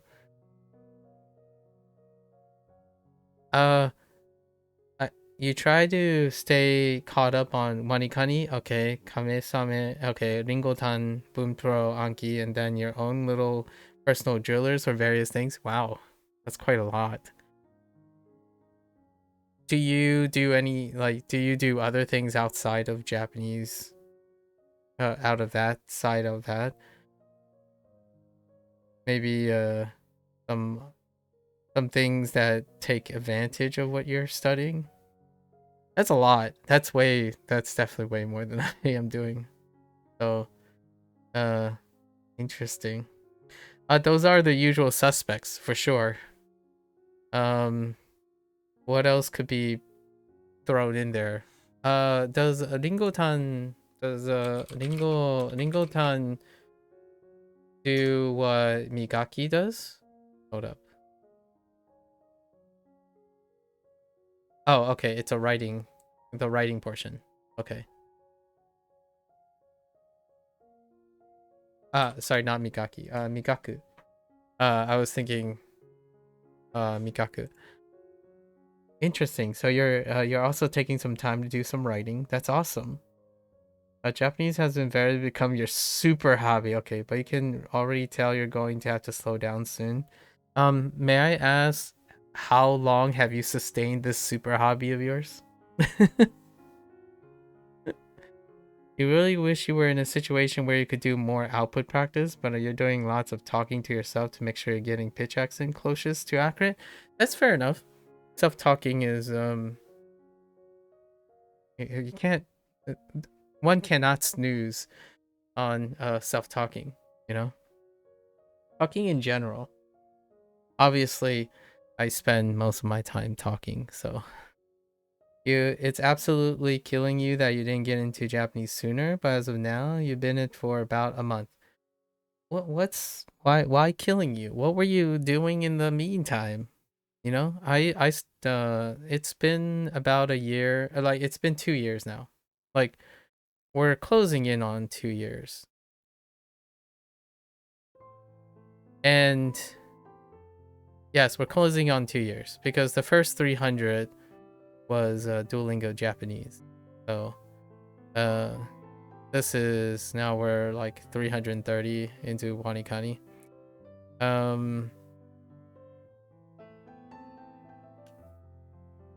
I mean, I've been listening to Japanese since 5, so I'm not sure what kills you when you're getting into Japanese sooner. Like it just tickles you it just tickles so many parts of your brain that you never knew would have, or I would have probably looked into it years ago. Interesting. Is there anything particular about Japanese? Because I'm obviously it wasn't particularly partial to Japanese. Did any other languages tickle your brain, or just the activity, or perhaps not like other things like mathematics, science, and whatnot? None of those tickle your fancy. Curious of the aptitude of the learning process. Like I am not the as a big disclaimer, I'm asking these questions for transparency. I'm asking these questions because the part that interests me is the learning process and not necessarily the subject matter. So it's interesting to see what motivates people and collectively. So whenever I bump into someone who's willing to share or speak, usually I talk about learning process and habit formation and whatnot. Well, you've been coding for so long that you guess that you just took up the spot in your brain that would have been piqued by a foreign language. Interesting. So you have a coding background. That's kind of humorous because there is a very strong it's still coincidental, but you can make a very strong narrative supporting the parallelisms between behavior that involves coding and pop culture, especially hobby-oriented pop culture. They're pop culture now, but it used to be like closeted culture. I'm saying this in a very neutral manner, or attempting to say this in a mutual manner, and that is often associated with Japanese, particularly, which it's actually kind of interestingly reflexive of the Japanese culture, that particular part of the Japanese culture that creates resonance, as opposed to like, oh yeah, I've been coding for a while, it's time to go pick up Spanish or something like that. But usually Japanese. But hear me out, this is a self-selection. I am learning Japanese. I happen to like the things also, and I don't necessarily consider myself having a background in coding, but I did code at one point for other purposes for like bioinformatics purposes. You think it's most surely be the language that gives one the most puzzles to solve, wouldn't you say? I don't know. I'm my family's Chinese. So that'd be kind of difficult to juxtapose growing up. Here's an interesting puzzle that I may posit at you. Imagine learning a language in which there are no formal texts to learn, but only by listening and speaking. That's kind of the lifestyle that I have. If there's any language that beats it, it's surely Chinese. Well, you see, I can only bring up Chinese and Japanese because of my background, but one would argue that those who know a Slavic language or an Arabic language would be having a different conversation on things off like Sanskrit and stuff, which I can't read anything of, obviously. It's an entirely different region. But coding, I would say, is another facet for puzzles, for sure. Coding. Speaking of which, you've ever played a Zectronics game? You mentioned puzzles, and you mentioned language so far. Have you ever played a Zectronics game? Because that might as well be a language, but it's kind of a language in the sense of logic, right? Logic has that sense of language. And I'm not sure if you're into linguistics yet, but there is quite a lot of parallelisms. I'm referring to the Arabic language right now because one of the linguistic enthusiasts, like an influencer, right, online that's very proliferative, he happens to be one of his native languages, the many Arabic languages. So he ties most of his linguistic interest, the puzzle thing, the puzzling together stuff with other languages off his inspiration for the Arabic language.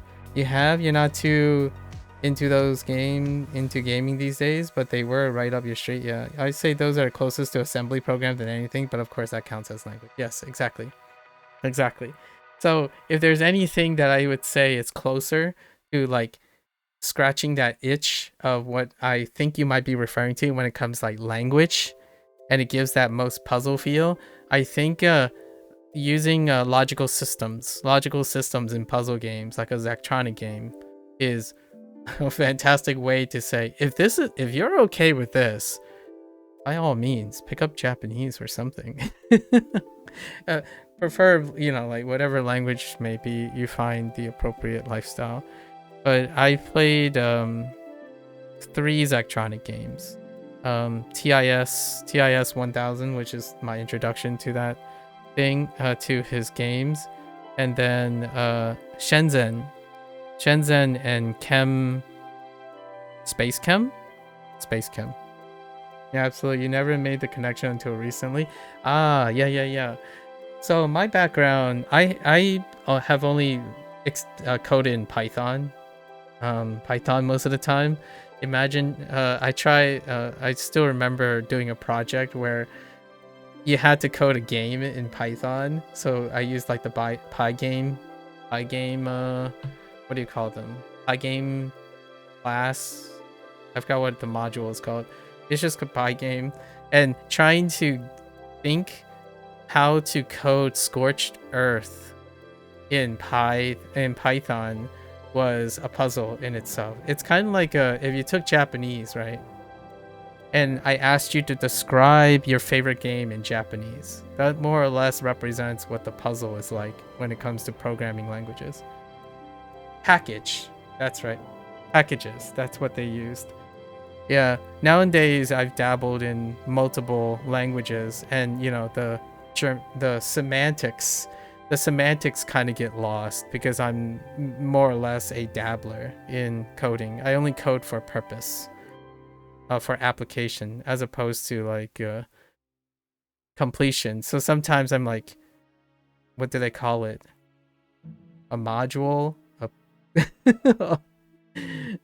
Sometimes you get to like, wait, is that a class or an object? I was like, wait, are those parameters, or do they use a different name for that? You're much more partial to Ruby, and there we have Dragon Ruby for the same ergonomics. I see. Ruby, I don't know pretty much anything about Ruby. The only thing that I hear these days when it comes to like coding pop things is you're either stuck with doing assembly, or in terms of like other things, it'd be like Godot or something like that. Godot, Unity. Nah, it's just Godot and Unity, really. That's because I play video games. Other than that, seeing that you're not really into video games these days, so you occupy yourself mostly with language learning these days? We'll keep moving along while we're doing this. Somewhat embarrassing, Ruby comes from Japan, and still it took you until now to see the label. I was unaware Ruby came from Japan. Interesting. So there are things. So Japan has a coding language. Interesting. Ruby, huh?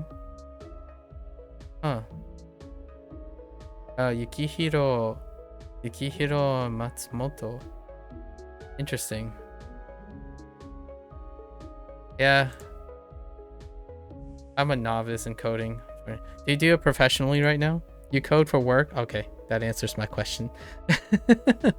So your whole day is language in one way or another. Yeah. For me, hear me out. You could also say that I'm in language one way or another every single day too. I focus on communication. So every time I like consume media or watch a movie or show, what I do is I write and express, like write for purpose of communication, so for sharing and disseminating information. But if you're thinking about it, one downstream use of language is to or one large component of communication is language. So typically learning a different language would allow you to perceive things a little differently when you're communicating. Like you said, you think you've been into coding so heavily that your brain never realized it could have the same joy or more from a foreign language. I see. So you're doing some more exploratory tasks after. Did it start with joy though? This is a take on behaviorism, but did it start with joy when you were coding? Was your coding career or work from a place of passion prior to its normalization into a habit? And then now you could kind of say that your interest in foreign language is an extension of your coding habits, which more or less then is a sufficient way to connect your interest with your career. So your way into the practicalities of it all, yes, how to get good at conveying ideas, and yeah, largely mediums, right? 100%. You think it's amazing that you've come up with ways to tell machines what to do. That is a very I'm gonna have to take that. That's really great. I think that is a really wonderful way to think of coding, to tell machines what to do. Have you ever seen a show called Humans by any chance? I recently watched the now canceled, 3 or 4 years ago canceled show called Humans, and it's not really a coding thing, but it deals with AI. It was a show ahead of its time, in my opinion. But when you're saying telling machines what to do, oh boy. We live in a precipice of, having responsive communication tools. So I'm kind of that guy that's downstream. So you might be able to tell what a machine, you might be able to like tell a machine its limits, right? And command what it does in its routine. But now we're living in like a somewhat of a weird place where you have responsiveness and you can use your communication skills, the adult like your language communication skills, to try to affect or impart routine orders to what otherwise are machines with subroutines, right? And my thought is, boy howdy, this show is fantastic. If only it wasn't canceled like 4 years ago. The show is predicated on an anachronism, which is a sudden leap in technology that enabled sentience in AI technology. The synthetic and the hardware part was already circumvented.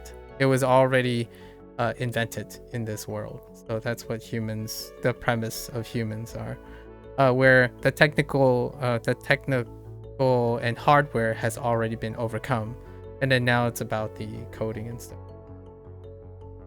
You haven't worth it? It's kind of tough to know. It ends at a cliffhanger because the show got when it comes to worth it, it tends to focus on the closure part. The world is about to become so very strange. Not to sound crass, but I think our brains are just monumentally intricate machines, and so I see nothing that would inherently preclude us from one day emulating them to a T. What do you mean by that? Like, you're talking about the thing emulating, or the other way around? Like, are we talking about the speaker human to machine or machine to human?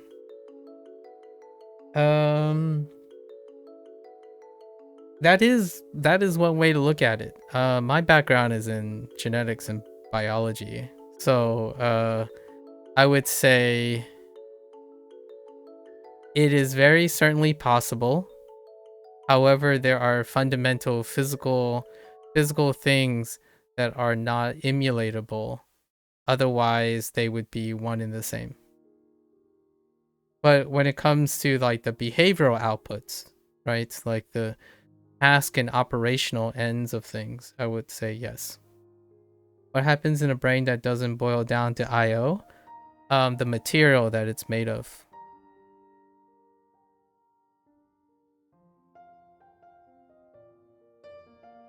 So like the reconstruction of a machine to emulate life, could I elaborate?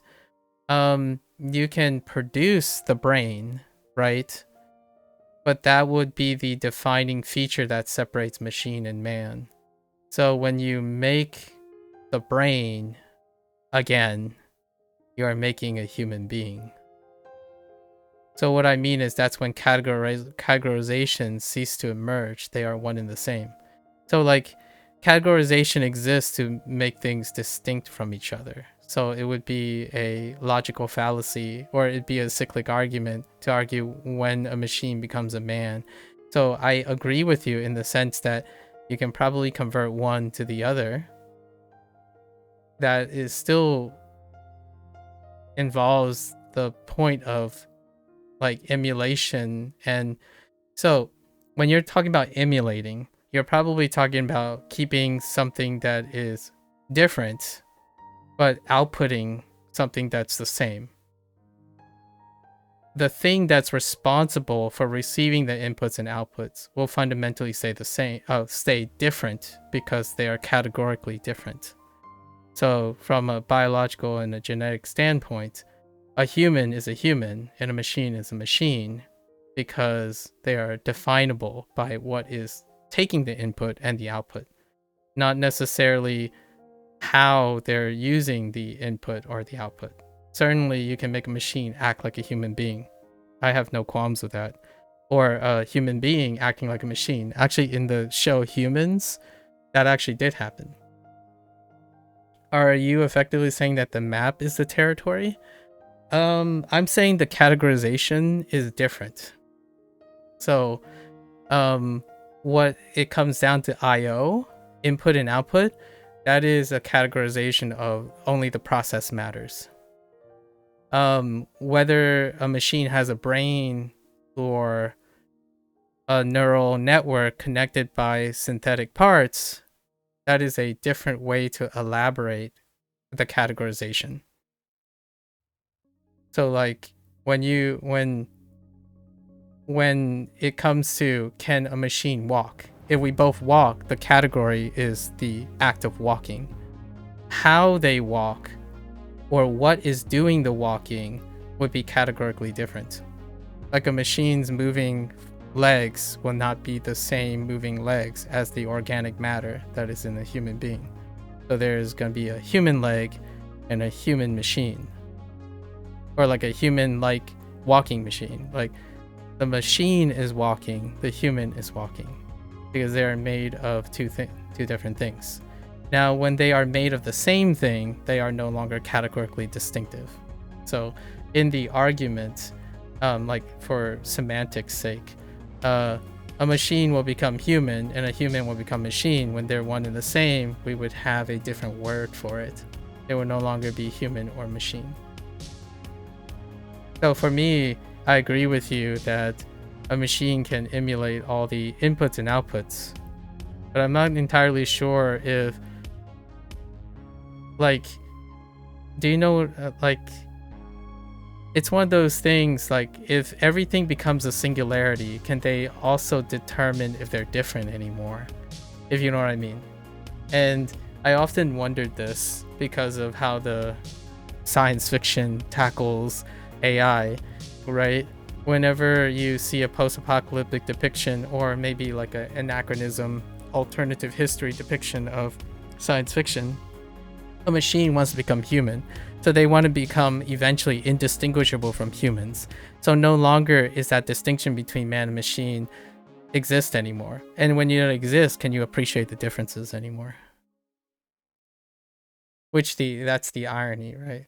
When you want to become something the same. I'm not entirely sure if having something try to emulate another thing is the ultimate scientific interest. I think having two different things coexisting is phenomenally emergent, as opposed to trying to have two things behave the same thing.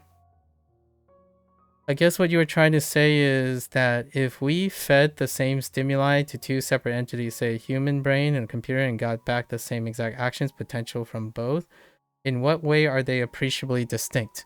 How they approach the solution. So if a human brain and a computer resides in a human body and a whatever the computer resides in, if the computer is not equipped with legs, or if they're equipped with certain physical restrictions, they might come to the conception of the same action, but that doesn't mean they would produce the same action. So like, you can make the argument that choices, this is like deterministic model, right? You hope that the human brain and the computer has the same capacity and therefore can carry out the same actions. Therefore, when they conclude that their stimuli are the same and they can address that stimuli in the same way, that they would do the same thing. Inherently, that would have to make the human, whatever the human occupies, the same as whatever the computer occupies.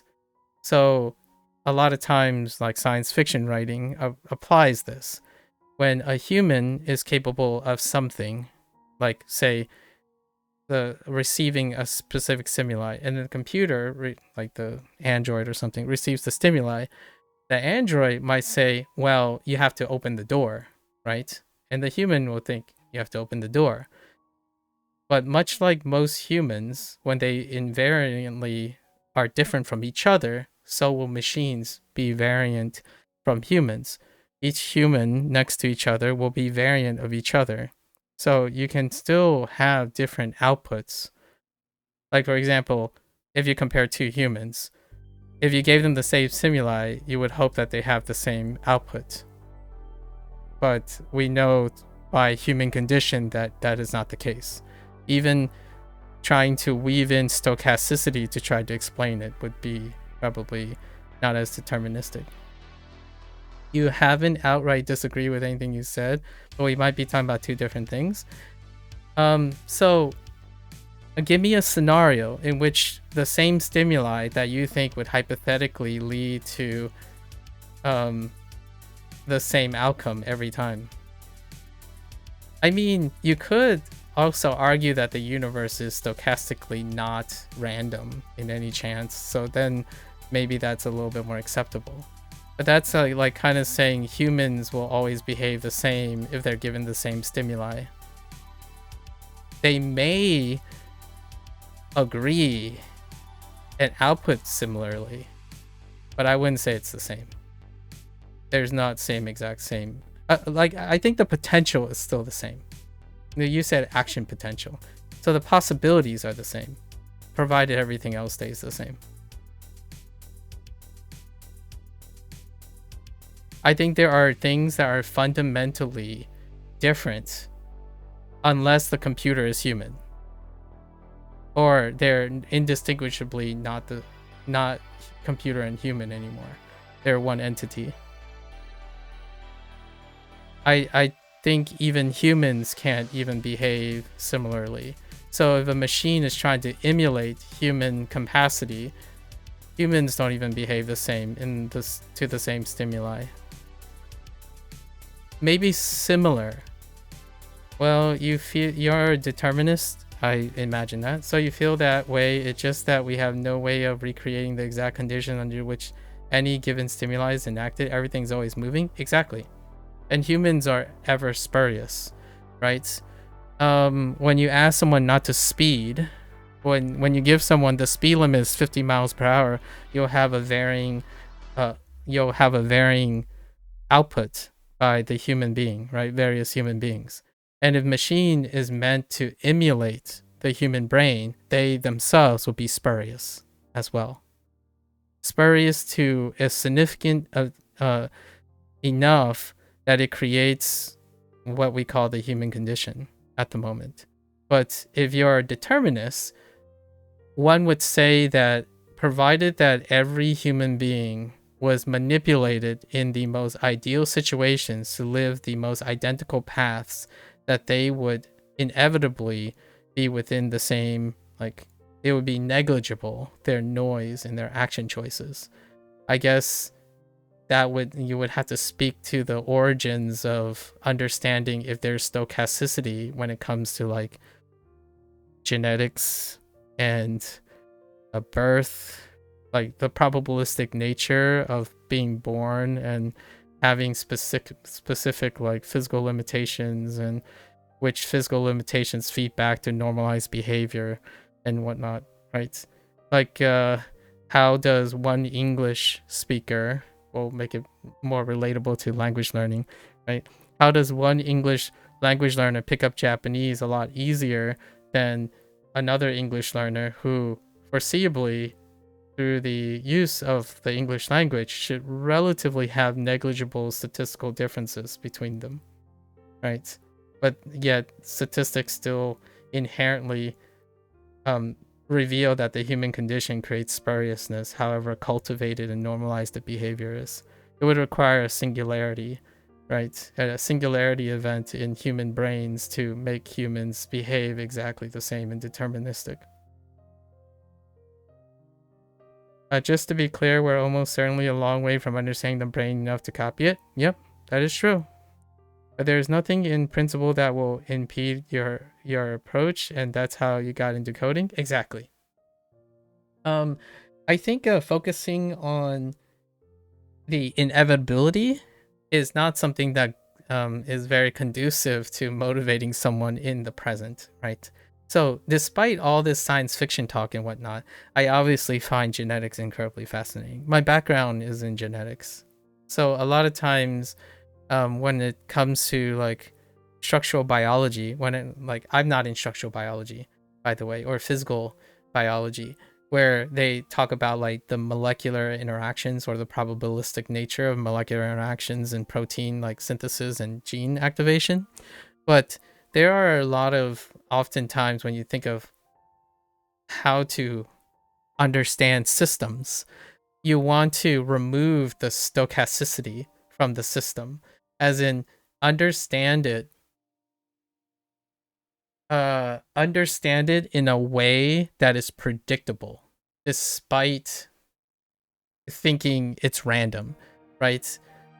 Like coding, you hope that you can understand the system so well that there is no randomness. The randomness is lost because now you understand that it is no longer random. I have a PhD in genetics, in molecular biology. My PhD was like 7 years ago. I'm a little bit on the older scale. So I was very curious about your it was in retrovirology. I largely was concerned about the site selection, the things that affect the retroviral life cycle.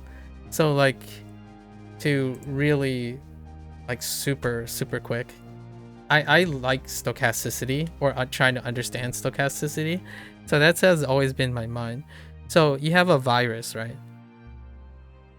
And this virus, your DNA, right? Let's just say your DNA has all this stuff, right? You know, there's all these sites on your DNA.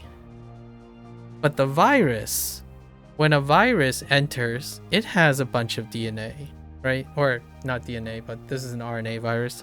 So it gets to choose, or does it choose where it will integrate. So a retroviral life cycle. And hear me out. Like your deterministic nature, right? Like your determinist nature, I agree with you. I want to understand that it's not random, right? Like, I want to understand that's not random. So, like this, you would think that if this is random, what would you think the distribution would be? If your DNA looks like this clumped up thing with like a bunch of things hanging around it and all this other stuff jumbled in, and the virus gets in, it's got to insert somewhere in this long strand of things. What do you think the distribution is like? And if one was deterministic, which is kind of how science is quite a bit too, much like coding. If you know enough, if you understand it enough, like know enough factors, you would be able to explain all of the places, right? And that's where like computational stuff comes in. You can use computational power to try to ascertain that by simulating it 8 billion times over. Like, so you could take an entity and say you know use like quantum computing, right? And you can simulate the stochasticity like 8 billion times over, like 8 quadrillion whatever unimaginable amount of times over, in order to correlate and correspond a distribution of this, right? And ultimately hope that you can explain it, and that would be really cool. And by the way, computing in my area of interest back then, I no longer work in science, for the record. I no longer, but the thing that I definitely learned from the use of coding, right? Coding is that you can try to synthetically simulate most of these things as a way to inform the deterministic impulse of trying to determine if there is no stochasticity in a system. And that to me is like science in general. When the more you understand, the more you want to make sure you want to remove the randomness, the uncontrollable element. And this was my interest too, and it bridged computational, because we had a system where you can create a biological phenomenon, this thing, and then you can profile where it landed on the genome, and using that profile try to map out the conditions in which it causes this virus to integrate in those spots. And those spots have a biological pathology. And in this case, this would be a tumor. We used a tumor as it. So we extract the tumor, which often, for lack of a better thing, when a virus inserts into a gene, it could cause a cancer transformation. And a cancer transformation typically results in a tumor. Tumors are often monoclonal or semi-monoclonal for that one transformation. So what happens is you can extract all this DNA or the genome material, and it'll enrich for a specific site, and then you can tell what its distribution based on how many copies of it. So a tumor can have millions of cells, and all millions of the cells will have a specific copy. So then you can tell where all the sites are, right? And that's how you like correlate hotspots for transformation. If you're wondering where like cancer target genes studies and stuff, but this was 7 years ago. I can only imagine how far it's come nowadays. It really rained on your parade when you found out that quantum mechanics introduced a bit of randomness. Yeah, for now, right? For now, maybe. It's one of those things that you always have to ask yourself, maybe. Is it because we don't understand something? And I totally get what you mean by being deterministic. Like I can totally empathize, but at the same time, there are so many things as like I guess conservatively from a professional standpoint, I rarely ever say I'm deterministic because I acknowledge that with every with more understanding of the things that I study, the less and less I actually understand about it. It's one of the human conditions.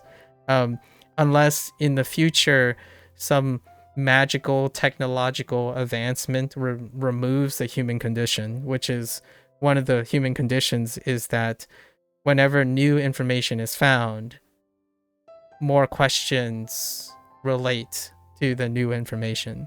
So if someone is able to create a technology that is infinitely scalable, then yes, certainly that would remove some of the human condition out of it. But for myself, while I can be deterministic in a closed system, like coding, for example, is a closed system, the field of biology and like other physics and whatnot, the physical sciences and whatnot, they are in an open system. You know, a system in which the participant is observing the system it's participating in. So, however we disguise it, that unknown is often written off as randomness or spuriousness. I'll use words spuriousness, I think.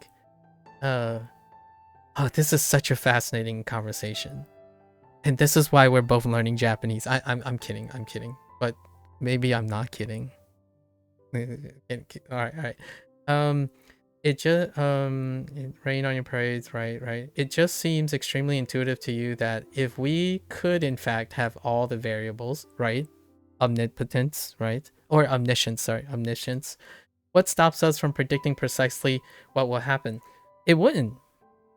Yeah, it wouldn't. It wouldn't stop us, right? It won't stop us now either, Moriko. The human condition dictates that we will still try to. Nothing stops us even without knowing all the variables. That's, at least in my opinion, that's what makes the human condition beautiful. The condition is incredibly, the human condition is both kind of catastrophically cynical if you're, writing a post-apocalyptic dystopian science fiction, but at the same time, it can be a utopian, idealistic portrayal as well, where one of the potentials of human potential is limitless, right? Because whether they know all the variables or something that's strivable, they continue to do so. And you hope by the deterministic model that you have about AI and machine learning that you can create a sentient being, or you would think that then humans could create something that can emulate that potential, which is that humans do things despite not having any clear solutions. I'm not entirely sure if that's going to be mirrored in my lifetime. You can give the appearance of it. For sure, I/O, like input and output, you can possibly give the appearance of it. I'm not entirely sure if there are things that are built on logical systems and construct on known variables, right? Because we're using a system that's supposed to emulate on existing known variables. So whatever we don't know accounts for the human condition, right? So inevitably, the creators who have a human condition of not knowing everything would most definitely within our lifetime create an emulation that doesn't know everything either, possibly even less than the creator themselves. So inherently, maybe way beyond our lifetime, there would be some sort of infinite scaling thing that circumvents it. I think the creator who doesn't know everything cannot emulate themselves because they operate in the system that they have to create, So they are always going to be missing information without a creator that knows more than itself. that that's my opinion, obviously. And you can kind of see it, you can kind of hear the determinism in my explainer. I'm deterministically acceptant that when a creator that has the human condition of not knowing everything, right, and they go to proceed to create something, the thing they create are likely going to be equipped with less than the creator themselves, until an accidental emergent property happens of the thing they created surpasses the creator, which that's often that romantic gesture in science fiction where if you give the capacity for them to discover, self-discover themselves, they are able to emergently discover things that the creator otherwise cannot. So hear me out. If that is true, then the thing they created is not the same as the thing that created it. So that would still create a counter argument to the idea that a machine and a man, and like a machine and humans are the same thing, right? Like that's kind of one of those things that distinguish people, right? So I don't know where the line is crossed there, but if the goal is to learn everything and humans want to create something that will learn everything itself in order to give back to humans, the thing that learns everything, what will happen to the thing that will learn everything? It will perpetually be different from the creator itself. So that creates like a really weird cyclic conundrum, right? Like you would have to create something that wants to be you. And because by the nature that they want to be you, they can't possibly know everything. Sorry, I've watched way too much science fiction. Like when the characters do a monologue of what motivates them and like how they explain their motivations and stuff, you can just see like, wait a minute, if they want to do this, that will lead them to do this. But if they're going to a state that they couldn't possibly know everything, there's no way they can know everything in order to do the thing in the first place. Like that's like the weirdest. It's why humans are so silly, in my opinion. I think thinking humans are silly, and that's what makes humans really, really cool. I'm not sure if you want a machine to be that way. It offends let's see. It offends some deep sensibility in you that everything is just Monte Carlo simulation. Maybe everything is just a Monte Carlo simulation. I haven't ever phrased it that way before, but that is a pretty apt way of placing it. I do like that aspects of removing randomness, but you have to grant that there's some beauty to life's alleged randomness. Still, I think the line will continue to blur. I agree. Yeah. So here's I'm gonna do a deterministic turnaround on this. The beauty to be able to appreciate, right? To be able to appreciate the alleged beauty, right? So ignorance, in my opinion, is born out of intelligence, in my opinion. Ignorance can spawn intelligence, right? But with growing intelligence, right? With growing intelligence, it spawns more ignorance, right? Now you can create this web even bigger. So like with more knowledge comes more ignorance. That's one of the human conditions, especially in the thinking mind. When you learn more, you have more questions about things you don't know, right? And that's because, and one of the limiting steps of the human condition is mortality, right? Now if we go with the alleged randomness. So ignorance can often be synonymous with randomness. Now, oftentimes with intelligence, there would be a mitigation of randomness, or the appearance, the perceived mitigation of randomness. So it gives you more control. I think the word that we would typically use is control. You would have more control, right? However, with that comes more randomness and ignorance. And in order to appreciate this constant cyclic nature, one of the human conditions is to rationalize. And to rationalize this is to be able to also condition one to appreciate the beauty of the randomness. Because if one cannot appreciate the beauty of the randomness, it's ever present. And well, the last time I checked, you could make an argument that this ability to rationalize and appreciate the beauty of the alleged randomness is not random. It is a condition, the human condition, to offset the natural order of this occurrence. So all the stuff could be argued deterministically because humans are rational, right? Humans are rational. So the stuff that's normalized to appreciate it is born out of the ignorance and intelligence.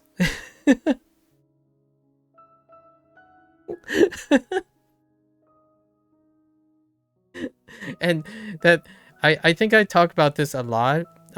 Not in the sense we're not talking about big pictures. Now, instead of talking about the big picture, which is an open system, right? It's an open system. We can try to think of it as a closed system. And oftentimes closed systems are things like a little bit less closed, a little bit less open, like hobbies. So when you think about like behavioral consequences, I love thinking about behavioral consequences like it is some binary function of like a simulated response. It is a way to like try to reduce behavioral response, like behavioral patterns. Like for example, if someone had a bad, a food experience as the first thing, what are their possible outcomes, right? You would try to simulate it in your head or make some predictions. So I approach behavioralism and understanding like that too. You can try to operate it into a closed system. So know as many variables, right? Know as many variables while reducing the number of variables. And that is science. You close the system off sufficiently in order to track all the variables that you can keep track of in order to operate in that small closed system. And then you hope to make the system bigger and bigger to enclose other things. But it's crazy how emergent, which is what you mentioned, like how emergent at every level is.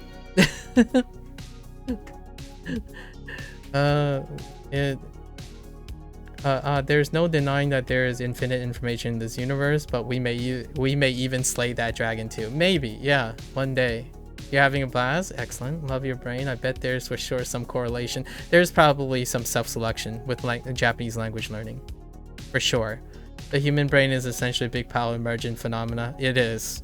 And it will, I don't think I will ever see the end. Like, we won't live to the end of that. I think, hear me out. If foreseeable that humans slay the dragon of infinite information, I feel like humans would perpetually create more emergent phenomena. Like the word you said, I thought you might have said perpetual. I think the human brain is essentially a big pile of perpetual emergent phenomena. As in, when the phenomena is like seemingly solved, it will lead and create more. It may even create things when there isn't anything. Like, when was the last time you saw paint drying and then you realize, okay, we kind of know how this works, right? you ask that enough times, someone will find the absurdity to delve into paint drying to the point where it creates new phenomena.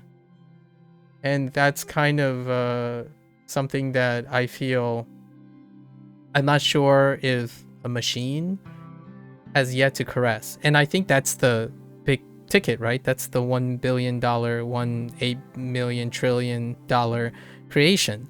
The idea that the machine will create out of something. It will no longer be bound by its strict routine, but it is emergent in its thinking. So it will seemingly create things when there's nothing to create. Or it has a desire to create something, or like a solution to a non-existing problem. Like that, the moment when a machine, like whatever someone's subroutine comes up with an idea where they're like, hey, you know what? What is the, you could ask something like, what is the shortest distance between A and B, right? You could make an argument a line, but then you can do other IO manipulations. You could say, but a machine could ask, what if it's uphill? What if it's hilly? Would this still be true?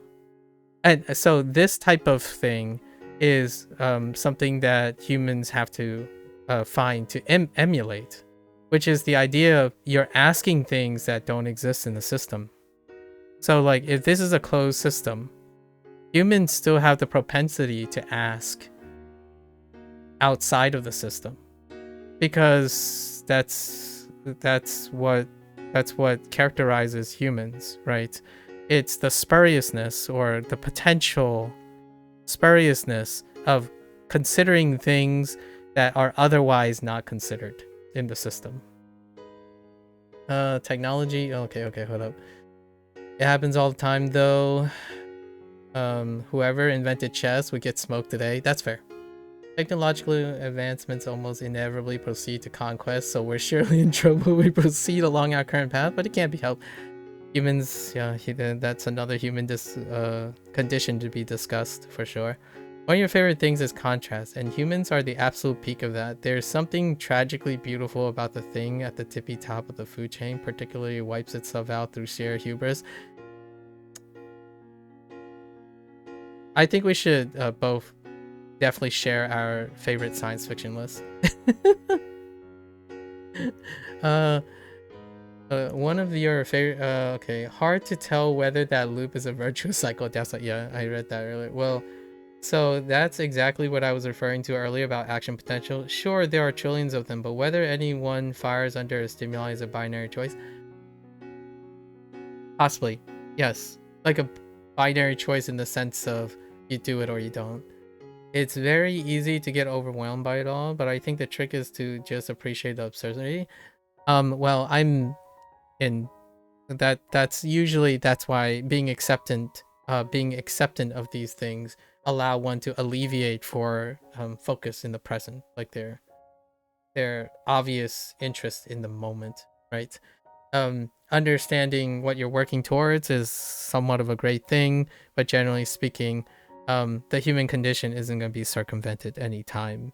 So the absurdity is when it goes beyond the bounds of the human condition. Like mortality is a really big one. A real Turing test, when a machine wants to know exactly how many birds are in flight over the surface of the earth. Yes. Imamade. Indeed.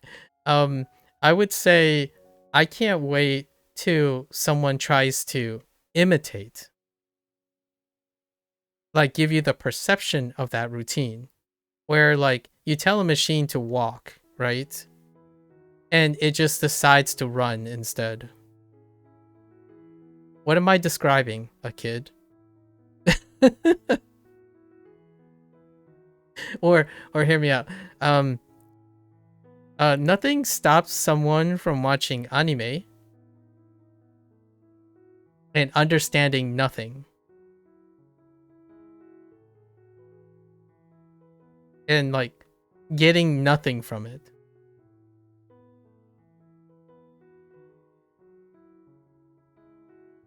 Like I'm not entirely sure if these are, so you know, it's breaking logic, right? It's breaking logic.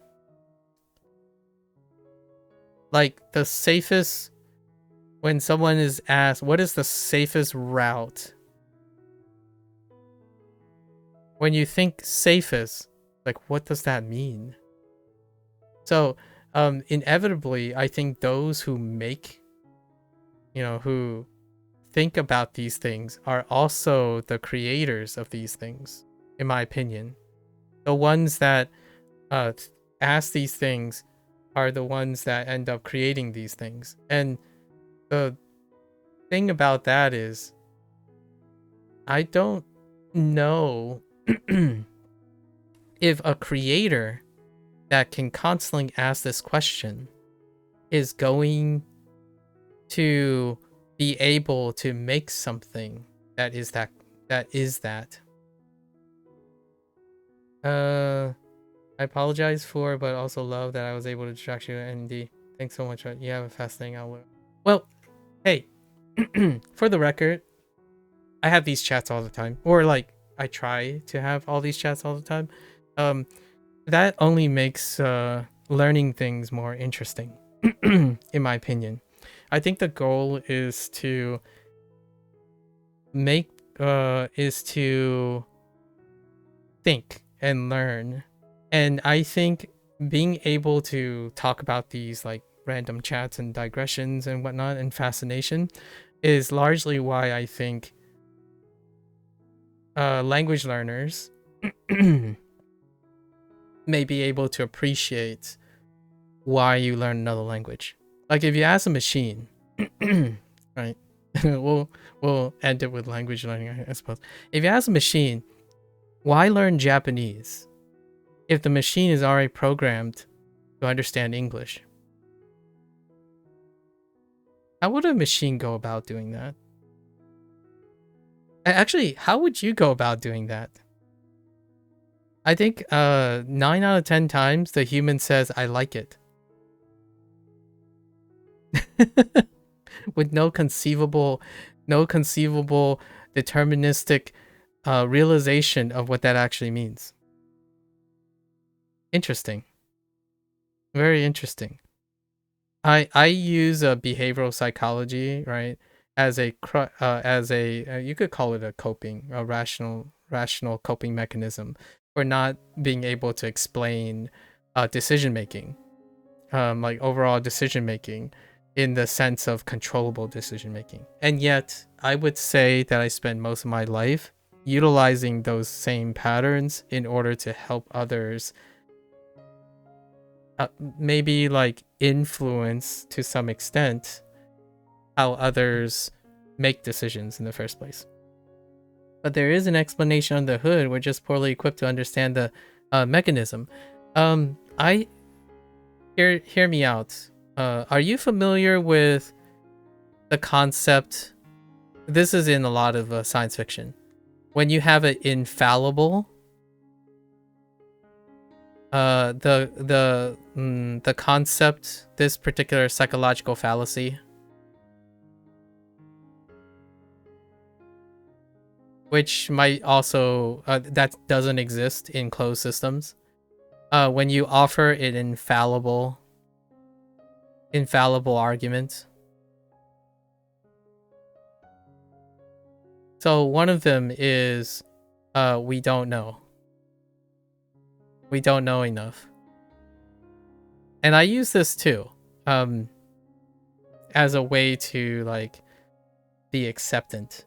But we don't know enough is infallible. You cannot counter argue against we don't know enough.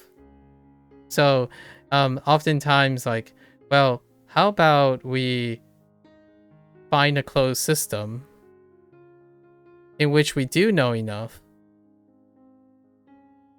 but it would end up finding something that we don't know enough, right? So I'm not entirely sure how to understand how to like respond to that, other than we don't know either way. Like, since it's infallible, right? You do try to avoid making, like, for example, we don't know that it's random. Since it's irrefutable, right? It's irrefutable. It does not prove anything. Like, there's no, not only can it support any possible outcome, this, since it's irrefutable, it has no conceptual answer. Which, by the way, is a really wonderful science fiction question that people ask when they talk about sentience.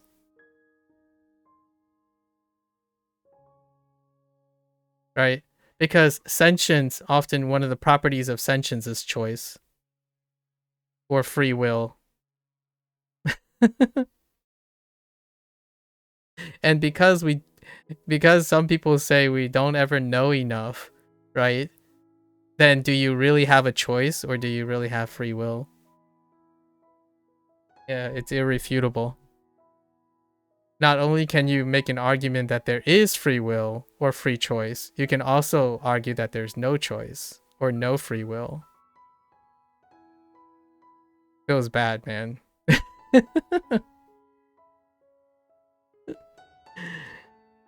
I say this with a humor because I don't usually wrap my decision making around this type of thing. Imagine if we could feel our neurons. Oh, dude. I've handled a neuron before. I guess it's just not clear where freedom of will could come from. Yeah, because we don't know enough. It's irrefutable. Doesn't it suck? Like, hear me out. Okay, now imagine. This is silly. Imagine you're a human being on this closed system, and somehow you leaped outside of the system, of a bigger system, right? At least you'll then know what the entirety of the system is, right? But I don't. At the last time I checked, when someone leaped outside of the human, like whatever the observable universe is, I think the closest thing is death.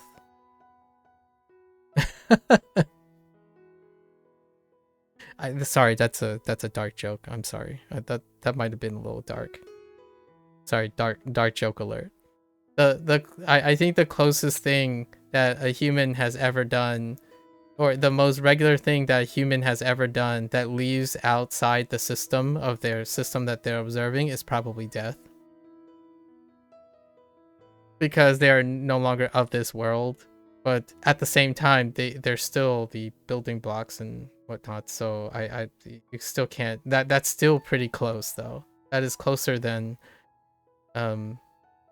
living humans, a dead human being. I would say, not that you can conceive yourself or understand. A hydrogen atom can't choose. It just goes about hydrogening all the time, and of course the same is true for all other elements. If the fundamental building blocks just always do what they do, when's freedom? It's interesting, yeah. That's quite an observation. You'll have to ruminate on that one, the death thing. Yeah. Some people, like most things, since it's irrefutable, right? Irrefutable. When we have, in my opinion, irrefutable things, in my opinion, we form social constructs. Social constructs for acceptance of that irrefutable thing, right? And that's usually in the way of like spiritualism. Spiritualism is a wonderful example.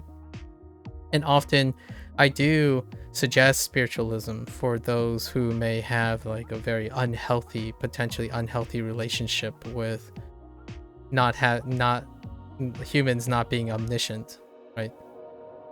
Not being omniscient can be a very deleterious thing. It could be like a crisis situation when you start thinking like, well, if if everything is irrefutable because we don't have enough of the universe, I might as well just stop and give up, right? So oftentimes spiritualism is one of the rational social constructs to help with irrefutable circumstances. And the hydrogen atom thing, that's kind of a fun task. Lots of people use reductive logic, reductive observations in order to explain emergent properties, right? So like if you're taking atoms, right? When we're thinking about atoms, they have to behave in some way. They have to behave in some way. And then when we leap up into different emergent levels, the question is, now you're taking, let's just say atoms are codes, right? Codes. And then when that emergent level happens, because there's no bridging between the emergence of certain things, right? This part creates that alleged randomness.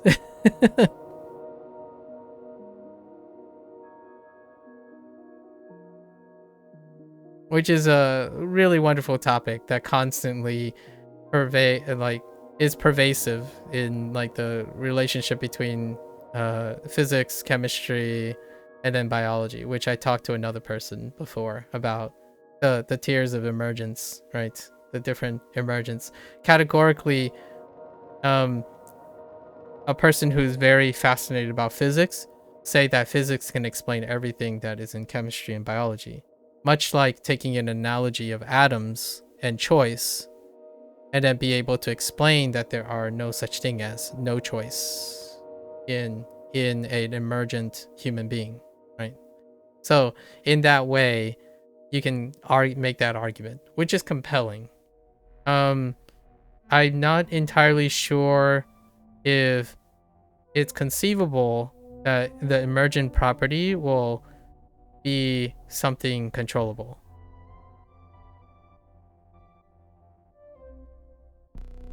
So what I mean is, if we understand enough of like the atoms and stuff, certainly we should be able to produce everything that we observe in chemistry, right? So when we can do that, will that become emergent? And then that's the problem, right?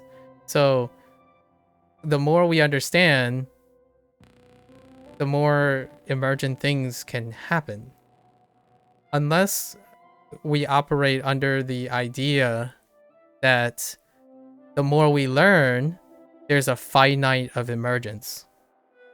So what I mean by that is we are learning to a finite limit. And yet we made a comment about the infinite information of the universe, right? So I don't know.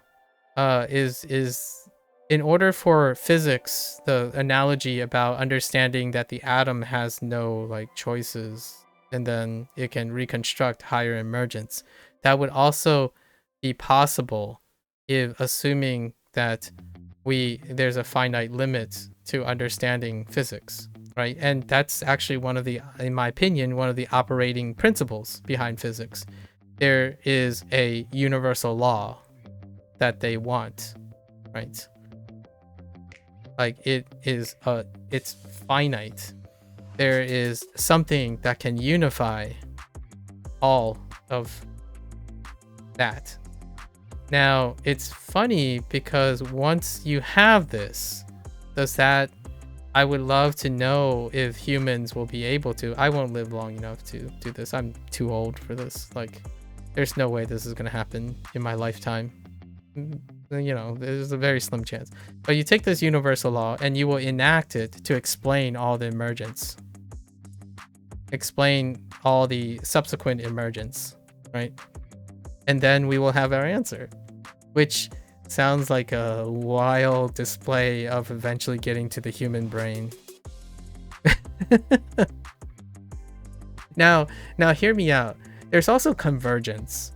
Convergence happens too. So you know, science can do convergence, which you take chemistry and go back to physics, and then physics go towards chemistry. So you can have a convergence of ideas too. And yet it's one of those things like, let's say we put chemistry and physics on a number line. I'm just like BSing. This is like me yapping away, but it makes for a really fun, entertaining brainstorming.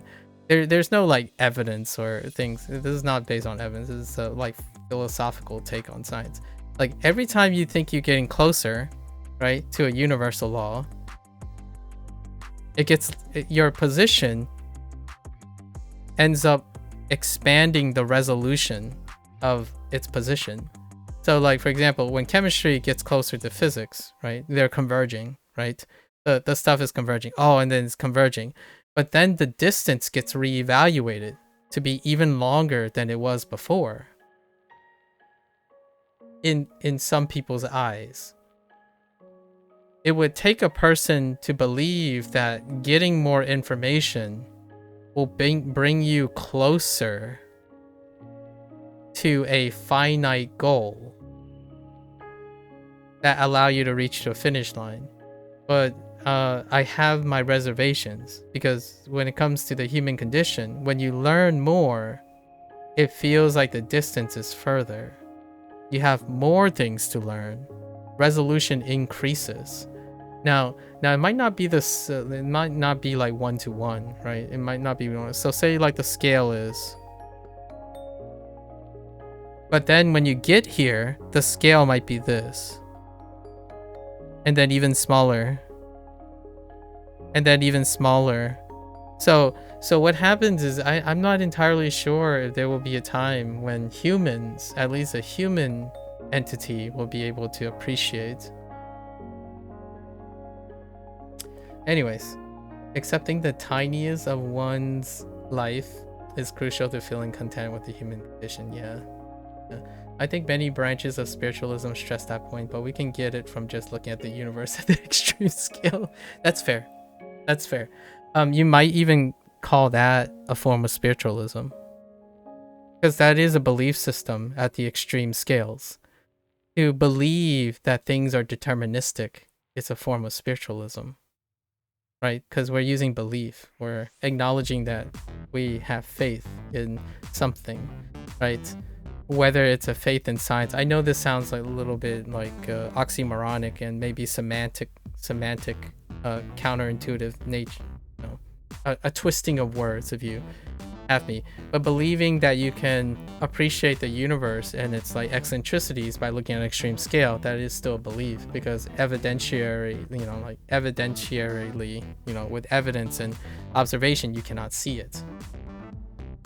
Like you can't appreciate the scale other than the scale that we have. Sorry, I was doing some SD reviews, but I was listening. It is wild how it all connects and builds upon itself, and understanding the process at work. Work there is definitely a noble goal. Yeah, and I don't know if you still work in Discovery. I don't work in Discovery anymore. But like academia, I guess. I'm not sure if you're into academia, but I do love reading other people's work, right?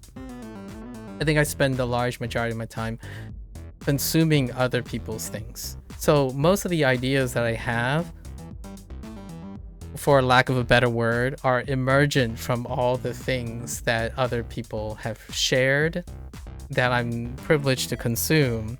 And then the yapping that I've been doing with all these like loops and conundrums and stuff, I didn't read anything to surmise these possible contradictions in human logic and fallacy. I built them from the foundations of the things I know. So you could make an argument that much like atoms and lines of code, you also have logic, right?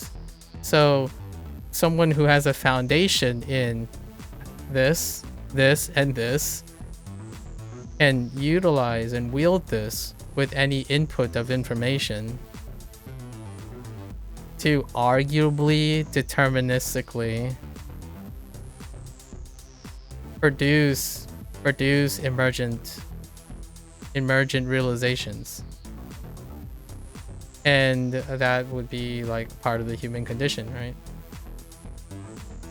And now for the coup de grace, right? For the coup de grace, that's what language learning is. That's why language learning is awesome. I'm just saying. Why, in my opinion, language learning is a self-contained.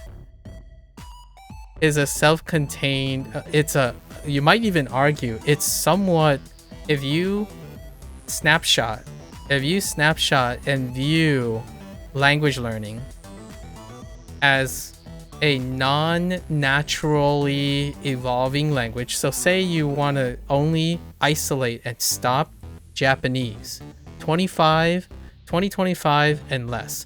So you somehow isolate it.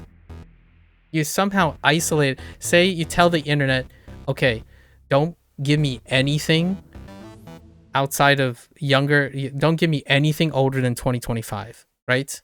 Once you make a snapshot of that language, it is officially a closed system that has lots of seemingly stochastic events, right?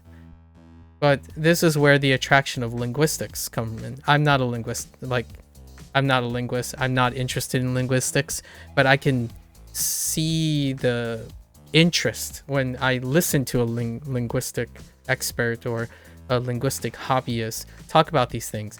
That is where like linguistics and etymology, right? Etymology becomes so fascinating to them because in a way, this is a closed system that has specific things and it can all be like explained. So this is a natural process that can be explained when captured and recorded. So language has that, a natural language. So when you think of puzzles, oftentimes conlangs are not quite the same as natural language. And here we are again. We'll draw one parallelism.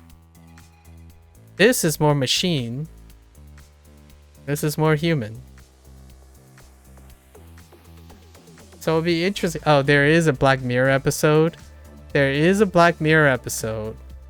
That dealt with a simulation in a machine that systematically creates their own language.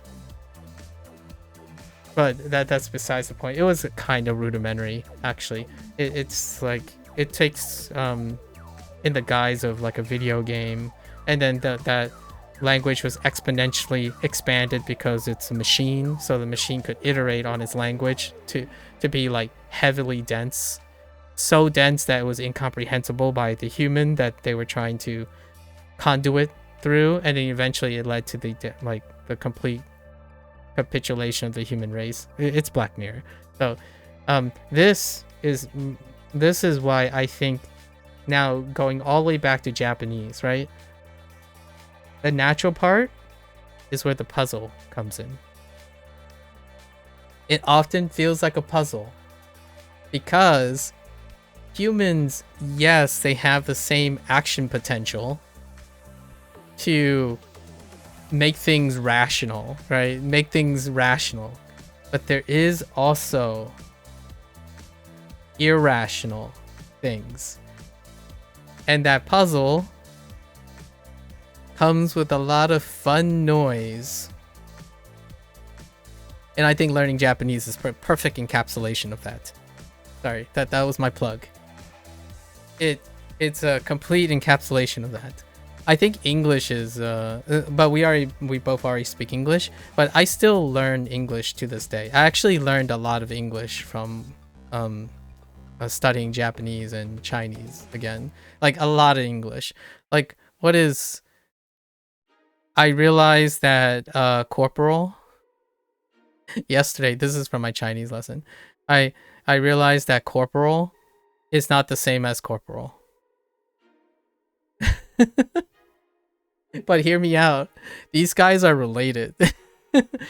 Related in a way that it took punishment for me to realize that. How to say corporal punishment in Chinese. What's great about Japanese is you're loving both the rational and organic pieces of it. Yeah, exactly. I absolutely love it. Chinese also has that too. Most natural languages do have that. However, it's whatever language you fall in love with, and I think that makes it less conlang.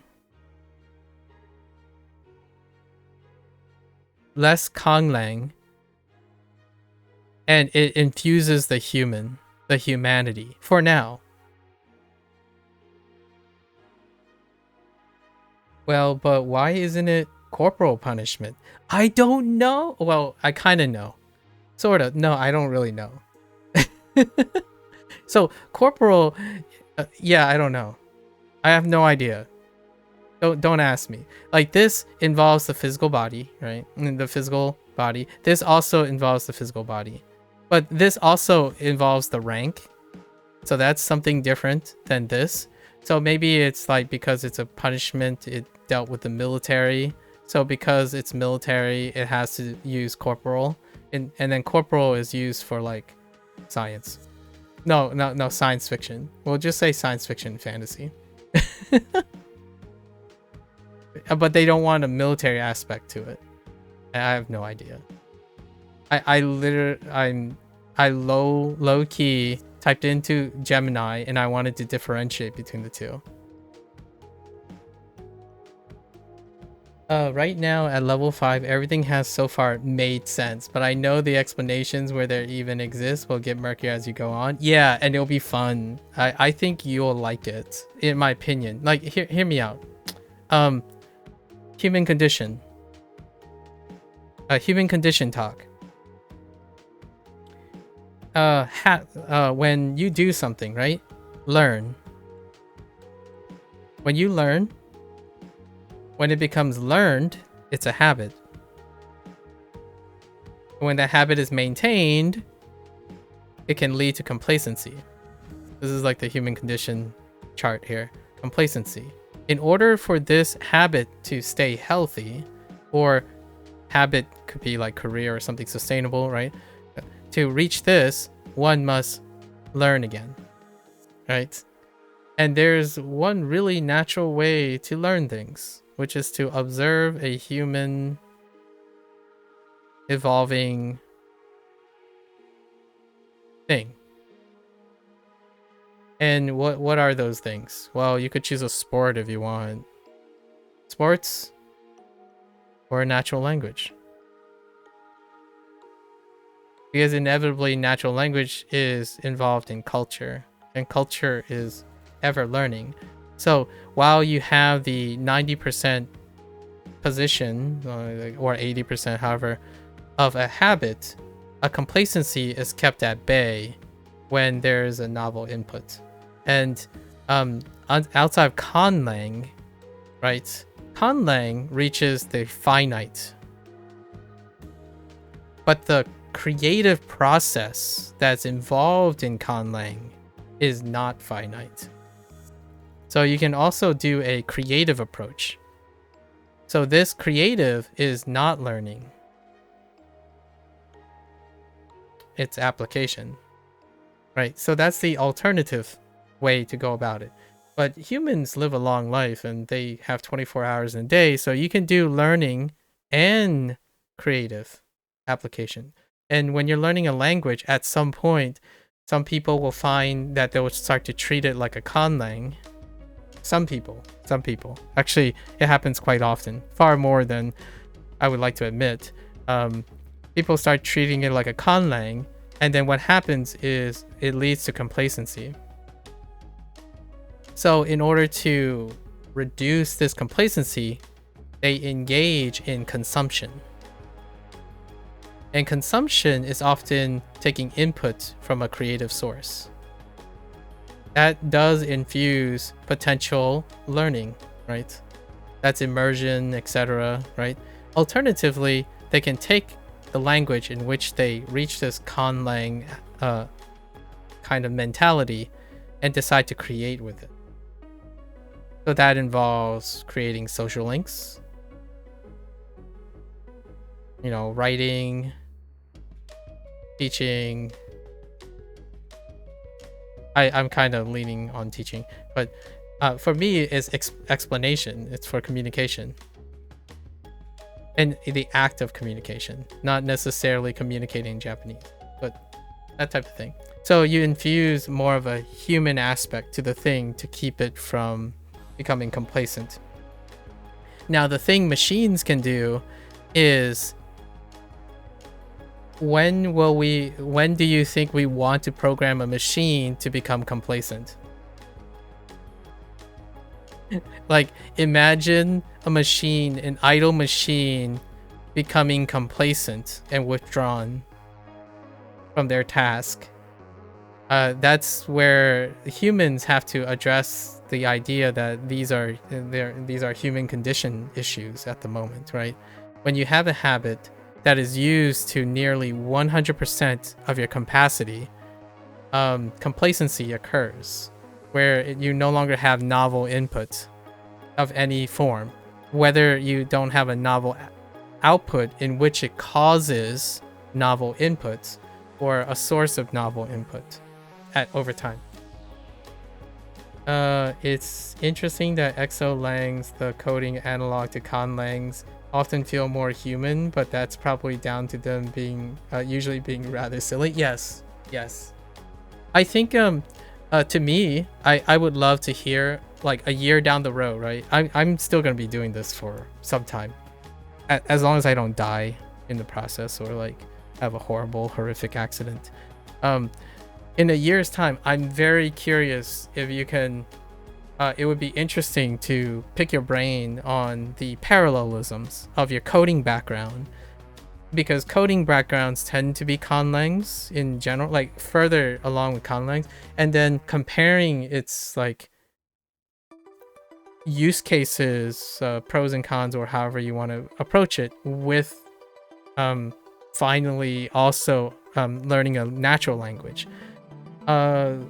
To give you a bit of a background, there is a disclaimer for myself. I was multilingual already. So as a kid, technically, I realized that originally I defined myself as monolingual, but it turns out the average threshold for like perception of engagement in a language is a little bit different. So technically I'm multilingual. So I had two languages that I primarily spoke as long as I remember, right? Common English is my common language, but my mother tongue is Fuzhou.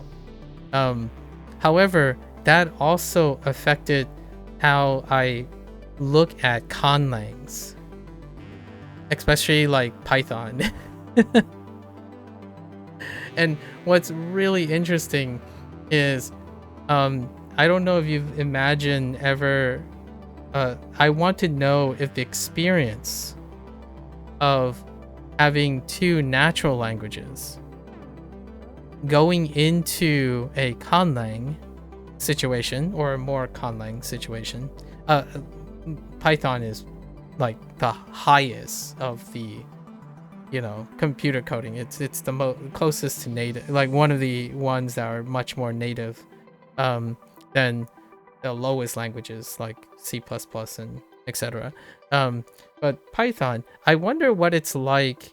I'm not sure if you're monolingual, by the way, before you started learning Japanese. It would be interesting if you happen to be multilingual already. A vast majority of people who, when I started learning Chinese and Japanese, a lot of people made a comment that you should focus on one, right? And oftentimes, those people, when I used to only do Japanese things, like Japanese learning things, most of the people tend to be monolingual. However, since I started doing Chinese and Japanese, and sometimes I'm still working on Spanish, how to manage that time, but since then, people tend to self-select themselves into monolingual preference. No, multilingual preference. So it's not like they have to be multilingual. You don't necessarily have to be multilingual, but you want to appreciate having multiple languages. So they're lingual promiscuous, so to speak, instead of monolingually pragmatic. So I think the two like things that separate things is monolingual enthusiastic, like conceptually, those are like very heavily enriched, versus monolingual pragmatism. And what's a monolingual pragmatism? When you want to learn a language, focus on one. Because if you decide to distribute them between two, they will interfere with each other, and that's the only possible way that it could happen. It's usually viewed as interference, and that's usually when someone's acquiring their second language. And no, a conlang did not help that either. At least anecdotally speaking, when someone knows a conlang, it's still this. It's still largely this type of mentality, as opposed to like, oh, I'll just pick up Python. If I already know Python, I might as well pick up C++ and Ruby. So it's a little different, right? So those who have this enthusiasm tends to be promiscuous, and they often come from a background that might be multilingual already. Did I learn English and Fujianese at the same time? I have to speak Fujianese with my parents. They don't speak English, or they are unable to communicate that is sufficient. So it's out of obligation. So they technically in the span of one day, I will always be speaking English and Fujianese. They pick up English as a second language. Proficiency is insane. I did not pick up. I went to school for English. So English is my English is formal education, and Fuzhou is immersion only. I don't know if you know these buzzwords yet. Like, I'm sure you've heard these buzzwords before, but there are so many times when people tell me that one is better than the other. One is better than the other, right? One is better than the other. I will let you decide which one. Yeah. I forgot how that is, like all something all the time. Like, I don't remember what the F was.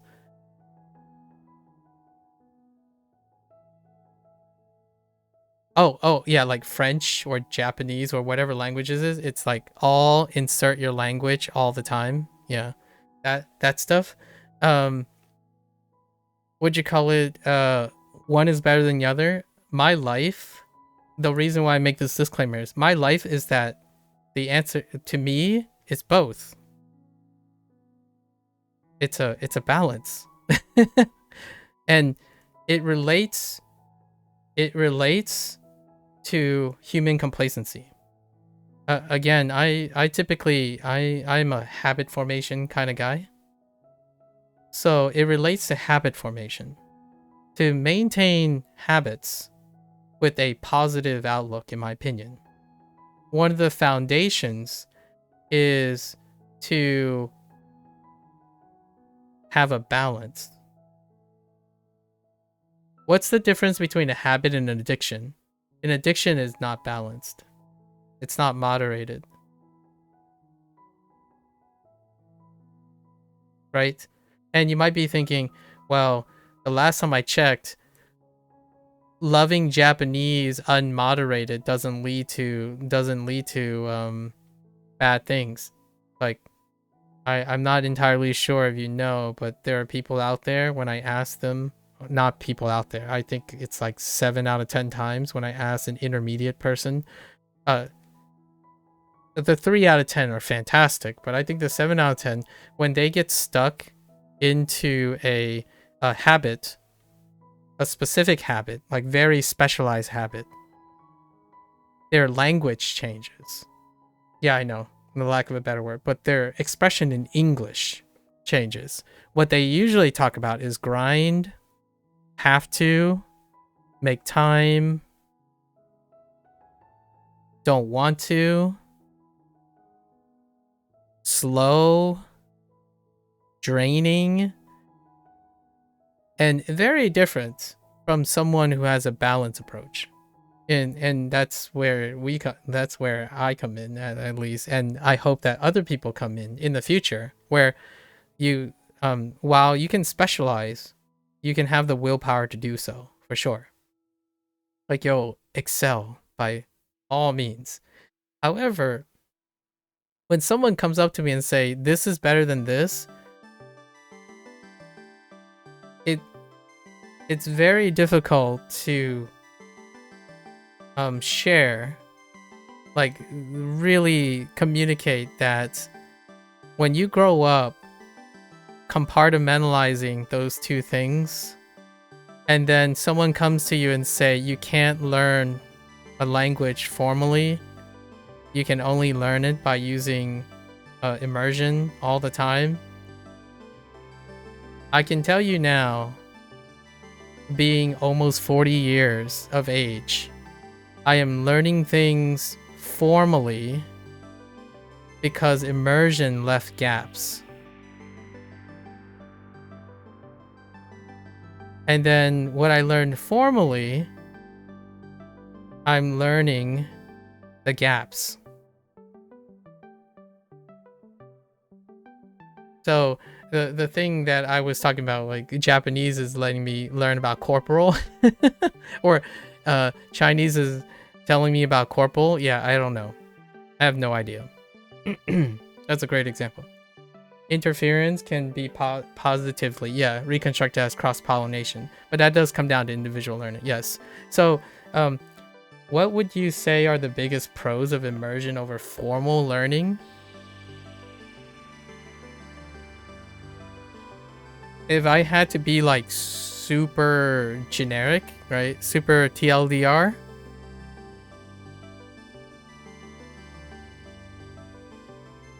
Yeah, I'm gonna link it to an early concept that we were talking about. Stochasticity.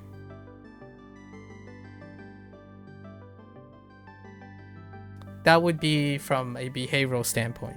So my focus on habit formation would be that the biggest pro for immersion is stochasticity.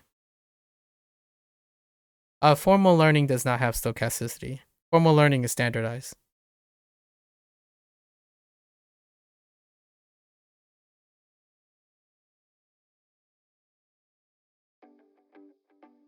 You totally agree that a balance should be struck, but it's hard to 50-50. I don't think it's 50-50. Yeah, balance. Balance. I think one of the things about the difficulty of balance, or strike a balance, is there's a routine that's missing most of the time in people's lives, and that is lifestyle balance. So oftentimes when I'm thinking of how to determine if they have a lifestyle balance, like they have decision-making issues, right? Or problem-solving skills. Problem-solving skills or critical thinking skills, like diminished critical thinking skills.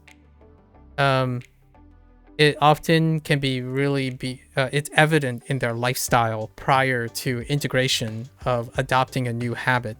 So when you think about lifestyles, you also think about habits or formation of habits. So in order to ascertain whether they can struck the balance, in the first place, are there foundations? Do they have foundations in which they are able to do that? And one of them is a routine on self-evaluation.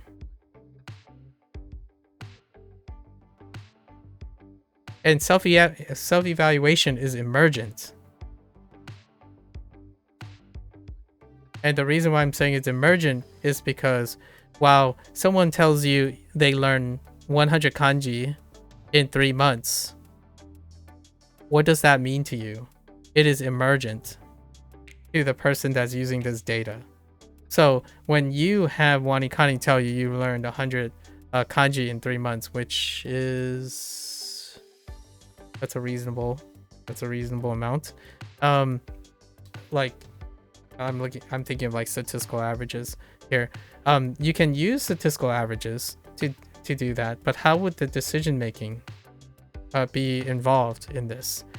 Some people might say, oh, I have to get faster. Or is this slow? These are the most common answers or common questions in the forum, in the WaniKani forum. So you can go and read and observe, make your own patterns of realization, emergent realization by looking at the threads. I read the forums like maybe once a week before my session just to see if there's like new anomalies of behavioral questions. One of the most question is, am I moving too slow? Usually it's phrased in am I moving too slow, because negative feelings drive desperate habit formation more than positive things, and positive things tend to dampen the habit formation.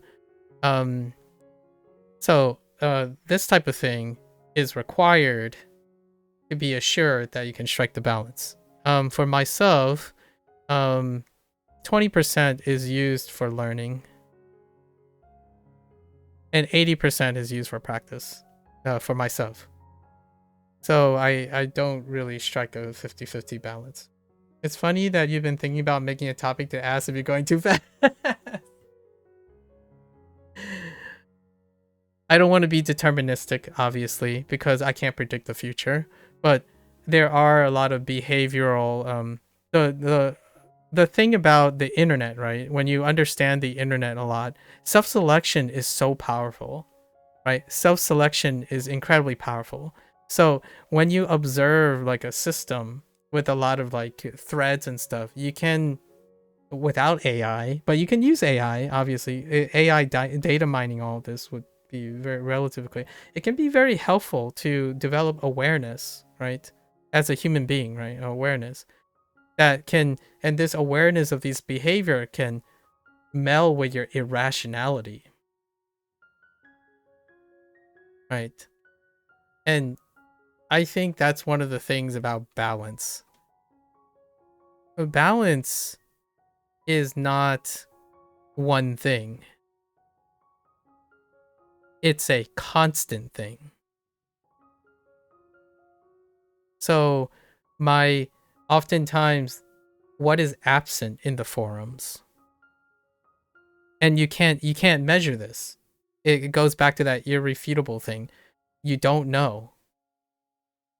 So what percentage of people don't say anything because they can strike a balance, but the balance is not a balance, is constant adaptation.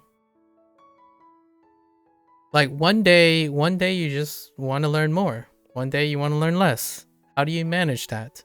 And then how you can produce a cycle that is consistent? How do you create an environment? When your routine involves persistent self-evaluation, the nice thing about this is that evaluation often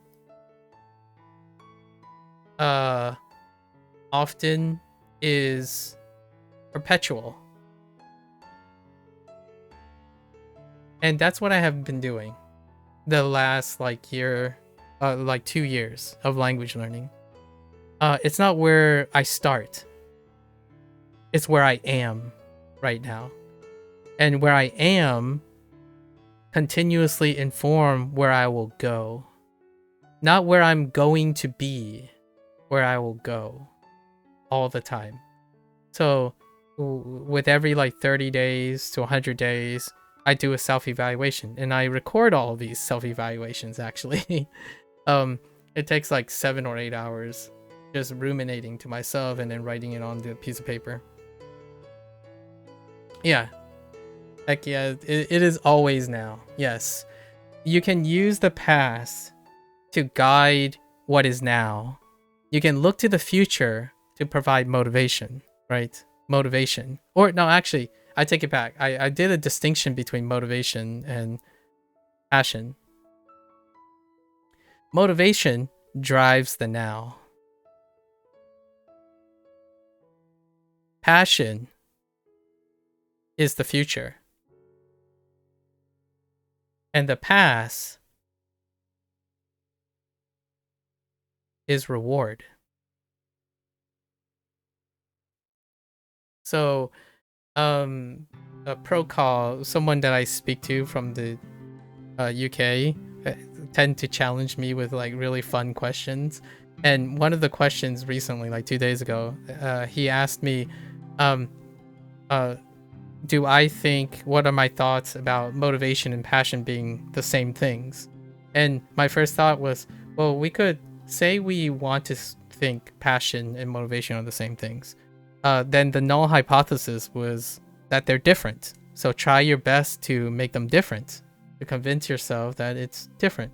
So I came up with this little routine that I've been working on actually by coincidence, which happens to be the differentiating between passion, motivation, past. The internet is full. In the now, we have so many points of motivation. Motivation is wonderful because motivation is external a lot of times in our life. Passion is internal.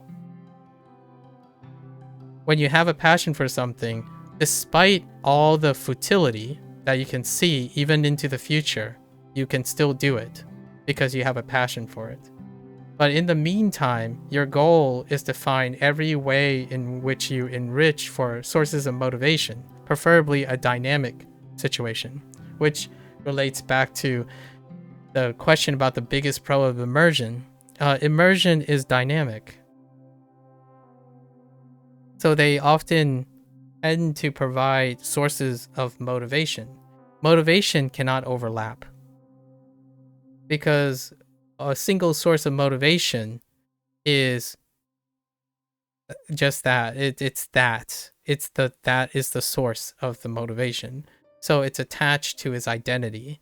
In immersion, this source becomes murkier, right? Because your content, your situations, those things are dynamic. So it provides a lot of source of motivation. Now, if you're going to flip the question, what is the biggest pros to formal education, you'll probably hear this in app development all the time. Consistency. What is usually the word, the euphemism that people use for consistency? Discipline. So this is a balanced skill set for self-evaluation. One of the biggest pros about, or one of the arguable pros about formal education is standardization. It is consistent, so you can form disciplines around self-evaluation. It is with a dynamic stimuli that challenges your self-evaluation process, that enables you to combine them for perpetual habit formation. It is not one or the other, in my opinion. If you completely immerse yourself, there is a complete lack of discipline. It's completely operated on faith and intuition. Formal education is unnatural. Unnatural creates order, closed system, consistency. Doing things consistently in a humanly manner is unnatural. It's very non-human characteristic in this context. Not in the sense of like if we're talking about eating or sleeping, we're not talking about like human instincts here. We're largely talking about the social constructs that we force ourselves to do, right? So discipline and consistency, that's not natural. Like inhibitions, say what? So for formal education, if you are lacking the social structure to understand where your relatives are, your standardization, a structure like formal education may provide you with the foundations of starting to develop your own self-evaluation process. And that's where I got most of my discipline from, formal education. I absolutely loved formal education for its use case. And then I love immersion for its use case. So I do both now. And oftentimes it's indistinguishable. I self-evaluate my enjoyment of science fiction over time.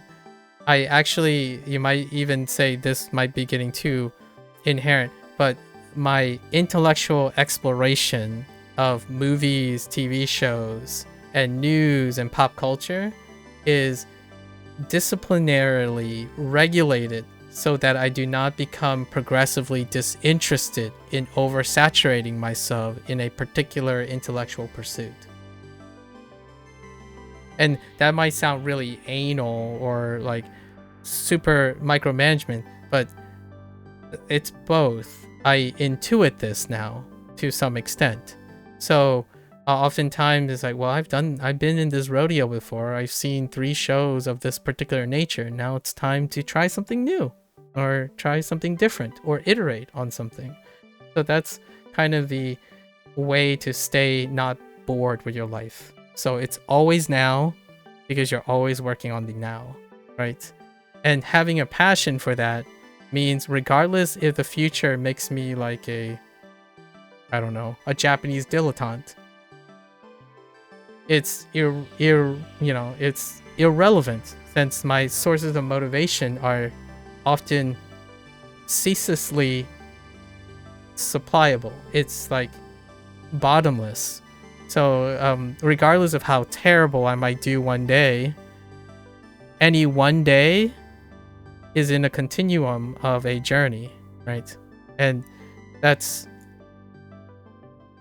write this up. You'll have to save it for next time, but you love to know more about your self-evaluation. Oh, hear me out. If you want to hear what my self-evaluation process is like, I did a day 100 and a day 200, specifically only regarding WaniKani. And it's like I don't usually refer to my YouTube channel, but these things are recorded on YouTube.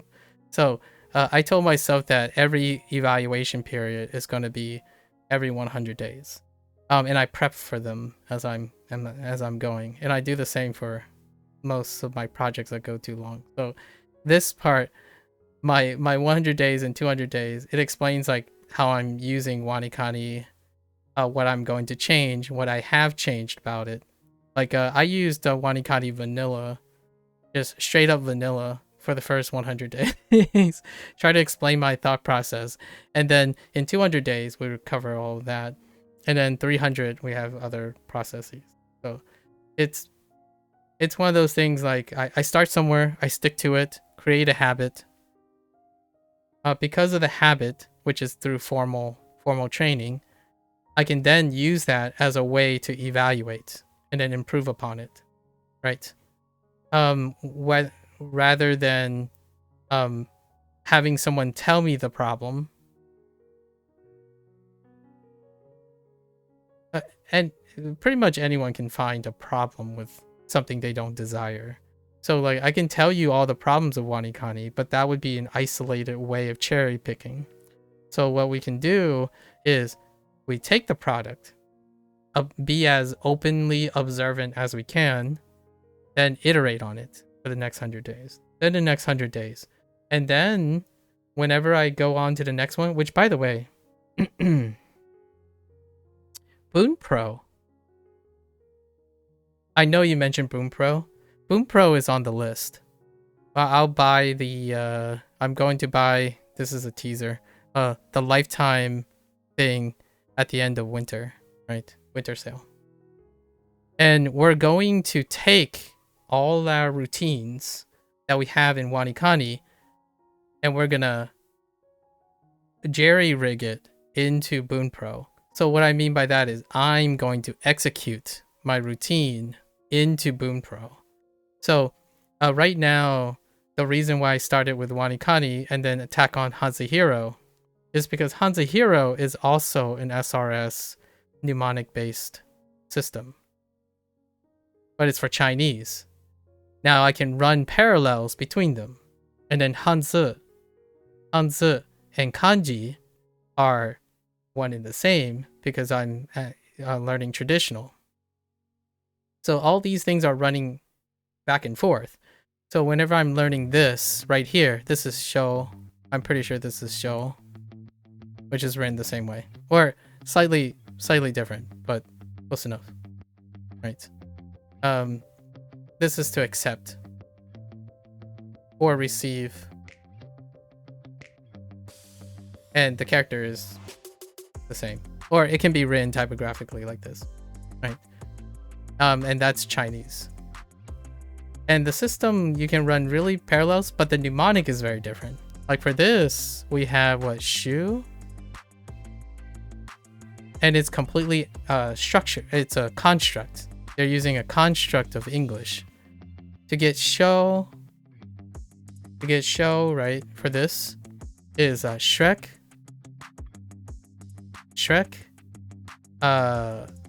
outside, which is 1, indicated as 1 because the tone of this is 1, and then it's in a bakery.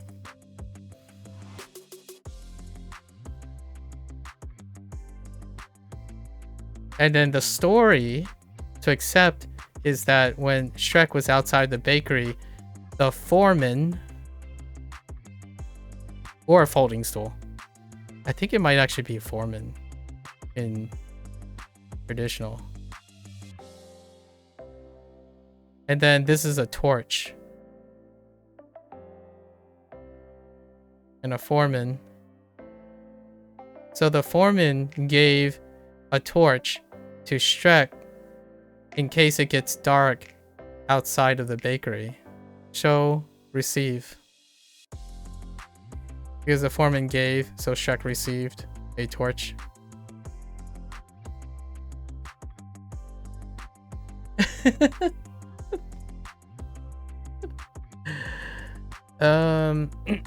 YouTube is how you found me. Oh, interesting. You definitely needed to hear some of that. It's probably the case that you're oversaturating at the moment, but you're hoping you'll be able to tell when the balance is off. Yeah. I think oversaturation is really tough to want to. I think humans, I know how this sounds, but humans naturally want to oversaturate. Because more of a good thing is a good thing a lot of times. Discipline, I feel, is one of those things, like, you hate to do it, but discipline is one of the ways to moderate things. Without discipline, it's difficult to know what your baselines are. Right? When you're operating on intuition, you can use like Einstein, not Einstein. Everything is relative. Everything's relative. And what I mean by that is the now of you is the relative of the past, right? Like it's relative to the past.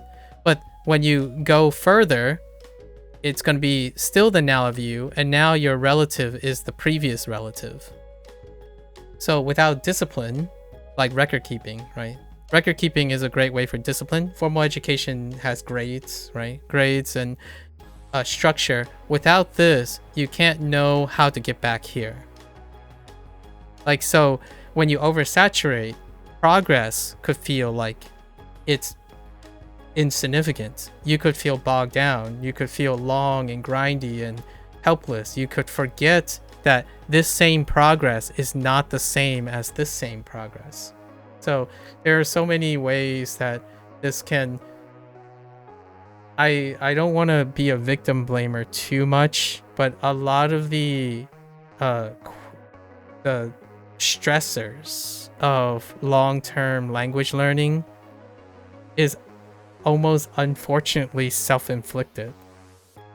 Self-inflicted not in the sense of being aware that self-inflicted. It's more like what is normal for an internet user can be somewhat the barrier to consistently doing something and still continuously finding it rewarding. Let's see. You search for WaniKani because you're looking for an API token that'll let you test your scripts with better data? At level 5, your API response are a little too thin for proper testing. Oh, I see. Oh, yeah. Oh, I see what you're doing. Oh, you know what? I'd be really interested in seeing what you end up creating for API. WaniKani has such a wonderful community for API like farming. Like utilizing the API token. God, you must have thousands of mnemonics floating around there. Do you do any other sort of memory strengthening activity? Okay. TLDR moment. I keep writing TLDR incorrect, right? Is it like this? TLDR. I'm Mind Palace. Most of the time I do Mind Palace. And Mind Palace with crosstalk. I know, a bunch of jargon, right? Mind Palace, I think these are the words that people use. Like, cue the internet jargon. I don't think these are new things. These are not new things. They just happen to be referred to these things because of pop culture. So Mind Palace and crosstalk. Use Mind Palace for abstractions initially. And those abstractions can then utilize crosstalks to one object. So when you say memory strengthening, ordering things can provide a memory tool, right? So the idea is if you have A leads to B leads to C, how many ways can you get to A? Right? How many ways can you get to it by crossing your wires? So instead of trying to constantly think of it as a series, instead of thinking of it as a series of things, you try to run as many parallel things along the way, right? So when you have a great grasp, I don't know how often you use Mind Palace things. WaniKani doesn't use an ordered framework. So if you're imagining myself like doing this along with Hanzuhiro, it's WaniKani has a scaling issue. I'm still trying to address the scaling issue, which is a lot of these things when they're talking about it, they're so isolated. So you have this, right? This would be, say these are the steps that it takes to get you to a read and a definition. The next one, for example 1, the next example would be like, it would be entirely separated. Now, on occasion, the Japanese language itself overlap, right? So let's say this is the noun and this is the verb. So you can have like and then it leads to that, right? And that is it's a memory tool. That is a potential memory tool. Now, imagine doing this intentionally and not reliant on the semantics of things. So instead, I intentionally invest forward and do that. So no matter what, all my uns now, and all my kuns, and all the definitions, and all the radicals are clustered into an entire unit. And all those units are then arranged in a very specific order, in which then this one object can represent many things. So whenever I think about like one thing, wherever I enter into this, I have multiple routes going out. And then those multiple routes can come back in. And the idea is like, if you think about a neural network, yes, chunking, yes, that's a good example. Yes, chunking, aggressively chunking, or I call it like a compression, right? You're compressing while providing sequence. And then sequence creates a framework. Yeah, consolidating. Consolidating is a great way too. Now, consolidating and compression means that maybe some information might be lost, right? So it might not be quite the same as those. So hello there, Bree. You're on YouTube today. Hello. So like, for example, ABC, right? You can look at it as ABC. That would be not chunking. Those are individuals. You can think of it as Ebek, Abek, Abik, Abiks, Abiks, or something. And that would be chunking. So now, the reason why I say it's compression is because like compressing, you have to unpack them into their individual things again in order to be usable for language. Because the chunk, this whole thing needs to become the individual thing. So this would add a step. If you want to retake the mnemonic, like in case you need to default. However, in a language, the chunking ends up actually being the kanji itself. So like it writes itself. So when you have these products, this is A and B already, right? You've done this pretty much on your own. Actually, WaniKani, it works with WaniKani as opposed to against WaniKani, right? So then when you learn the chunks, you have to move on. When you learn the individuals, you have to learn to chunk. But it's more like compression. Because the moment you forget your chunk, which is the thing you want, you have to unpack. You have to unpack the two to form the chunk again, right? But you have to be able to do both, back and forth. So when you're doing it back and forth, this creates an opportunity for crosstalk. And what I mean by crosstalk is whenever you spend time decompressing into these things, what other thing has this? Well, right now, no other thing has this. How do I know? Because Vines was first introduced this level. This is the new thing. What has folding stool? Oh, there's quite a lot of folding stools. I think a good example would be probably like, oh no, wait. Yes. Like this. Right? This is build or establish. Probably establish. So now you have crosstalk.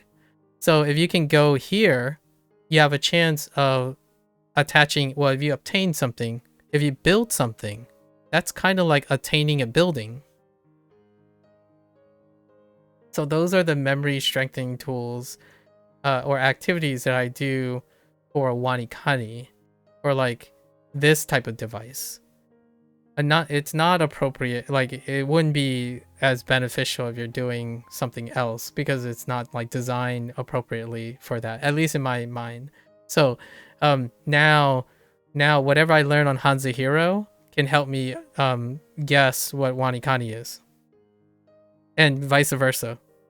So both of them are, I don't spend I don't spend on average 2 hours learning only Japanese, right? The whole only thing. I'm actually learning both. So in a way, sequencing, where sequencing comes in, is it's more like a filing system. The filing system helps you with a routine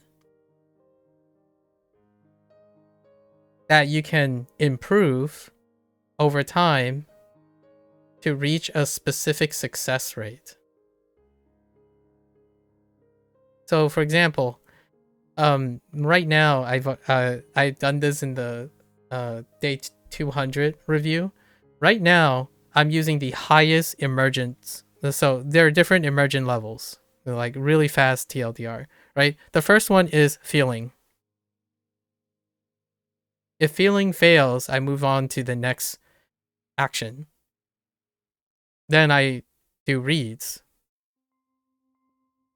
Then I do definition. Then I do radicals.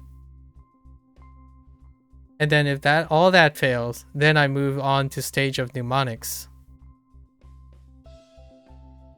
And mnemonics is going the other way. I start with the basic, I go bottom up. So then it would be radicals again. But this will be a different take on radicals. Then this will be English aided radicals.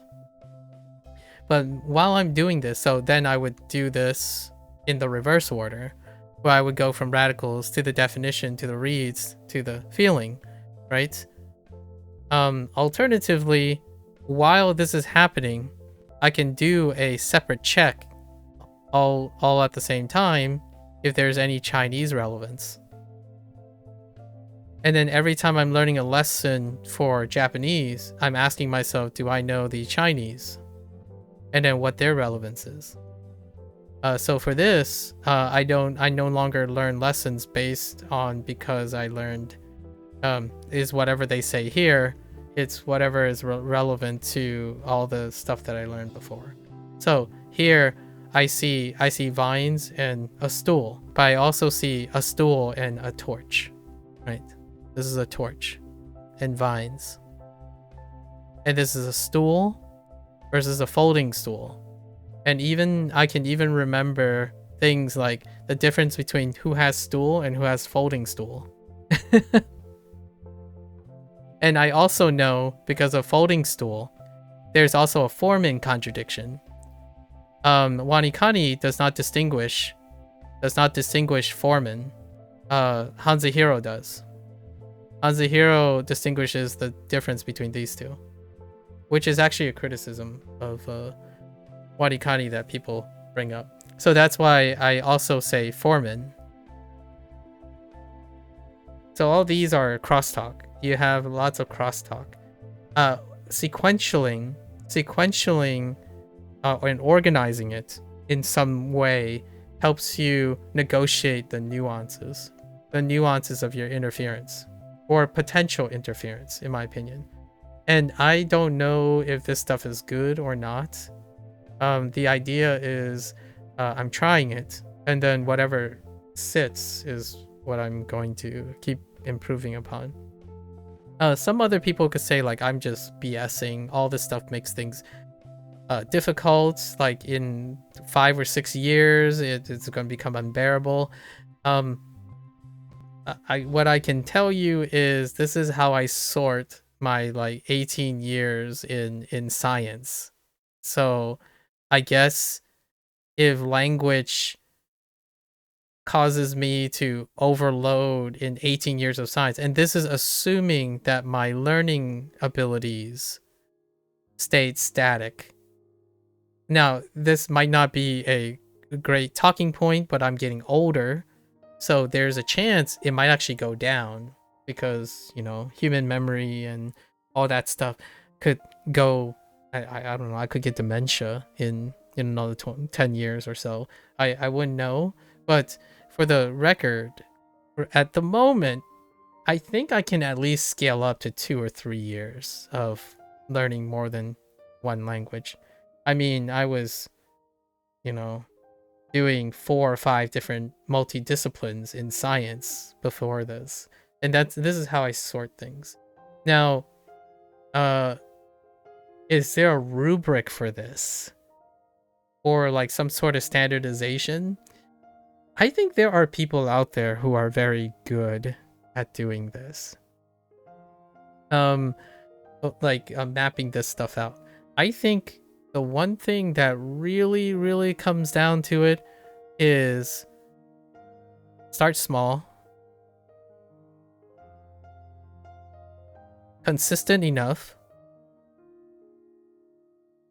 then you challenge it with novelty, and then iterate again. Obviously this sounds like, oh man, doesn't that just sound like coding? Like, yeah, well, yes, it most likely sound like coding. Only now you're committed behaviorally. So what I would say is the reason why I used Duolingo originally was not because it was the best. It was to create a standard on which I can iterate on it, right? And it might sound crazy to you. It might sound crazy to a lot of people, but because of Duolingo's maybe shortcomings, which is what most people would say, these are shortcomings. I actually cover like 99% of stroke orders because of Duolingo's design. Because I was iterating on Duolingo design, not as a closed system, but as an open system where I can do it. So most of the time when I'm like writing characters, it's largely because I was writing them while using Duolingo. Duolingo inspired me to write the characters. So most of the time, you know, if I have to conjure up a character, like I don't know, like maybe can I write something very? I'm trying to think of something like somewhat complicated. People might find complicated, I suppose.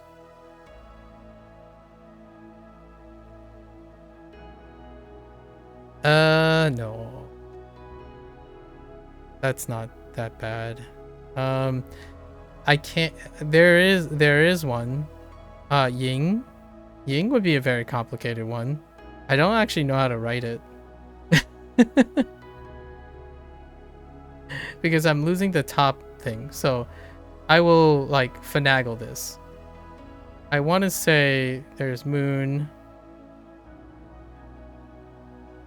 There's definitely a table, I think.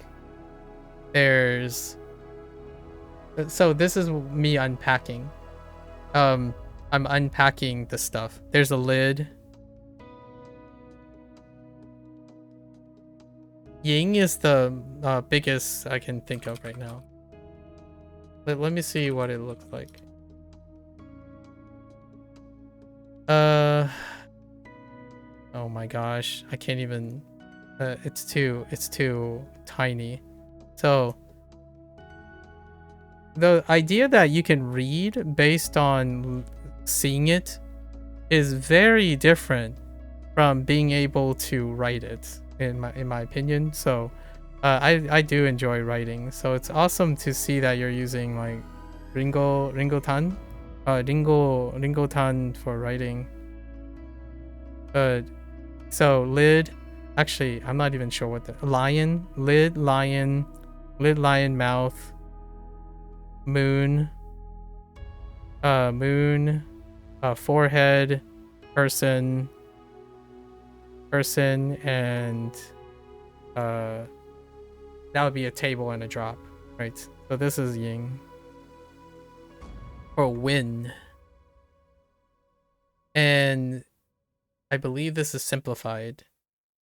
Or not simplified. They just use a different character in Japanese. This is Chinese. Katsu. I think it's katsu.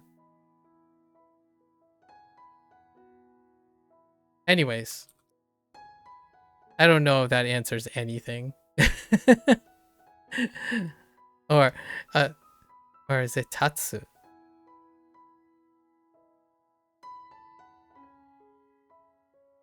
I'm pretty sure it's katsu. Oh yeah, katsu looks... It's also xiang. So katsu is moon. Moon. I guess this is like a barrister wig. Maybe. And then arm. I think it's like muscular arm or... Yeah, muscular arm. And then tsu, right? And this is also xiang. Or win. Or victory. Or victory. Really cool. I could do this all day. Like, this is the fun stuff. Being able to output regardless of if you have like the complete picture or not. There's enough information to get to it. And I absolutely love being able to do that when you used to be pretty heavily into cubing, as in like, and you wonder whether that'll help any with how not hard the process has been so far. I don't Moriko, if you're still here, do you improve despite it being easy? Like what I mean is there's a thing that I often do that I think is far more covered than like trying to figure out what the best way to remember things are. I always think of myself as I need a threshold. When I start a new skill, I don't know what that threshold is. So sometimes people would say just work as hard as possible and then find out. But for myself, I tend to take the baseline. So this is the baseline of whatever I start with. And if I knew the baseline, what I would do is then I would quantize and test. And the moment I get past my threshold, then I would quantize back down. And I would maintain this. And then eventually when you maintain this, it actually starts becoming a habit, right? But because of time passing, I would take more quantized steps back up. So I do this regardless of how easy something is or hard something is. And then this often lead me to answering a question that most people ask, like, is this the hardest thing you've ever done? And my answer would be usually, it depends, right? That's a cop-out answer. So I would say, yes, it is the hardest thing I've ever done because it's always hard enough.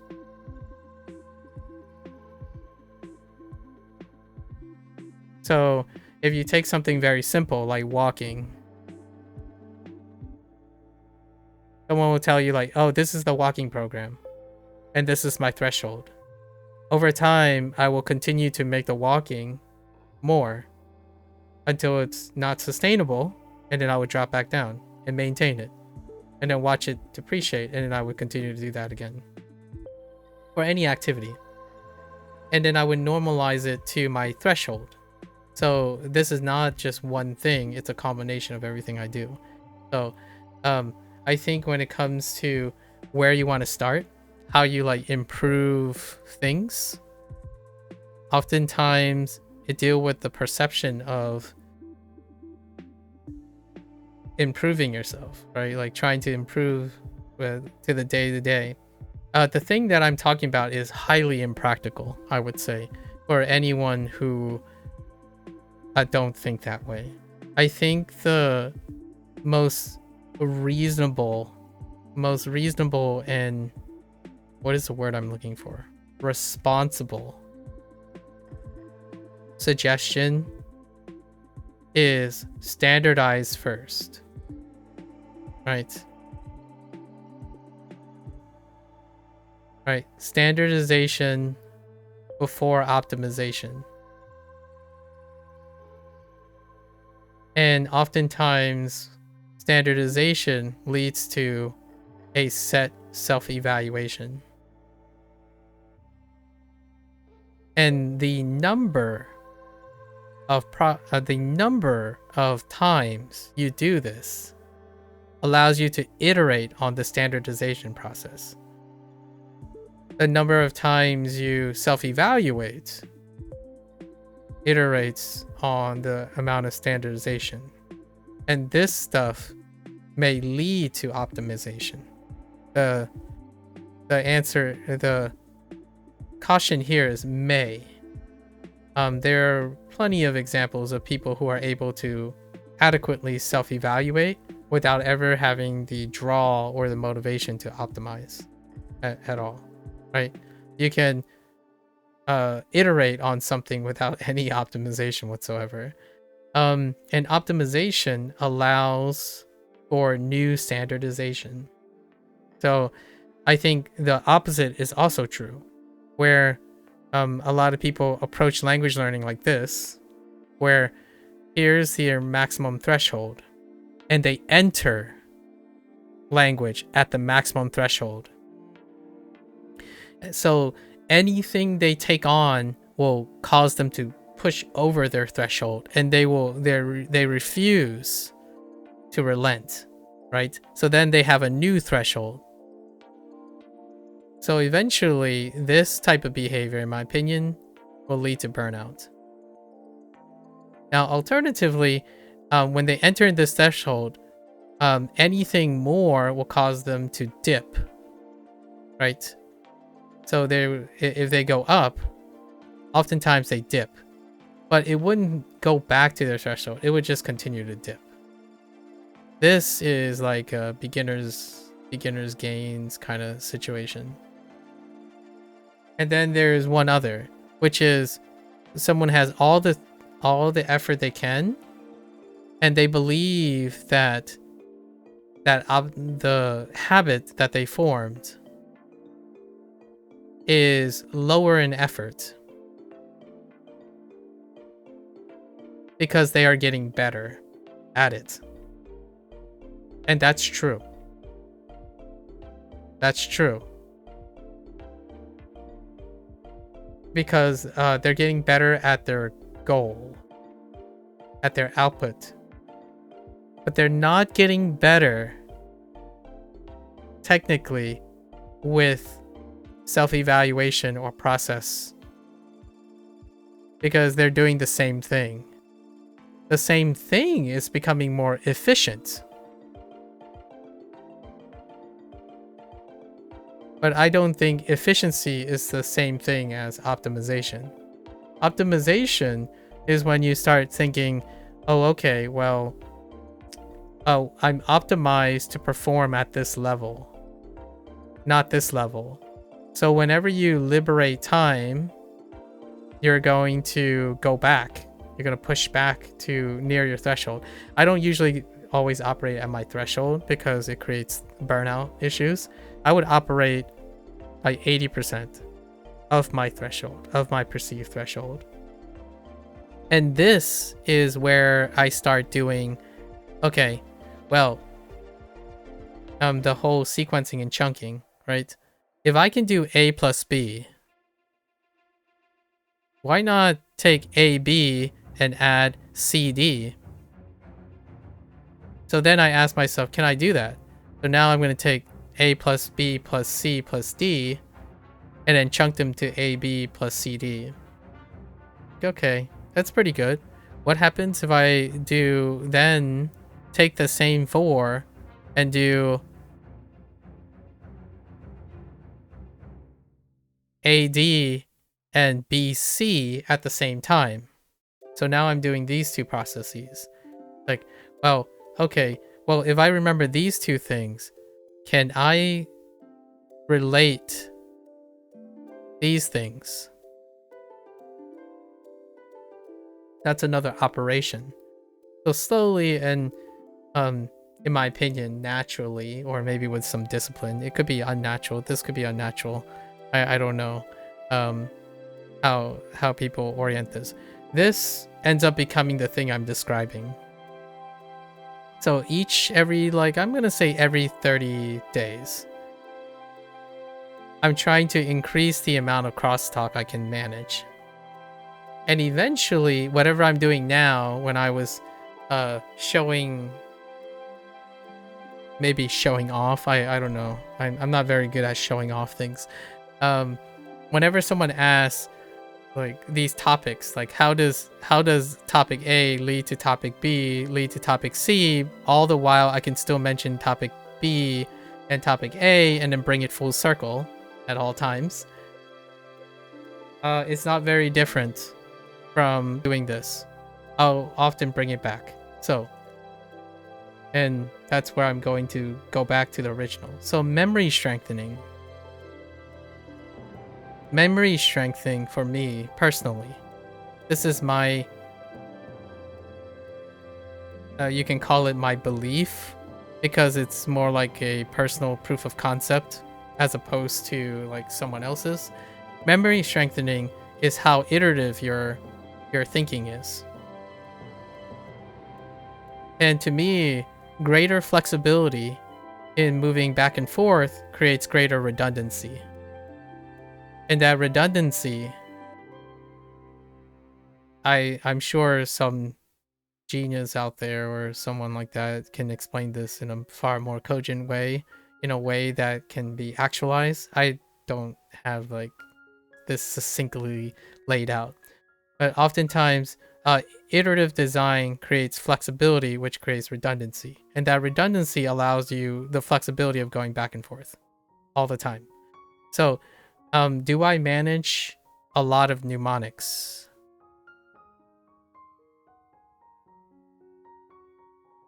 Probably not more than like an average person, honestly. Because to me, I'm not remembering that many objects. Like, I'm not remembering as much things. I can start in different places to get to different answers. And I would say overall, whatever I'm doing now, my routine, I'm aiming for like a 98.5% average. And then on bad days, it can get as low as 90%. And that's where it's a call to arms to figure out how I address these days. But usually we're sitting around here. Pretty good. Pretty good. Anyways. I hope I didn't talk you to sleep. This happens very often, so definitely feel free if you've suddenly fallen asleep. It's perfectly fine. Everything is recorded. I can't wait. I'm looking forward to my 300th day review. I got some good new stuff that I wanna add to my pile. I don't think the human mind has like a cheat code, so to speak. I think that's probably good to mention here as a conservative. The human mind doesn't necessarily have a cheat code per se, like a shortcut. I think the wonderful thing the human mind can do is being able to rewire, or I guess you can argue neuroplasticity is like a declining factor when it comes to aging. However, you can hijack or you can piggyback on your wires. We already have foundations in English, so I cross wires with English. And this mnemonic system is, in my opinion, people enjoy this mnemonic system because it's piggybacking on the wires they have already established. And you can make it even better, in my opinion. And even more convoluted and crazy and whatnot. And that's the goal. At least in my opinion. For fun. For funsies. I'm not entirely sure of how much of it is because it's fun for me versus someone else who finds it laborious. There have already been multiple examples of people coming to me and saying, well, isn't this just a waste of time? When you already learned the read and the definition, you don't need all that mnemonic devices. It's like, yes, true. Right? Like, if you can do it, do it. For myself, it's practicing a skill that I kind of use elsewhere. So, practicing a skill is something that doesn't require an end game, like an end content. The skill needs application in order to demonstrate its efficacy. Not like the process is hard to quantify if you're only looking at the results. And that's probably one of the biggest maybe human condition problems with the internet.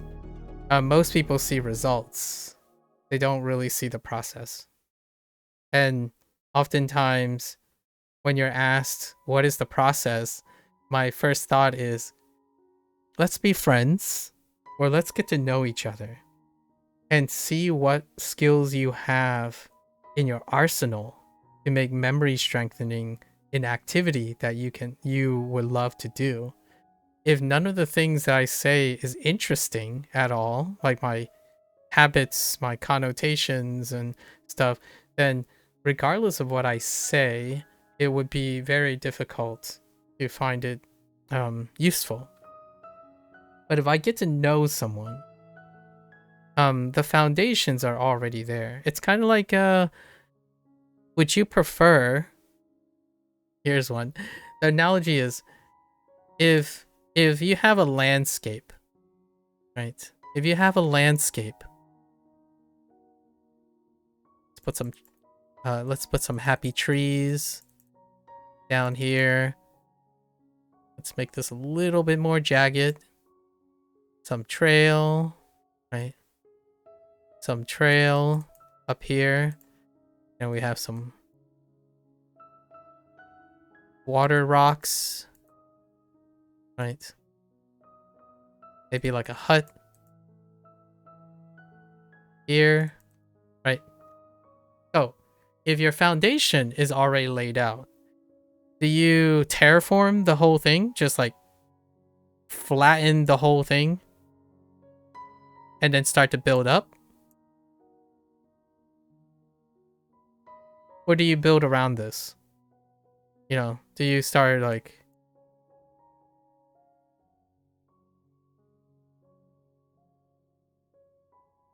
Right? Do you start building...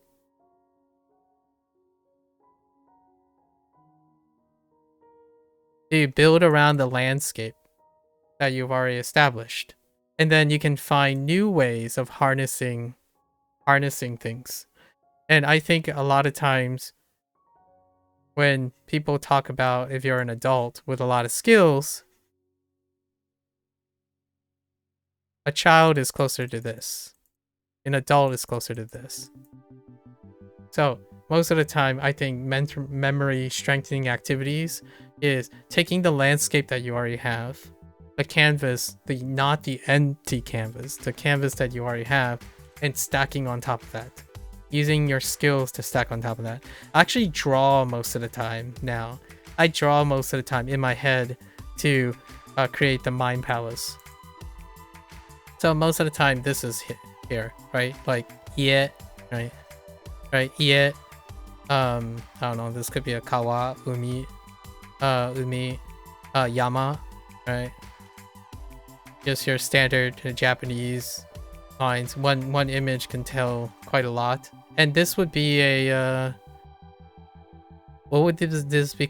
I would still consider it as a compression, like a compression, because something is still lost. The whole picture, if it falls apart, any one element is very difficult to tease apart. When you draw an island, there's a lot of things on an island, right?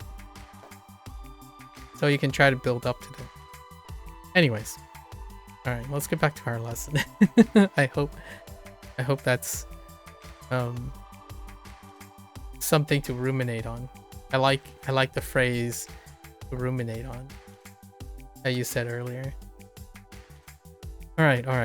What time are we? Okay.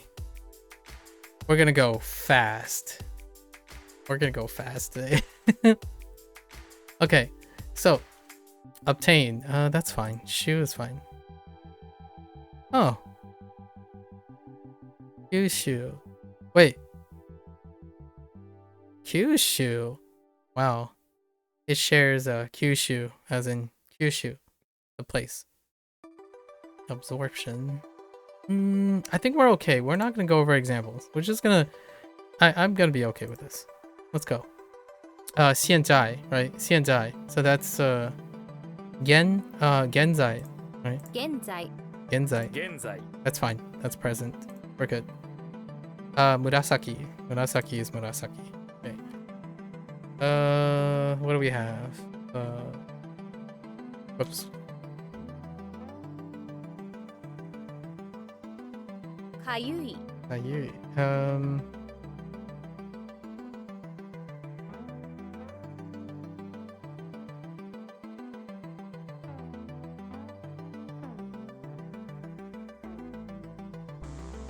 Shucho Chucho. I think it was business trip. This is like 2 hours ago. Genzai. 現在 Okay. Murasaki. Murasaki Murasaki. Oh. All right, let's go. Murasaki iro. Right, Murasaki iro is purple color. That's fine. Unemployed. Yep. What is this? Mu? No. Wei. Wu. Wuzhi. Wuzhi. Wuzhi. Right, Wuzhi. Not employed, particularly. So this would be like mushoku. 無職 Mushoku. Okay, so we're going down. Mushoku. 無職無職 Alright. Halt. King. I wonder if it's just G. Let's see if it's G. Oh, it's Te. Oh, yeah, okay. Te works. King and Te. Well. Tater tots. People only halt because they want this restaurant's world famous tater tots. Leading world famous. Okay. Alright, cool. Place of work. Employment place. So we only have shoku right now. It could be shokuba, but shokujo sounds fine. 職場 Oh, shokuba. Okay. Makes sense. Yeah. I didn't learn the reading for ba. We did technically learn the reading for ba, but I don't know when this was edited. But yeah, shokuba sounded good. It sounded nice. So do we need anything from it? Yes. We're gonna write an additional thing. Anytime there's a kun or alternative re, we're gonna write something. So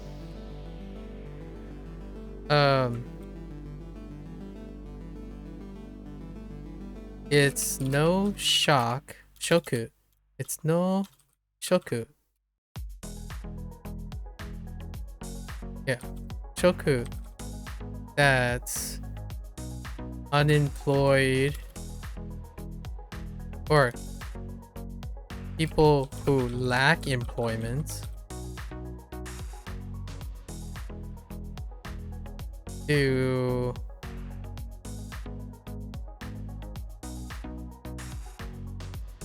how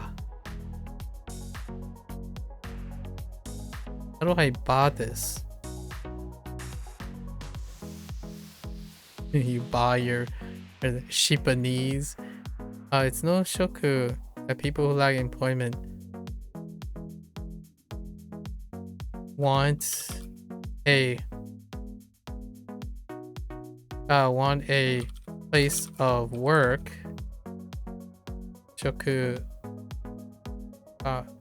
want a place of work.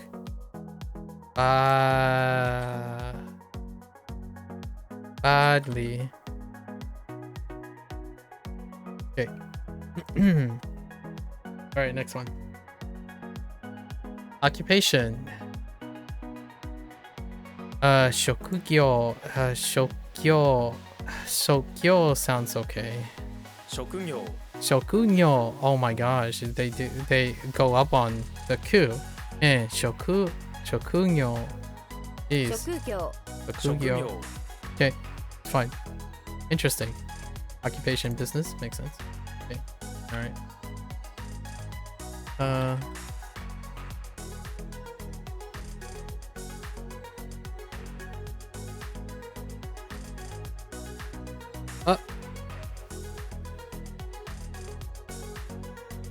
無職 Typo.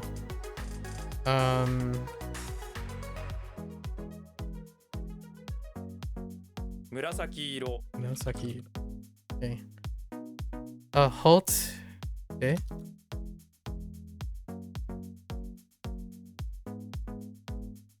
職業 Shokugyo. Okay. 職場 Shokuba. All right. Move right along. Personnel. Makes sense. So we're adding in. So shokuin 職員 are two similar terms, but have different meanings. Okay. Shain generally refers to employment in private business. And shokuin refers to employees who work in various fields. I see. Fair enough. 職員 Shokuin. Have a job. Yep. Possess job. So yushoku. Ne? This is a formal word for saying steady job as opposed to okay. 夕食 Yushoku. Makes sense? Or yushoku. Or yushoku. Yushoku. Interesting. Job hunting. Demand job. I like job posting actually. I wonder how this relates to job posting. Request employment, job hunting. Interesting. Q? 給食 Kyushoku. Fair enough. Next one, resignation. Quit. Quit job. Resignation. Quitting. GQ. Jishoku. Oh no, like GQ. Jishoku. Jishoku. 辞職 辞職 Makes sense. No. Nurse. Oh, interesting. To look and care. Look or watch over, right? Watch over, look, care, person, right? Teacher or nurse or experienced person. So we have kangashi. 看護師 Oh, kangoshi. Yeah. I said ga. Whoops. Kangoshi. Godzilla. Alright, kangoshi. That's fine. We're good. Oops. Job hunting.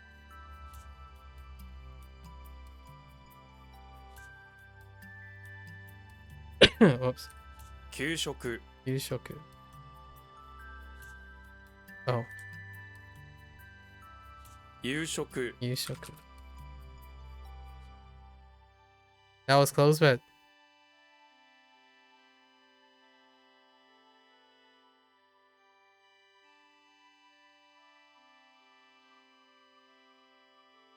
I mean, employment's fine. But have a job is good enough. I think they're being pedantic there. 職員 The queen.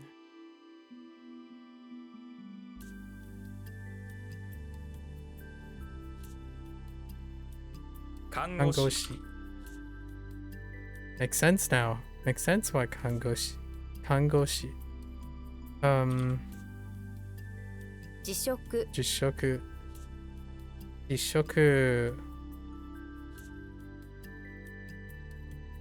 Alright, we got lots of lessons, so we gotta go. How many do we have, actually? Only 57. Actually, it's a small amount. 57 new things. Attorney? Interesting that they use dialect. Ken, what is this? Ken? No, Ben? Oh yeah, Bengoshi. Right, Bengoshi. 弁護士 Bengoshi. 弁護士 Makes sense?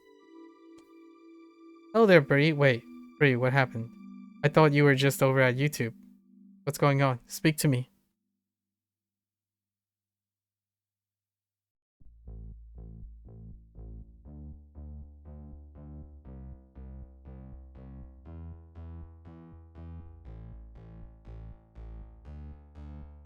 What's this switcheroo? Hello again. Was it? Am I getting confused or did I just see you? Oh, you were if Twitch cooperates you per using. Oh, okay, okay. I thought maybe you're secretly two people after all, you know? I'm doing pretty well tonight. I met Moriko. If you have like access to the Moriko sounds like someone who's incredibly enthusiastic and analytical, so hopefully we get to hear more from this person. Coding background, that's all I know right now. Lots of fun things to talk about. Maybe like another 30 or maybe another 100 days we'll revisit and see what it's like. Japanese.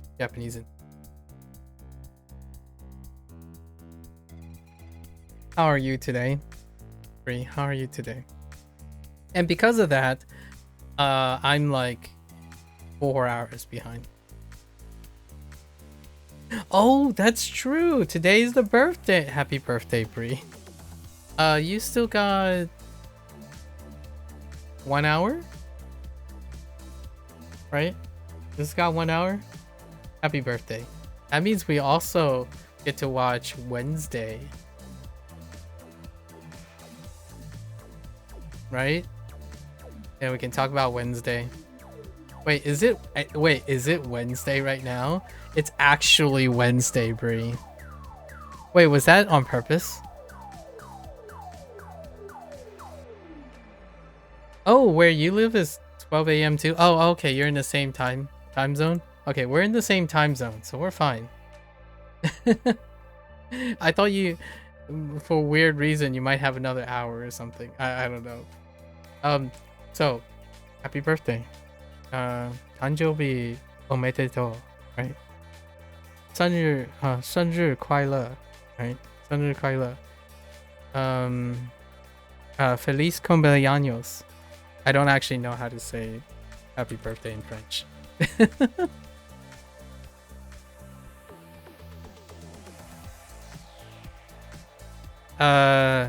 Joyeux anniversaire. Joyeux anniversaire. Anniversaire. Je suis. Joyeux Joy. anniversaire. I have to give up. Yes, they did it on Bon. Oh, instead of Bon anniversaire. Okay. Bon? I see. Yes, they did it on purpose for Wednesday. I think all the premieres have been on Wednesday. Ah, okay. Gotcha. So, to conserve. Yes. Preserve and protect. Or defend. It's fine. Olga? 保護する保護する. Oh, no, I keep doing God. 保護する. 保護保護する Oh, I know why I keep doing God, because I'm thinking of Godzilla instead of Godzilla. English. Leather, that's fine. He. Oh yeah, Kaku. Kaku! Wait. When do we get Niwa? Or Kawa? Sorry, Kawa. Oh, okay. Oh, they went with Onyomi. Kaku, huh? One way to get leather is to skin a male chicken? I see what you did there. Fine. Bone is more for birthday. That is more used for birthday, but it's more for anniversary. I see. Fair enough. Gotcha. Kyoshi. 教師 Kyoshi. Interesting. It's a relatively formal term, unlike sensei. Okay. Alright, fair enough. Doctor. Oh, Ishi. Ishi. Is this also formal? No. 医師 That's fine. You gotta ask.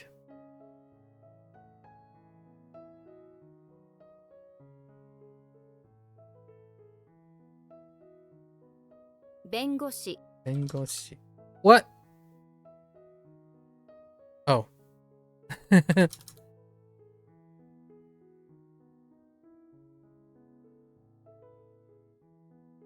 保護する Okosu. So, what are you doing at midnight? Did you set off some 医 poppers? 師 Sorry. That's probably not something conducive to the cleanup. 教師 Yoshi. Okay. Law. Uh. Who? Who? Um.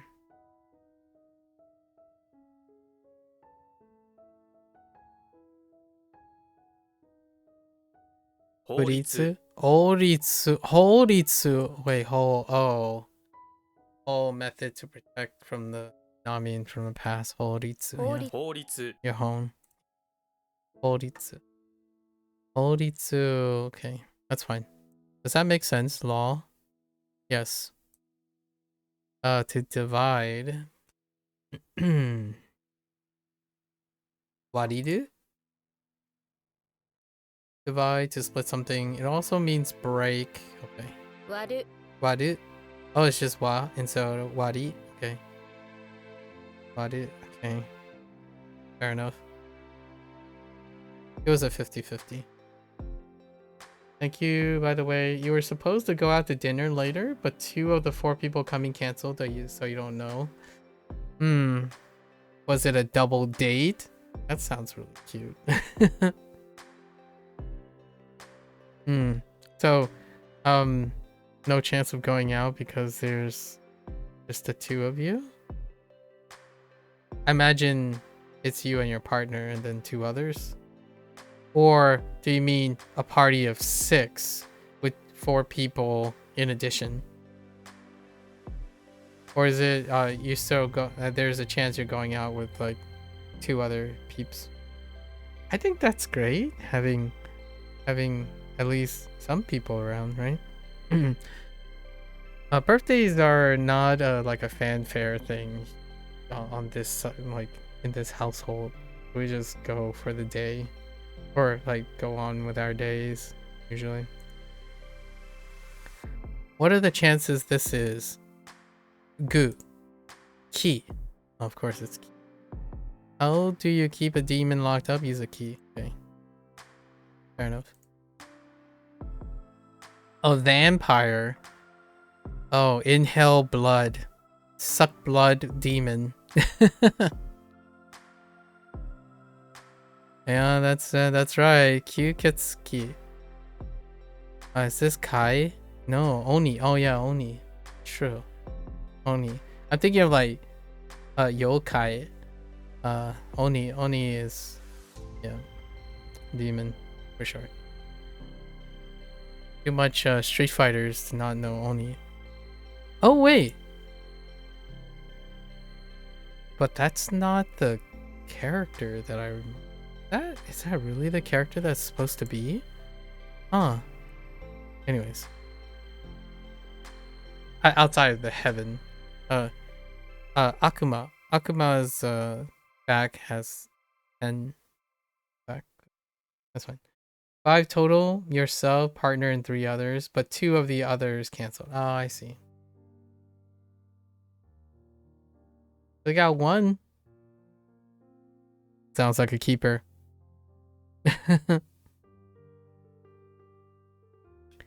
The roll to divide up your Role? Service? Interesting. Let's divide the duty amongst various people. Who got their own role. I don't quite remember you. Loiter and weapons. Kyoku. I feel like this is Kyoku.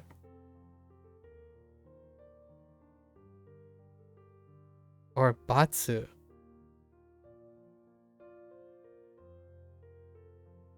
Yakuwari. Yaku? Oh, yeah, it is Yaku. Yakuwari. Wait, this is a hybrid. Yaku. The reading are the ones you learn with the kanji, so how we divide the... Ugh, I see. This is which I don't quite like. Yakuwari. So... Do I need something for this? I might need something for this retroactively. We'll see. 10%. One divide? What? The one left is your partner's mom, and her car broke down, so the only way she can go is if we drive her. Oh, so were they coming together? The other two couldn't come. Was she like supposed to carpool with the other two? Is that how that was supposed to work out?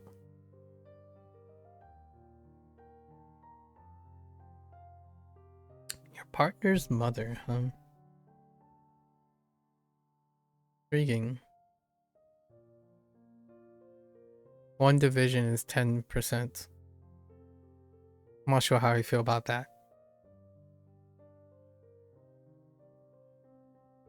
Ichiwari. 1割 Interesting. 1割。 Okay. Some of this stuff is a bit scary.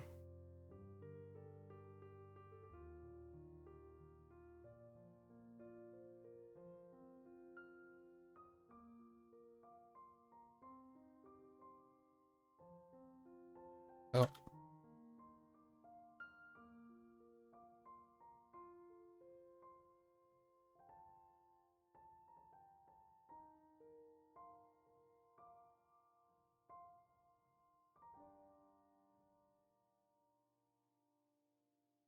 Heck. Oh. Right.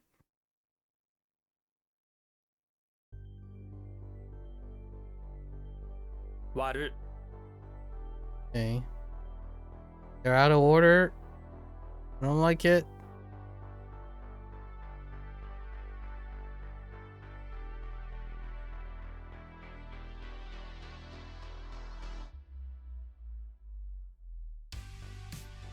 What?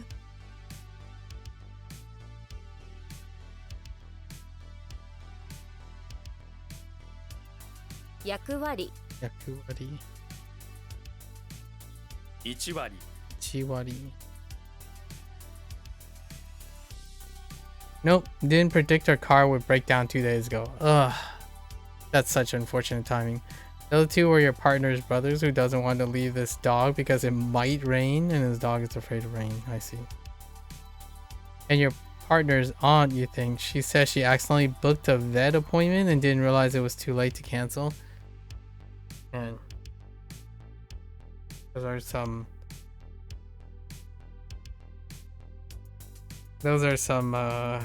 different varying states of awareness. That's unfortunate about the car breaking down. In terms of the dog, is it not raining? So you're saying it would rain where you're going, but it might not. It might rain today. Is that the reason? It might rain today?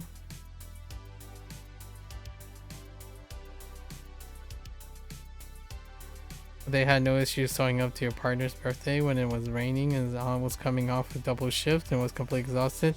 Birthday was ending. Yeah, that's I didn't want to read too much into it, but that sounds like more of a a varying awareness. And maybe not so varying awareness, but more like varying priorities.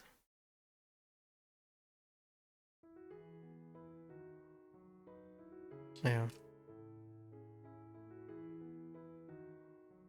I know you mentioned this a couple times already, where a lot of your friends are, whenever I ask about these situations, I typically try to ask about what kind of people, company that they have available to them, right? Like close friends and whatnot. And we've crossed this bridge a couple of times. It does seem like lots of the patterns kind of check themselves out when you're referring to these situations too. Why can't the dog come along? The doggo come along.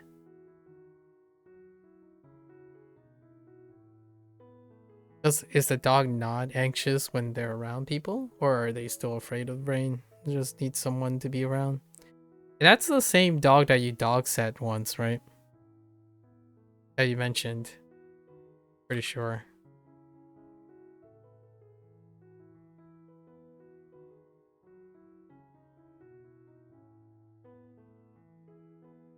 Loiter.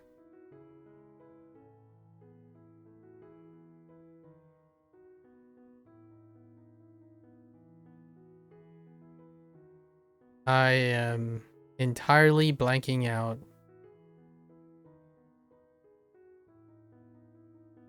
It's the same dog, I see. Interesting. So what is plan B? What's plan B? I know. Sometimes I can't contain this. I can't contain this amount of humor, right? My funny bone. And as for bringing him, I mean, you don't think the restaurant would allow a dog inside unless it's a service dog. Oh, okay. Fair enough.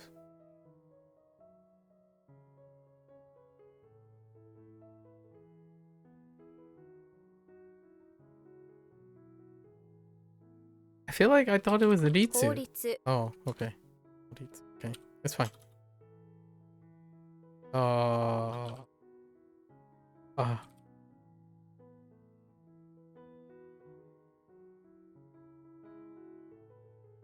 what? Oh. Duty and roll. Okay. We have ratio. Divide. Fit. Suit. Okay. When you divide something into parts and join them back together, you can better evaluate the ratio or the percentage. Okay. Usually refers to the ratio of a certain part when compared to the whole. Ah, that makes it a little bit more.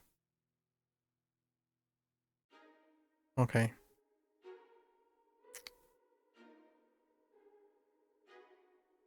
Often expressed as percentage. When used this way, it's similar to... Okay. Yeah. Oh, this is more common in everyday language. Let's see. Biritsu versus... Interesting that they use two ritsus. You'll probably still go out to dinner with your partner and his mom. You know, the last time you had a birthday cake was when I was like 8 and you never had a birthday party. Well, this is a big deal. It's been what? We're talking about getting up to 2 decades, right? Sorry, I don't want to reveal I don't want to harp on your age or anything. It's kind of hard to avoid when talking about birthdays. I don't know, you guess you'd be alone for a long time, even despite having family back then. Sorry to hear that. It's time to aim for more surrogate family members, hopefully. Yeah, it's been 20 years since you were since you was 8. Yeah. I figured that checked out. I'm like, Wow, that's very convenient. I'm glad you get a birthday cake. Do you know what the birthday cake is? Did you pick it out? My mother works at a bakery, so I don't think this came from that bakery. However, we had like these cupcakes, and I ate like 3 cupcakes. it There's this thing where like people would, instead of buying like a whole cake, you have like different cupcakes.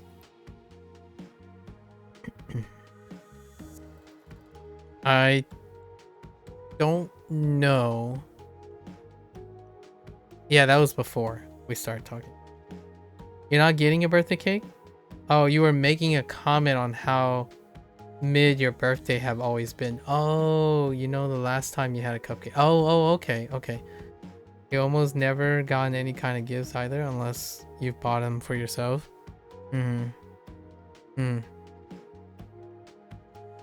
I see, I see.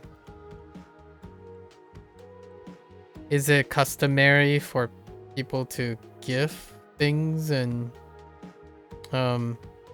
consume birthday cakes around where you live?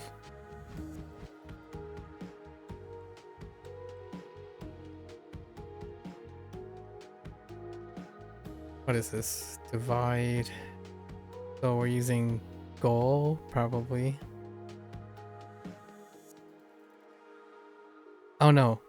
Yeah, we're using goal. And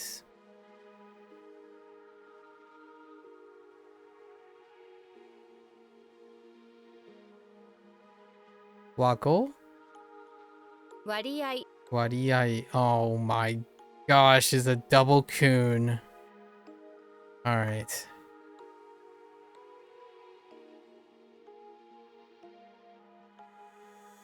We gotta write a note for double coon.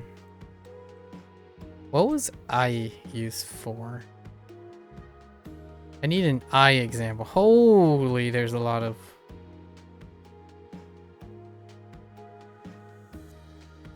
Let's go here. That doesn't help. Where's our first I? See, this is what I mean by not cool. Yeah, see, all of it is just say like, oh, this was, and it's already, you already know it. That doesn't help, WaniKani. Aardvark is not what I'm looking for. Maybe they're using love?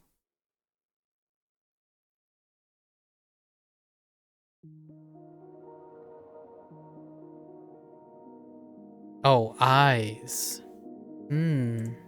割合 Okay. Oh yeah, for sure. At least it was for your family, and it's common for your partner's family as well. I see. I feel like I don't even know if it's intentional or not at this point. Your relations. It feels so estranged. So Wario is concerned about the ratio of eyes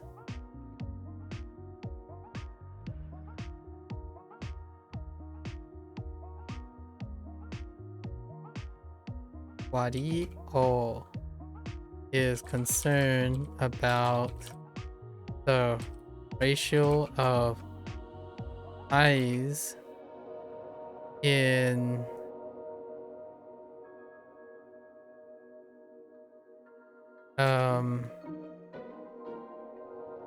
let's say malicious ambitious eyes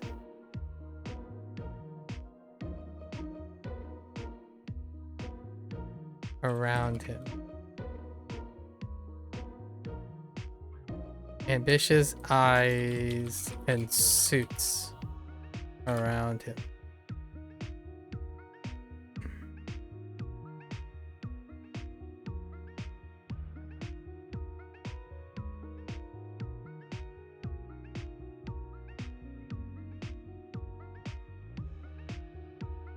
I guess your feeling of loneliness isn't just a feeling, it's a reality. You cried a lot yesterday thinking about it. Sorry to hear about that.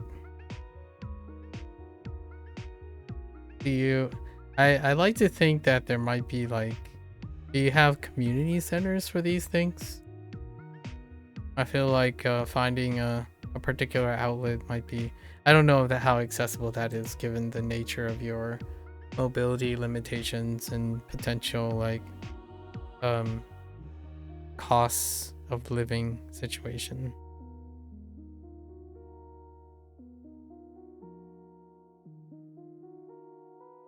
That's not Sai. 砂漠 Sabaku. Of course it's sober. Sober? A sober? Oh, a sober. Okay. Saba.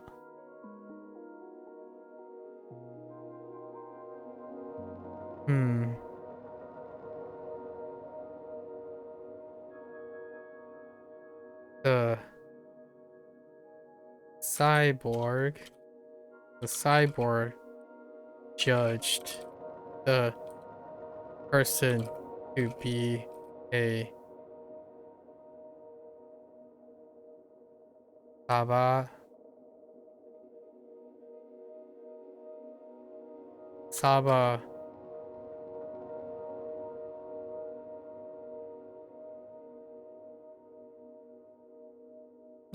That's fine. I'm not sure how well that holds up. 砂漠 But we're kind of gotta go. Lead or guide? Is guide a thing? I think guide should be a thing.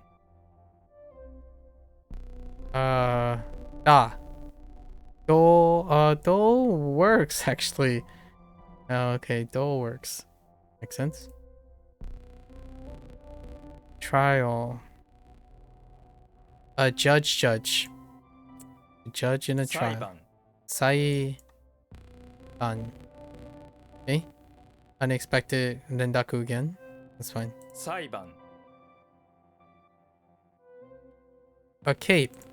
Yes, does indeed. In modern Japanese, this word is not commonly used as a standalone term. However, it's found as part of proper nouns that refer to geographic locations that have a cape. Interesting. 先 Saki. Alright.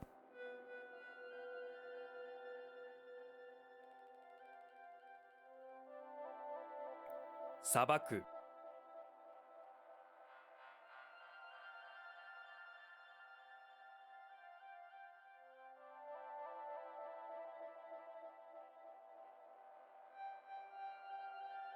Not really. You live in a really small town. Okay.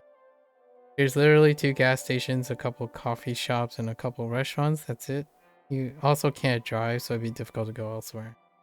Your partner has no desire to drive me anywhere most of the time, unless it's to the grocery store. Kind of a rock in a hard place.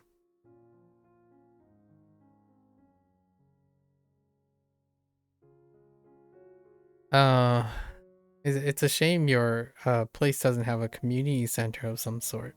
I think community centers could be a relatively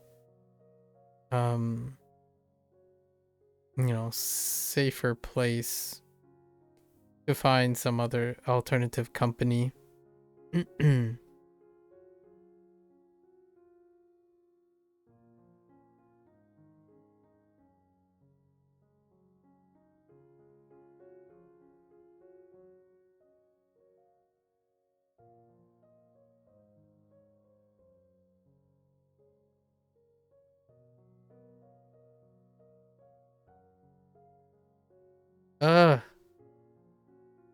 What's out of order? Why you do this?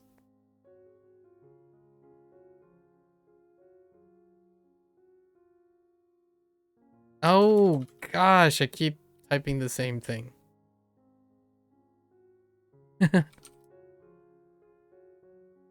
Oh. Shows you how often I read it first before thinking about the meaning in English.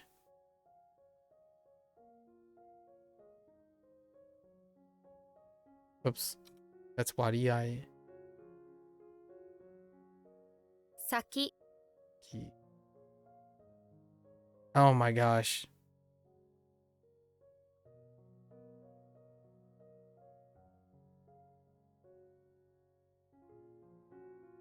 割合 Wariai. 裁判 Aiban. Kawasaki. That's just a name. 川崎 Kawasaki. Okay, it's just Haiban. 川崎 Kawasaki. Alright, alright.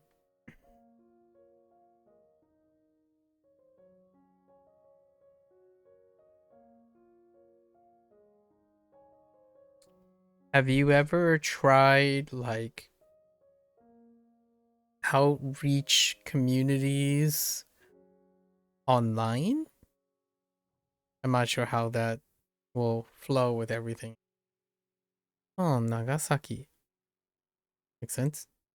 長崎 Kun, Nagasaki. The Nagai part of the Saki. Nagasaki. 長崎 Nagasaki. Tree trunk. We got a morning hat. What is that supposed to be? Dry? In the morning ability. In the morning, if you want your hat to dry, you need to hang it on a tree trunk. Everything's covered in dew, the grass is wet. Okay, fair enough. What do we got? Kun? Oh, it still deals with dry. I can overlap with kun. Alright, standard makes sense. Foundation standard. We were talking about standard today. Not really. I guess you could look into those. Yeah, it's very tough. Like, I don't want to sound too like defeatist here. This is a really, really tough situation considering how limited resources are. I think one silver lining could be finding appreciation elsewhere. Right. Attempting to find appreciation elsewhere.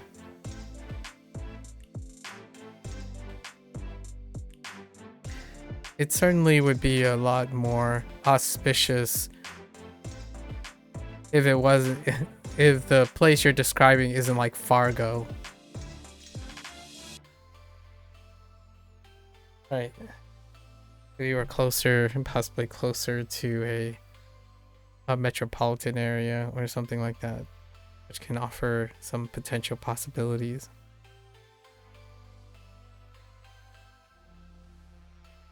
Kijun? 基準 Kijun. 基準 What is this? This word generally refers to quantitative standard. 基準 Kijun. Oh, foul. Oh, oh, like violating foul. To foul someone or something. Anti-rule. Foul violation. Okay. So what is that? Hansoku.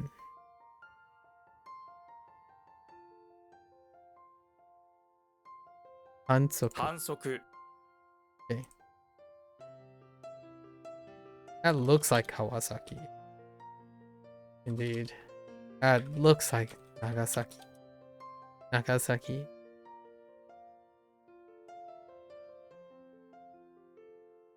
Ah!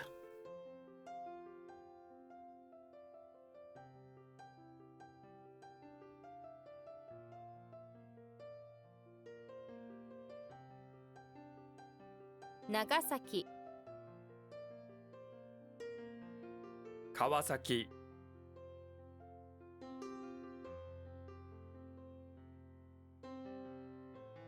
反則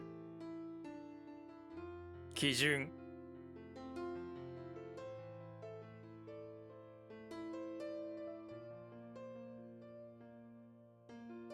Alright. Ooh-wee. Physical law. What? Method and rule is physical law? Wait, what was law? Method and law? Wait, okay, it still takes law, but you gotta help me out here. Anyway, lots of rules, lots of law. I guess they might be synonymous with each other, maybe. Physical law. Almost sounds like physics or something.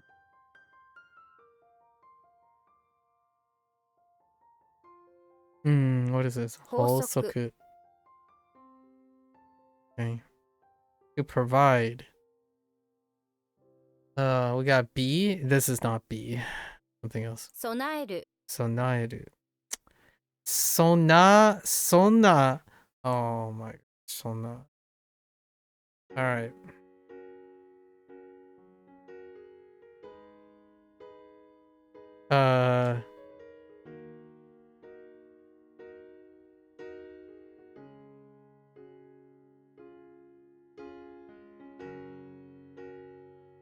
This onsen provides a this onsen is modernized, is like a sauna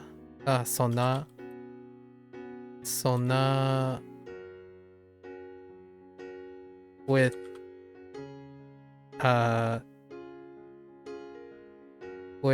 amenities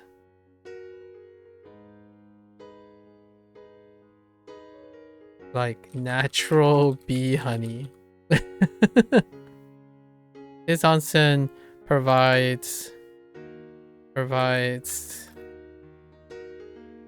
sauna experience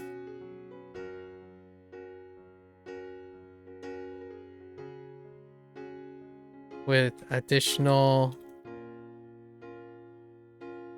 amenities like natural bee honey. Natural bee honey and eggs. And eggs. Okay. Sonaru. Yes. Junbi. 準備 Junbi.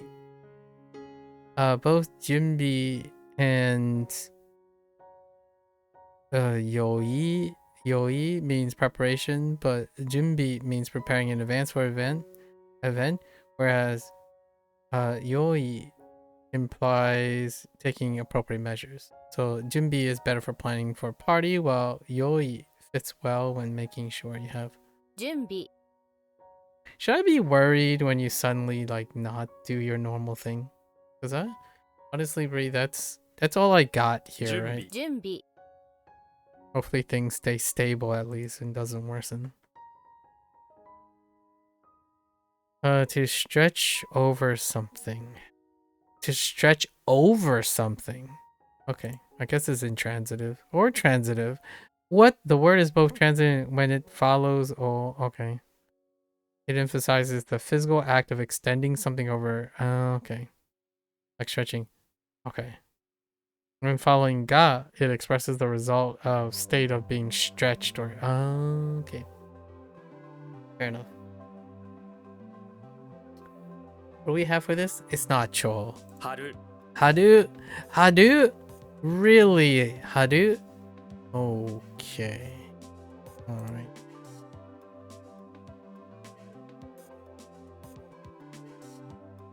Cho, Mrs. Cho-san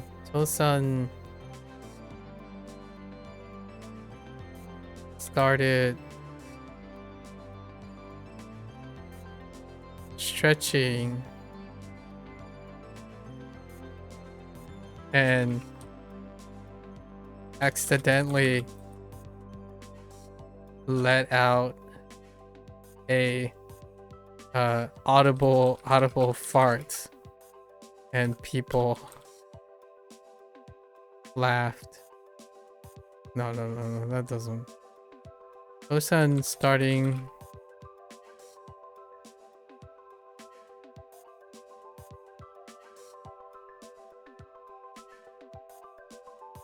To stretch.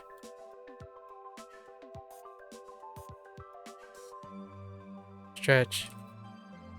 And enjoyed it with great laughter. Or we can imply the ha, right? Ha. I don't want it to be at the beginning. Do?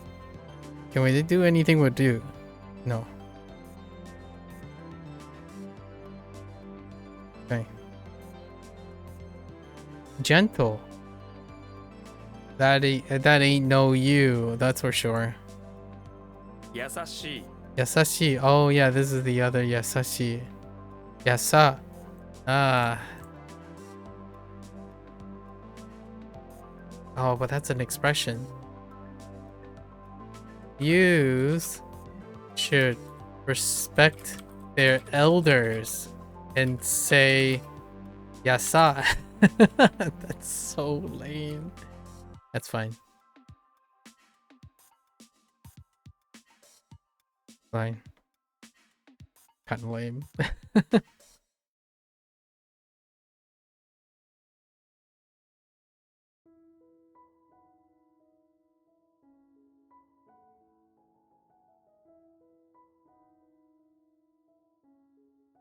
法則 Also good.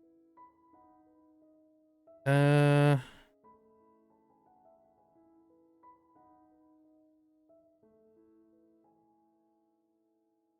Oh man.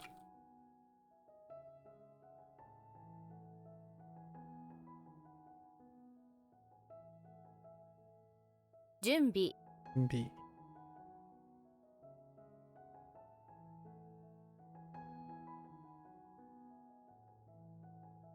優しい Masashi. 備える Onaeru.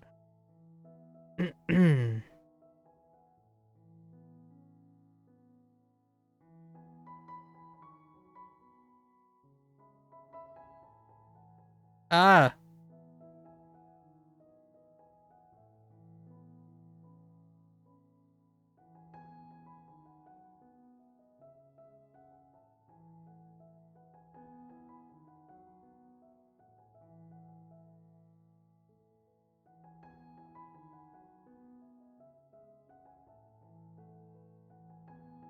Haru. All right, we're cooking. Oh, not really cooking. This is like really done. Done you or done you? Just a warning of just a word of warning. Over the years, this word has taken on the connotation of adult film actors. So most people would use. I was about to say, hi you instead of done you. Like what? 男優 Done you. Okay. All right. 男優 Adult actor. Priorities.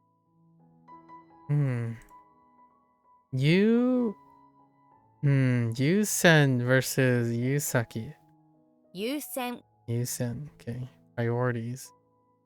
So previous, seniority, or superiority. Priorities.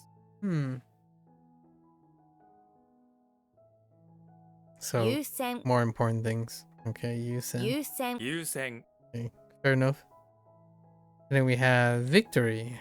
Excellent victory or superior win. You ye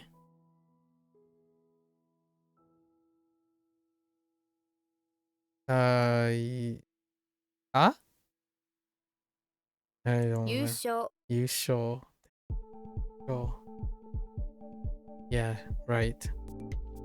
Is show the primary No, it's not. I forgot.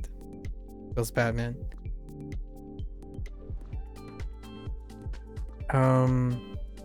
I don't. I guess this would be taku. 宅 Yeah, taku. 宅 One's home. 自宅 Jitaku. Okay. All right. 男優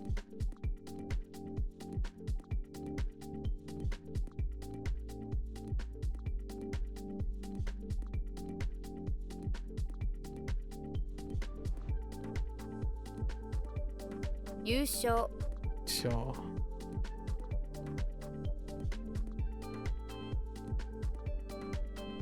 Home. Home.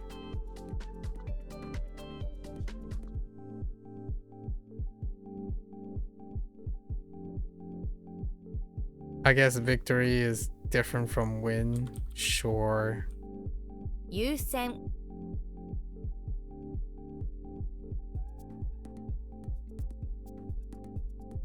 自宅 Okay.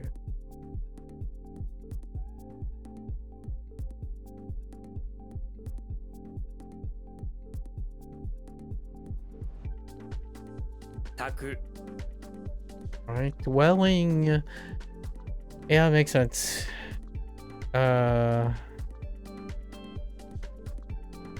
D- uh,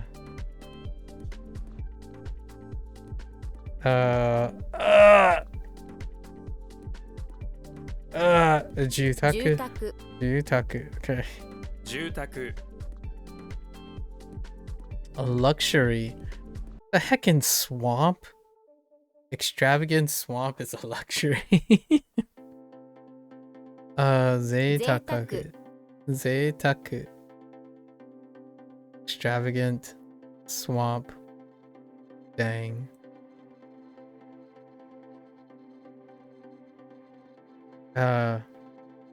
Shigyo. Shiko. 思考 Shiko. Okay. Seko. Interesting.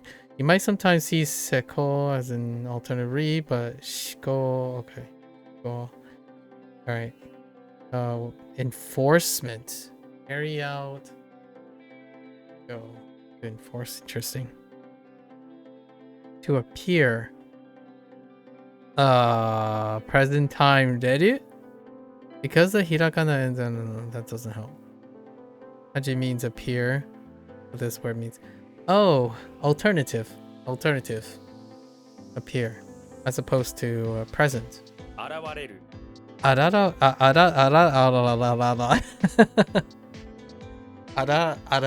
Arawareru.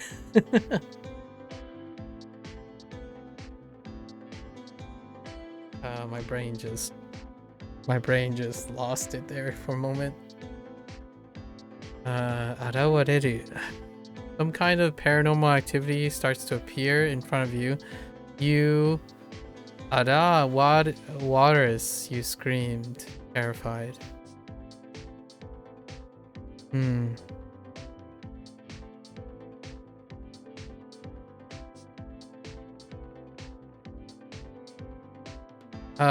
Genji. Genji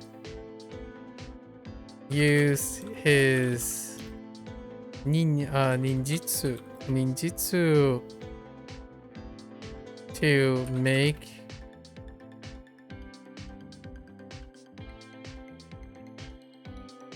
to turn you okay. And you appear you ara ara what is it? Araware arawa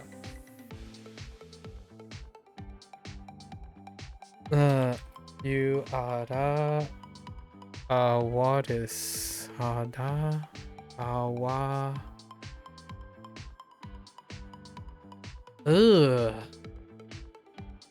you ara what is wa is Now, it appears. It appears you are allotted. Allotted. Now, okay, it's fine. I don't think that's gonna stick. Expression.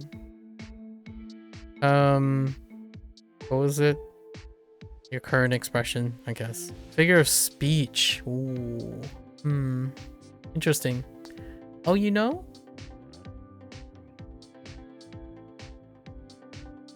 Manner of speech. Was that from yesterday?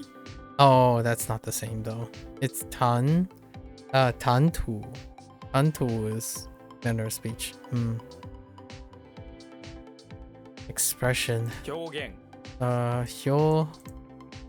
Makes sense. No change. Hyogen. Okay.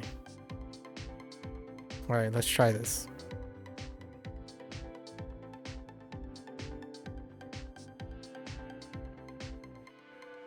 Zeitaku.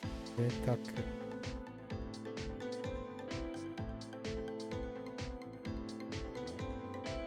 住宅住宅。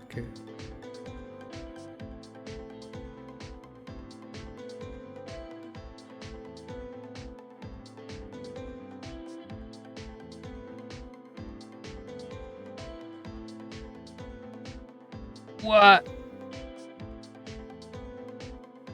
Oh. 思考。思考。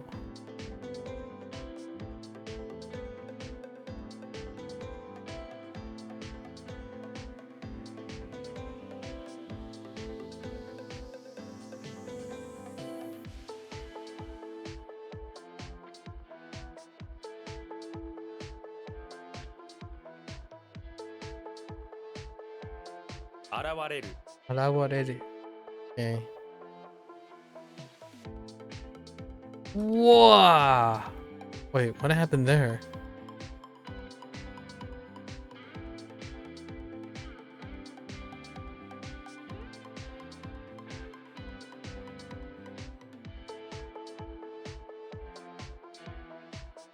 Okay.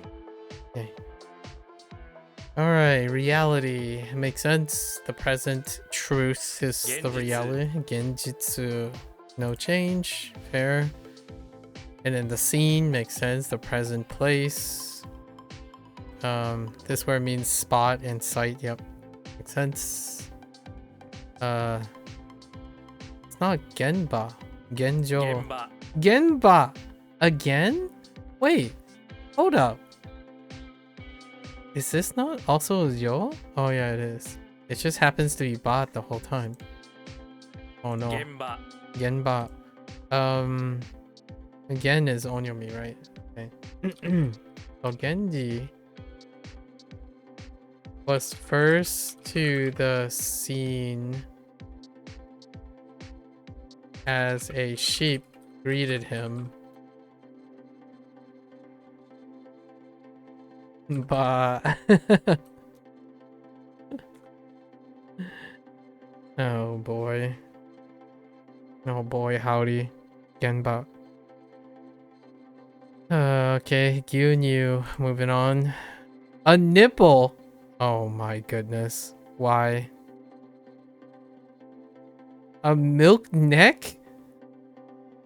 Oh, yeah. I can kind of see that. How does this work? The heck is neck?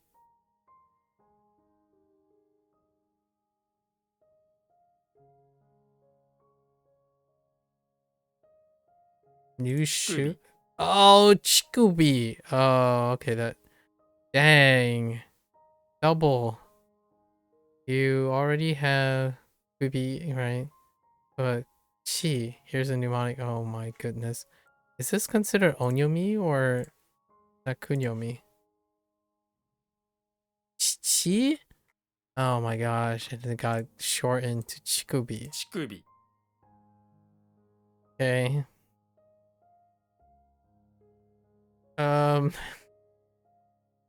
The goat's nipples is provides the milk for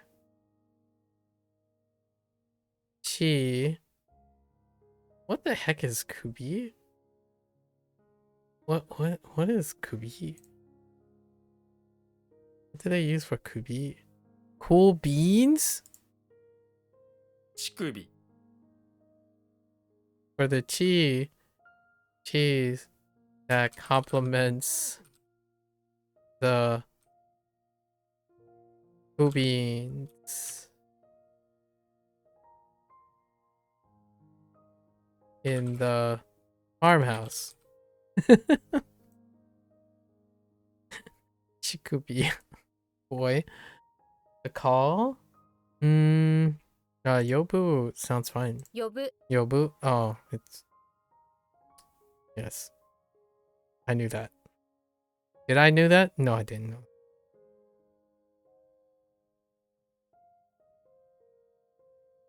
Yobu. Going up as opposed to Yobu.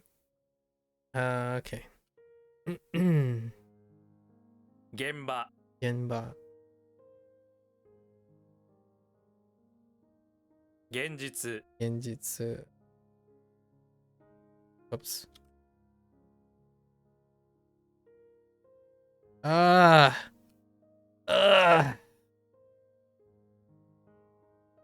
牛乳 Ginyu. 呼ぶ Yobu. Okay.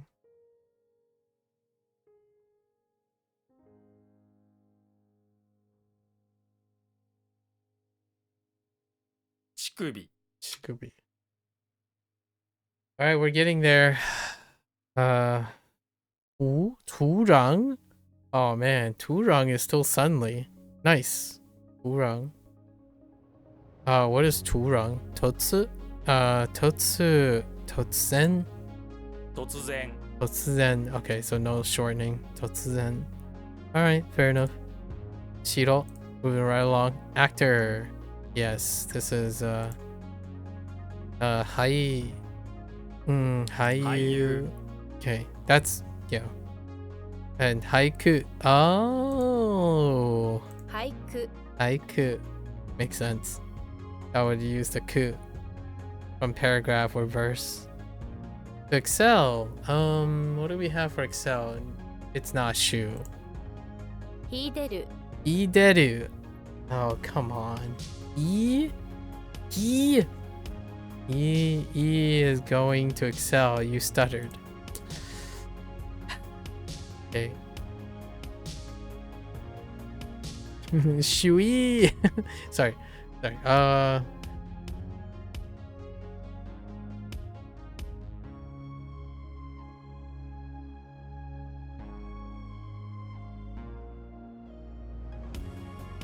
Someone is really you hear a he across the store and notice someone's shoe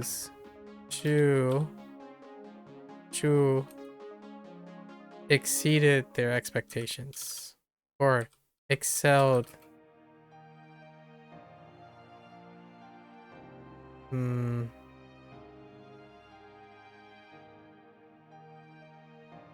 秀でる Yeah, excelled past their expectations.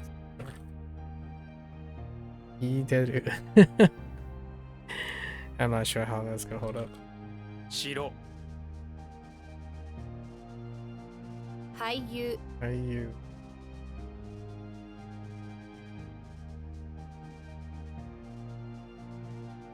突然 Susan.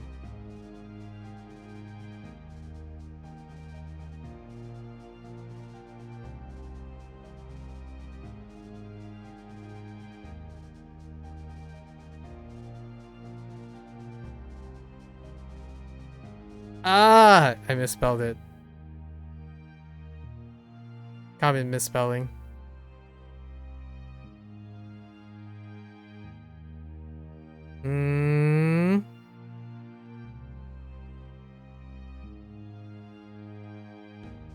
俳句 Haiku.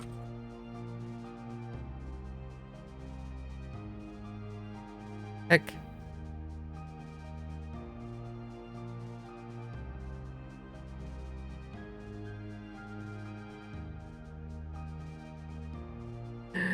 Ah!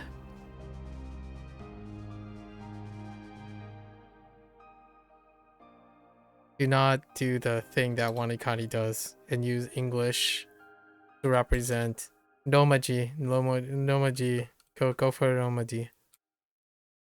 秀でる He did it because it's very important. Tana. 棚 Alright, superior. Oh, that makes sense. You, superior excel. It might be, oh no, there's no preference. This word typically used to describe someone's superiority or excellence, often in comparison to others. As in, I won't use this very often, huh? Maybe.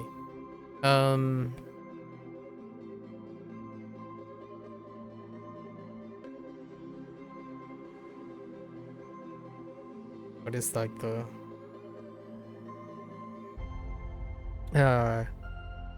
Yushu, 優秀 Yushu. Okay, that's okay. Ondana, that's fine. Odana, 戸棚 Odana. Okay, going up. 本棚 Ondana. Okay, makes sense. Institution. Interesting. Carry out role institution or carry out established. Right? Yeah, established institution. She or facility. No, there's facilities. Yeah, this one was a problem in Chinese, but now it's a double problem. I'm kidding, but shisha, right? Shisha. So this would be like she the heckin'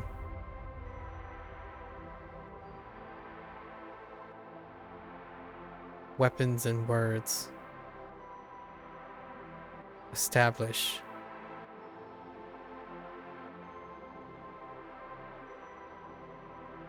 Setsu. 施設 Shisetsu. Okay. Alright. Ondana. 本棚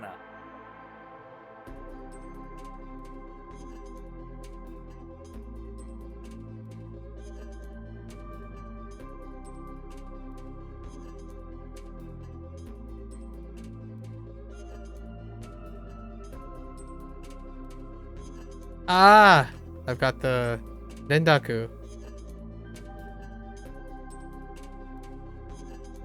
And then I heckin' added the Rendaku and I shouldn't add the Rendaku. Oh my gosh. Out of order. Out of order, not my jam.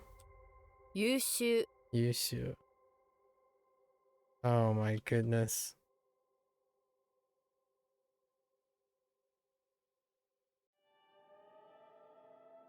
Shisetsu Shisetsu.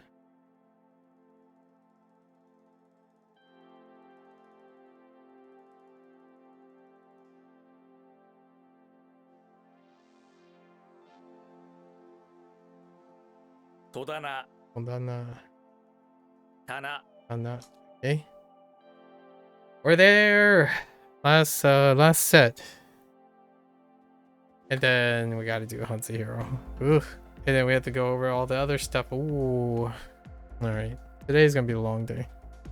It's not every day that I get to digress twice. It's been a while. My voice is kind of wrecked. Acting. Perform skill. Makes sense. Performance skill.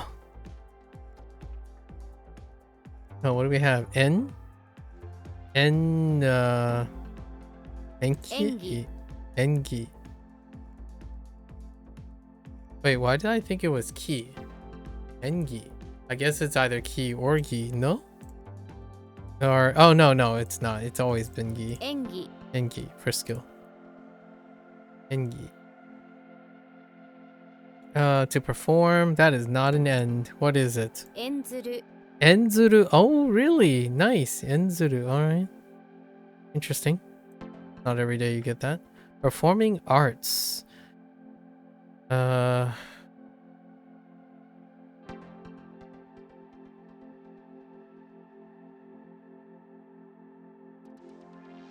gonna say Jitsu. Jutsu. The word is more traditional and isn't used very much. Okay. Let's say Enjutsu. 園芸 Enge. Oh, that is the ge. 園芸 Enge. Interesting. Alright, fair enough. Performance. Okay. The word does not refer to an actor acting on stage. Instead, it's like the theatrical, theatrical and musical performance in its entirety. Okay. Presentation, production, staging, mount. Okay. Makes sense with the Joe. 上演 Joan. Oh no, not Joan. Whoops. A lot? Taksan. Oh my heckin' Taksan. Did you write anything about does it matter? たくさん Taksan. Oh my gosh. That's funny. Taksan. A lot. Okay. Actually.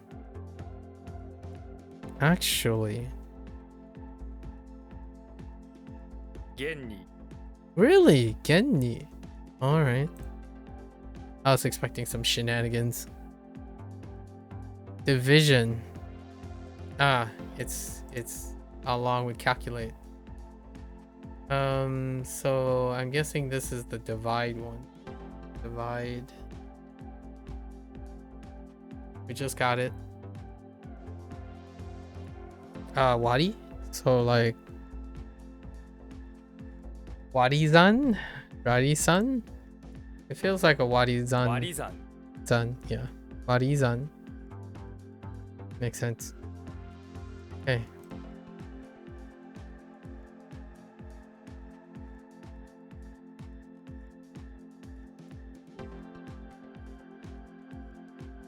Enge Enge. 上演 Join.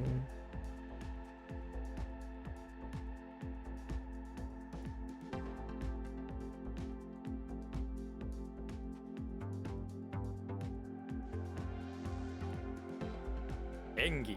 Engi.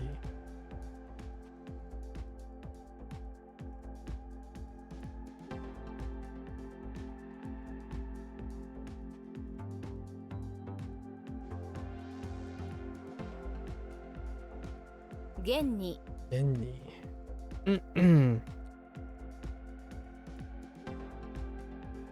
Oh my gosh. What? Oh. What? Send help. Oh. 演ずる Incident. um. "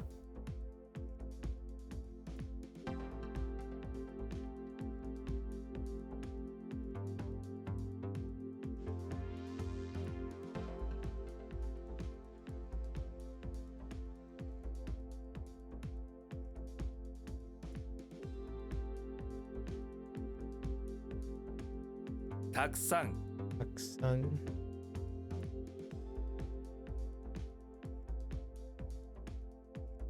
Warizan. What is it? Ooh-wee. Boy howdy. Ooh-wee. Been quite a day today. Quite a day. Alright. Let's go over our mnemonics. Leather, vines, restaurant, road, demon, morning. And we got some new ones.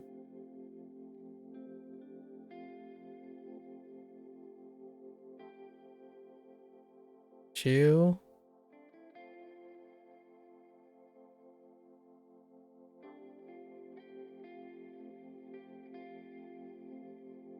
Tater.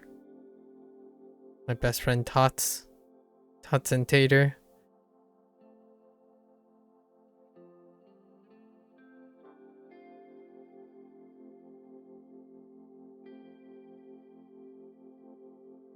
So, rooster cock. um.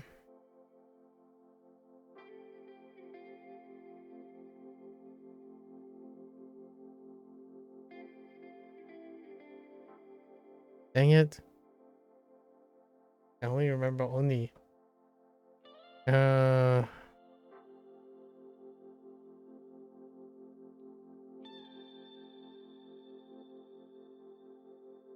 Womp womp. Okay, how about you?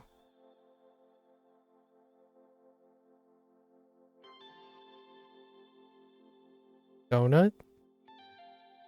Just dough. And hun. Okay, let me see if I can get this. Demon.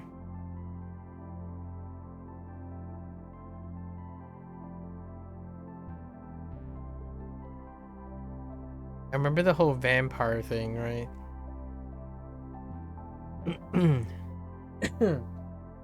Something like Kyuketsu. Kyuketsu something. Kyuketsu feels bad, man. Don't quite remember. Kyuketsuki. Yeah, let's lock away the demons. Alright. So I read.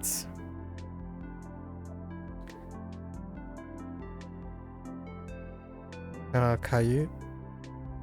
Murasaki. Shu. Haku. Chaku. Ki. Ki. Go.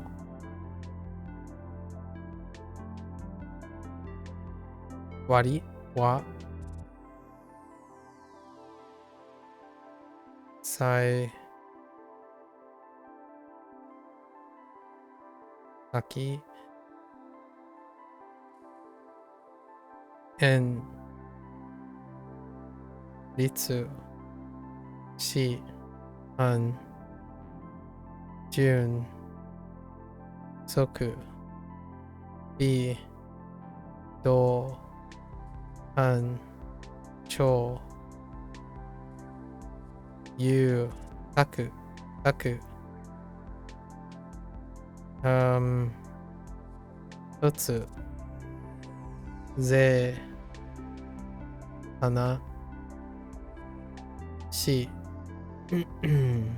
Gen. New. Yo. Shiro. Hai. Shu. Alright, and then we picked up 6 good ones. Dislike plus evil. Oh no.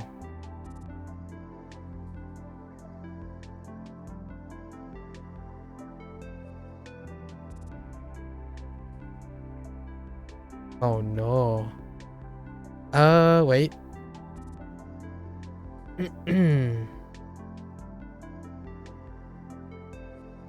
No, I don't think it's the one with the scooter, right? It's not. I don't actually know how dislike works. Oh, the Mona Lisa. That's right, Mona Lisa.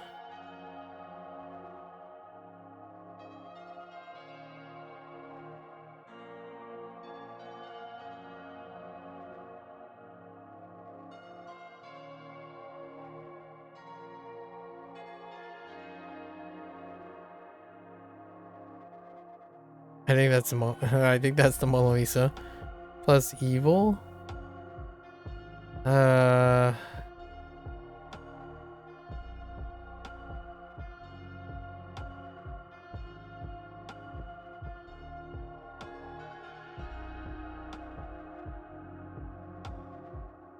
think. What is that? Dislike, yeah.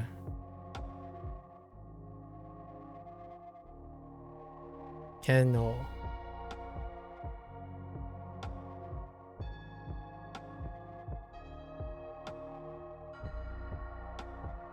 What is that? It's really hate. Violent, power, and group.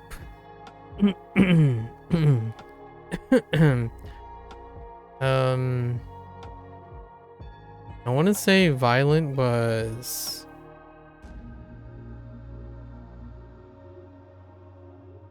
tongue plus umbrella, and then power, group.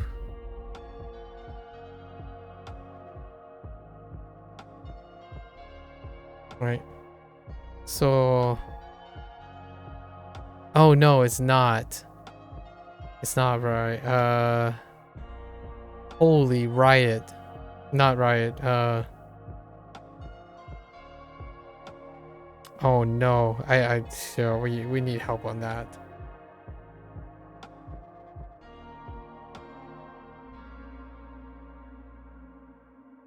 It's right here. Where's my standalone? Oh, it's under violence. Okay, so we have the sun. It was like the sun and the moon. Oh, or the sun and the water don't mix together well. They mix violently. Oh, it's broken up together in water. Okay.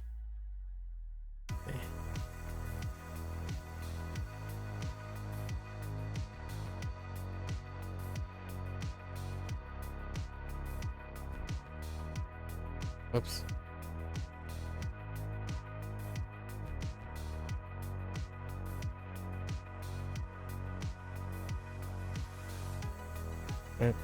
Oh, that is ugly. We need to flatten it out a little.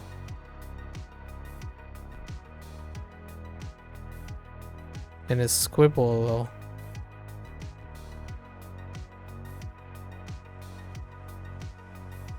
Okay. What is this?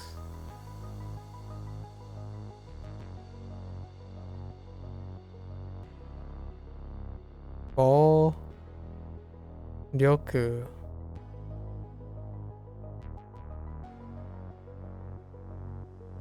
Boryoku. Boryoku ne?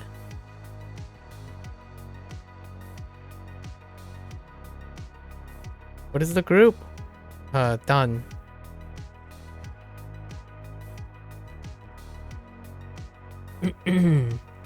How the heck do you get done?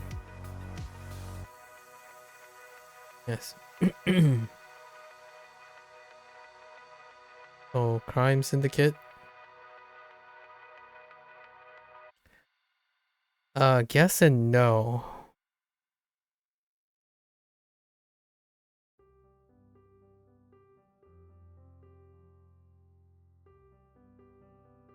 No.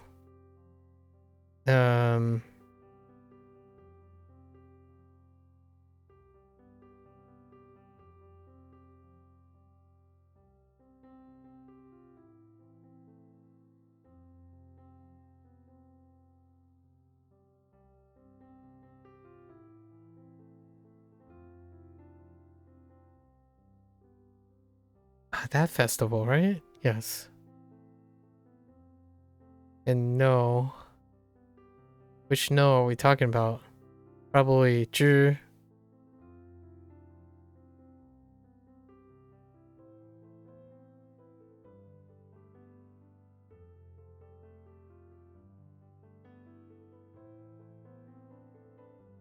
Wait, is this her? I think I'm writing her.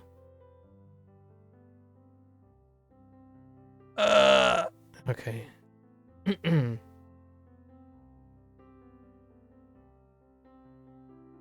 That's fine. And then... Oh, it's not beanstalk. What is this? Arrow? Yeah, that's arrow.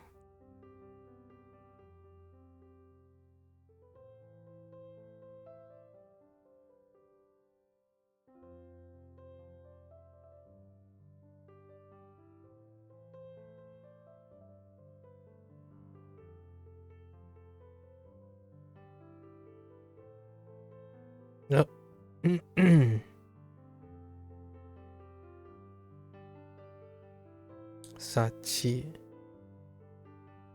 How does this work? Inference.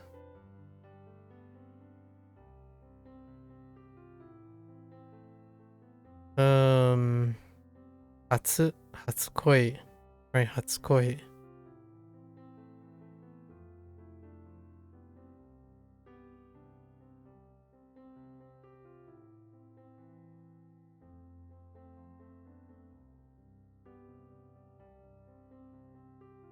No.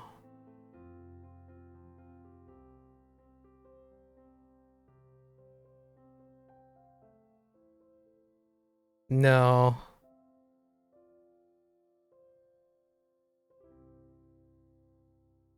It's suit or spirit.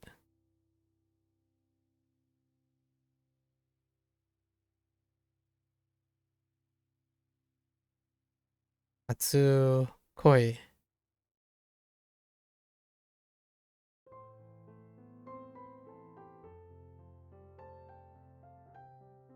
Heck. Heck. I don't know. Oh no. I'm missing something on Koi. Heck. Oh. Wait.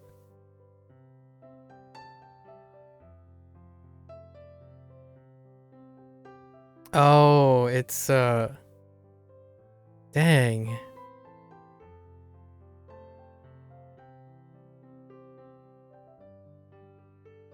Wait. Hold up. It's again. Again.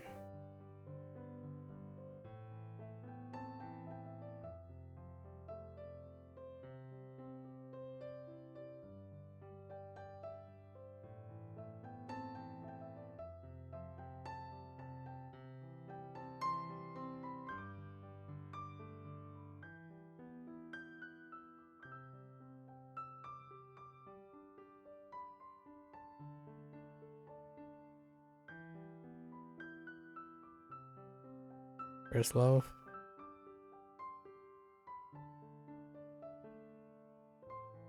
Season and I? Turning point? Bamboo, maybe? Or is it flower? Oh no. Or is it neither? No. I feel like it's bamboo.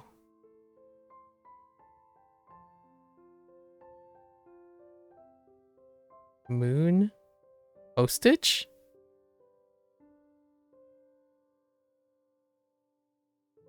Hmm. Alright, we have to check on that too. Setsu. Oh. Ah, dang it. It's root, right? I can root, not moon.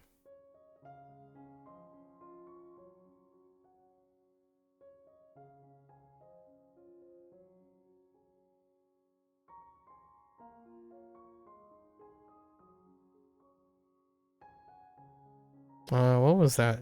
Turning point.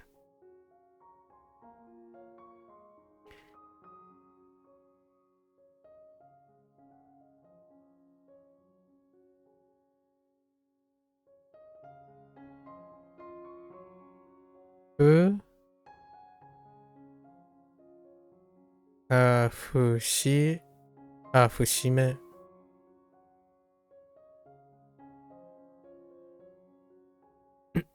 What was this? Turning point. And then attain a body. Itai.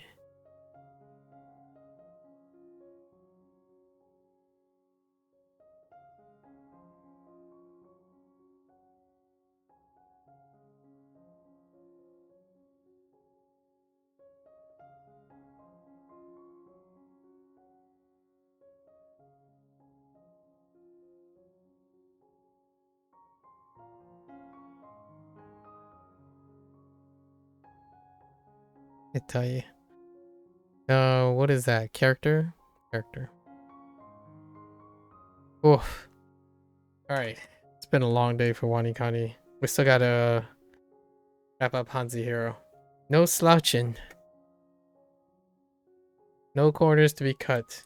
Although yesterday's Hanzi Hero was rough. Alright. Anyways, that's a wrap for WaniKani today. If you're gonna watch this later, arigatou gozaimasu. As always, feel free to follow along. Pick up WaniKani for yourself. Give it a try. It's really wonderful that I met another person who's using WaniKani, starting their Japanese language learning journey. Got an opportunity to kind of nerd it up a bit. I yapped a lot. It's no exact science or something. We were just yapping. I like to have an opportunity to share my enthusiasm. And it seems like I've met someone who has an appreciation for that reciprocated enthusiasm.